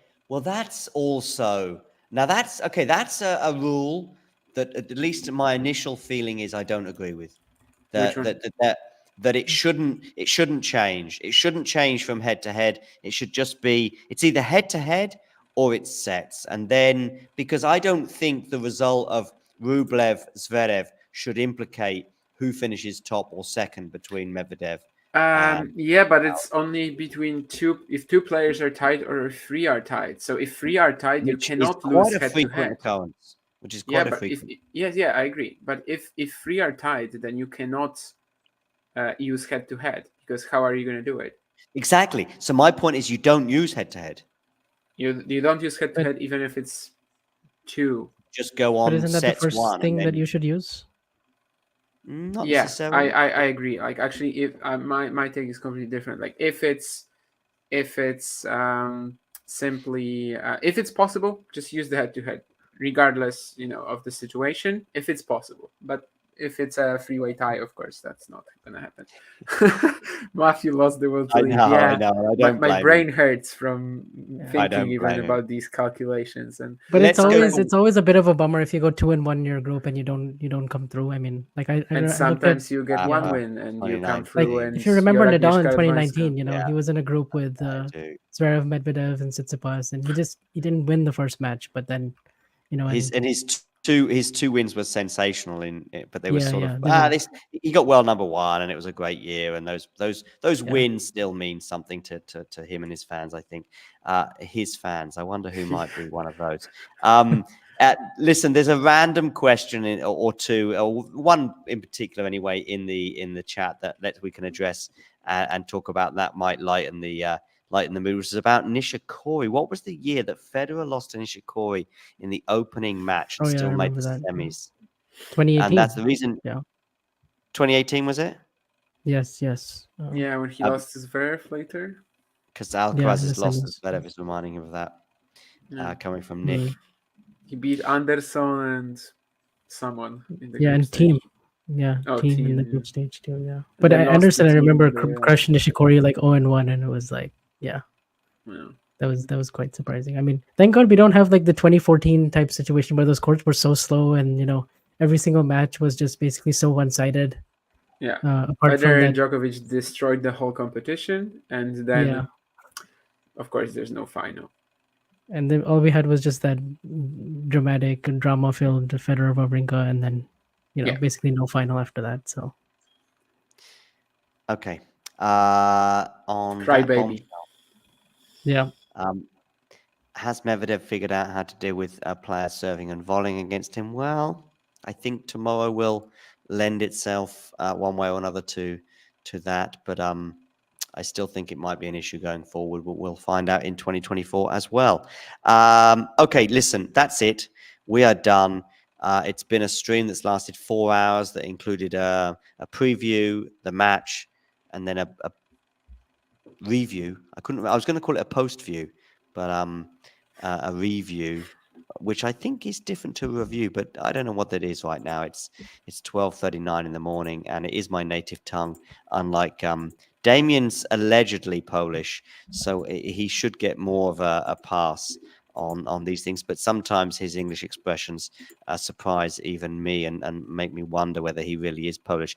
Bearing in mind, I've hardly ever heard you speak Polish, Damien, actually. So Why maybe would I speak Polish to you? I know. Well, I don't know. I just might randomly hear you. You can give me I think something to say, and I will. You were mumbling something in a Bonn bar to some Polish person, but it was just mumbling, I think, through the tequila and you can you can give me something to say, to end the stream in Polish, and I will do it, and then you can hear me. How do you say? Okay, translate this into English. Nie przeklinaj. Don't curse. Don't swear. Not bad, not bad. Not native level, Damien, but not bad. All right. On that bombshell, Damien is no longer Polish, and we've dropped it. It's announced. He's not as Polish as I am with my 12 words and expressions. Vanch, thanks very much for dropping by. Yep, thanks a lot. Damien as well, Polish or otherwise. And Swedish, maybe now Swedish, Yeah, right. I saw you very cutely taking pictures in the hallway of Swedish tennis players today and going, Swedish tennis tradition. Maybe there's a Swedish element to your blood. I wasn't that, cutely. Did you try the meatballs yet? From IKEA, I mean, I can get them in Poland too.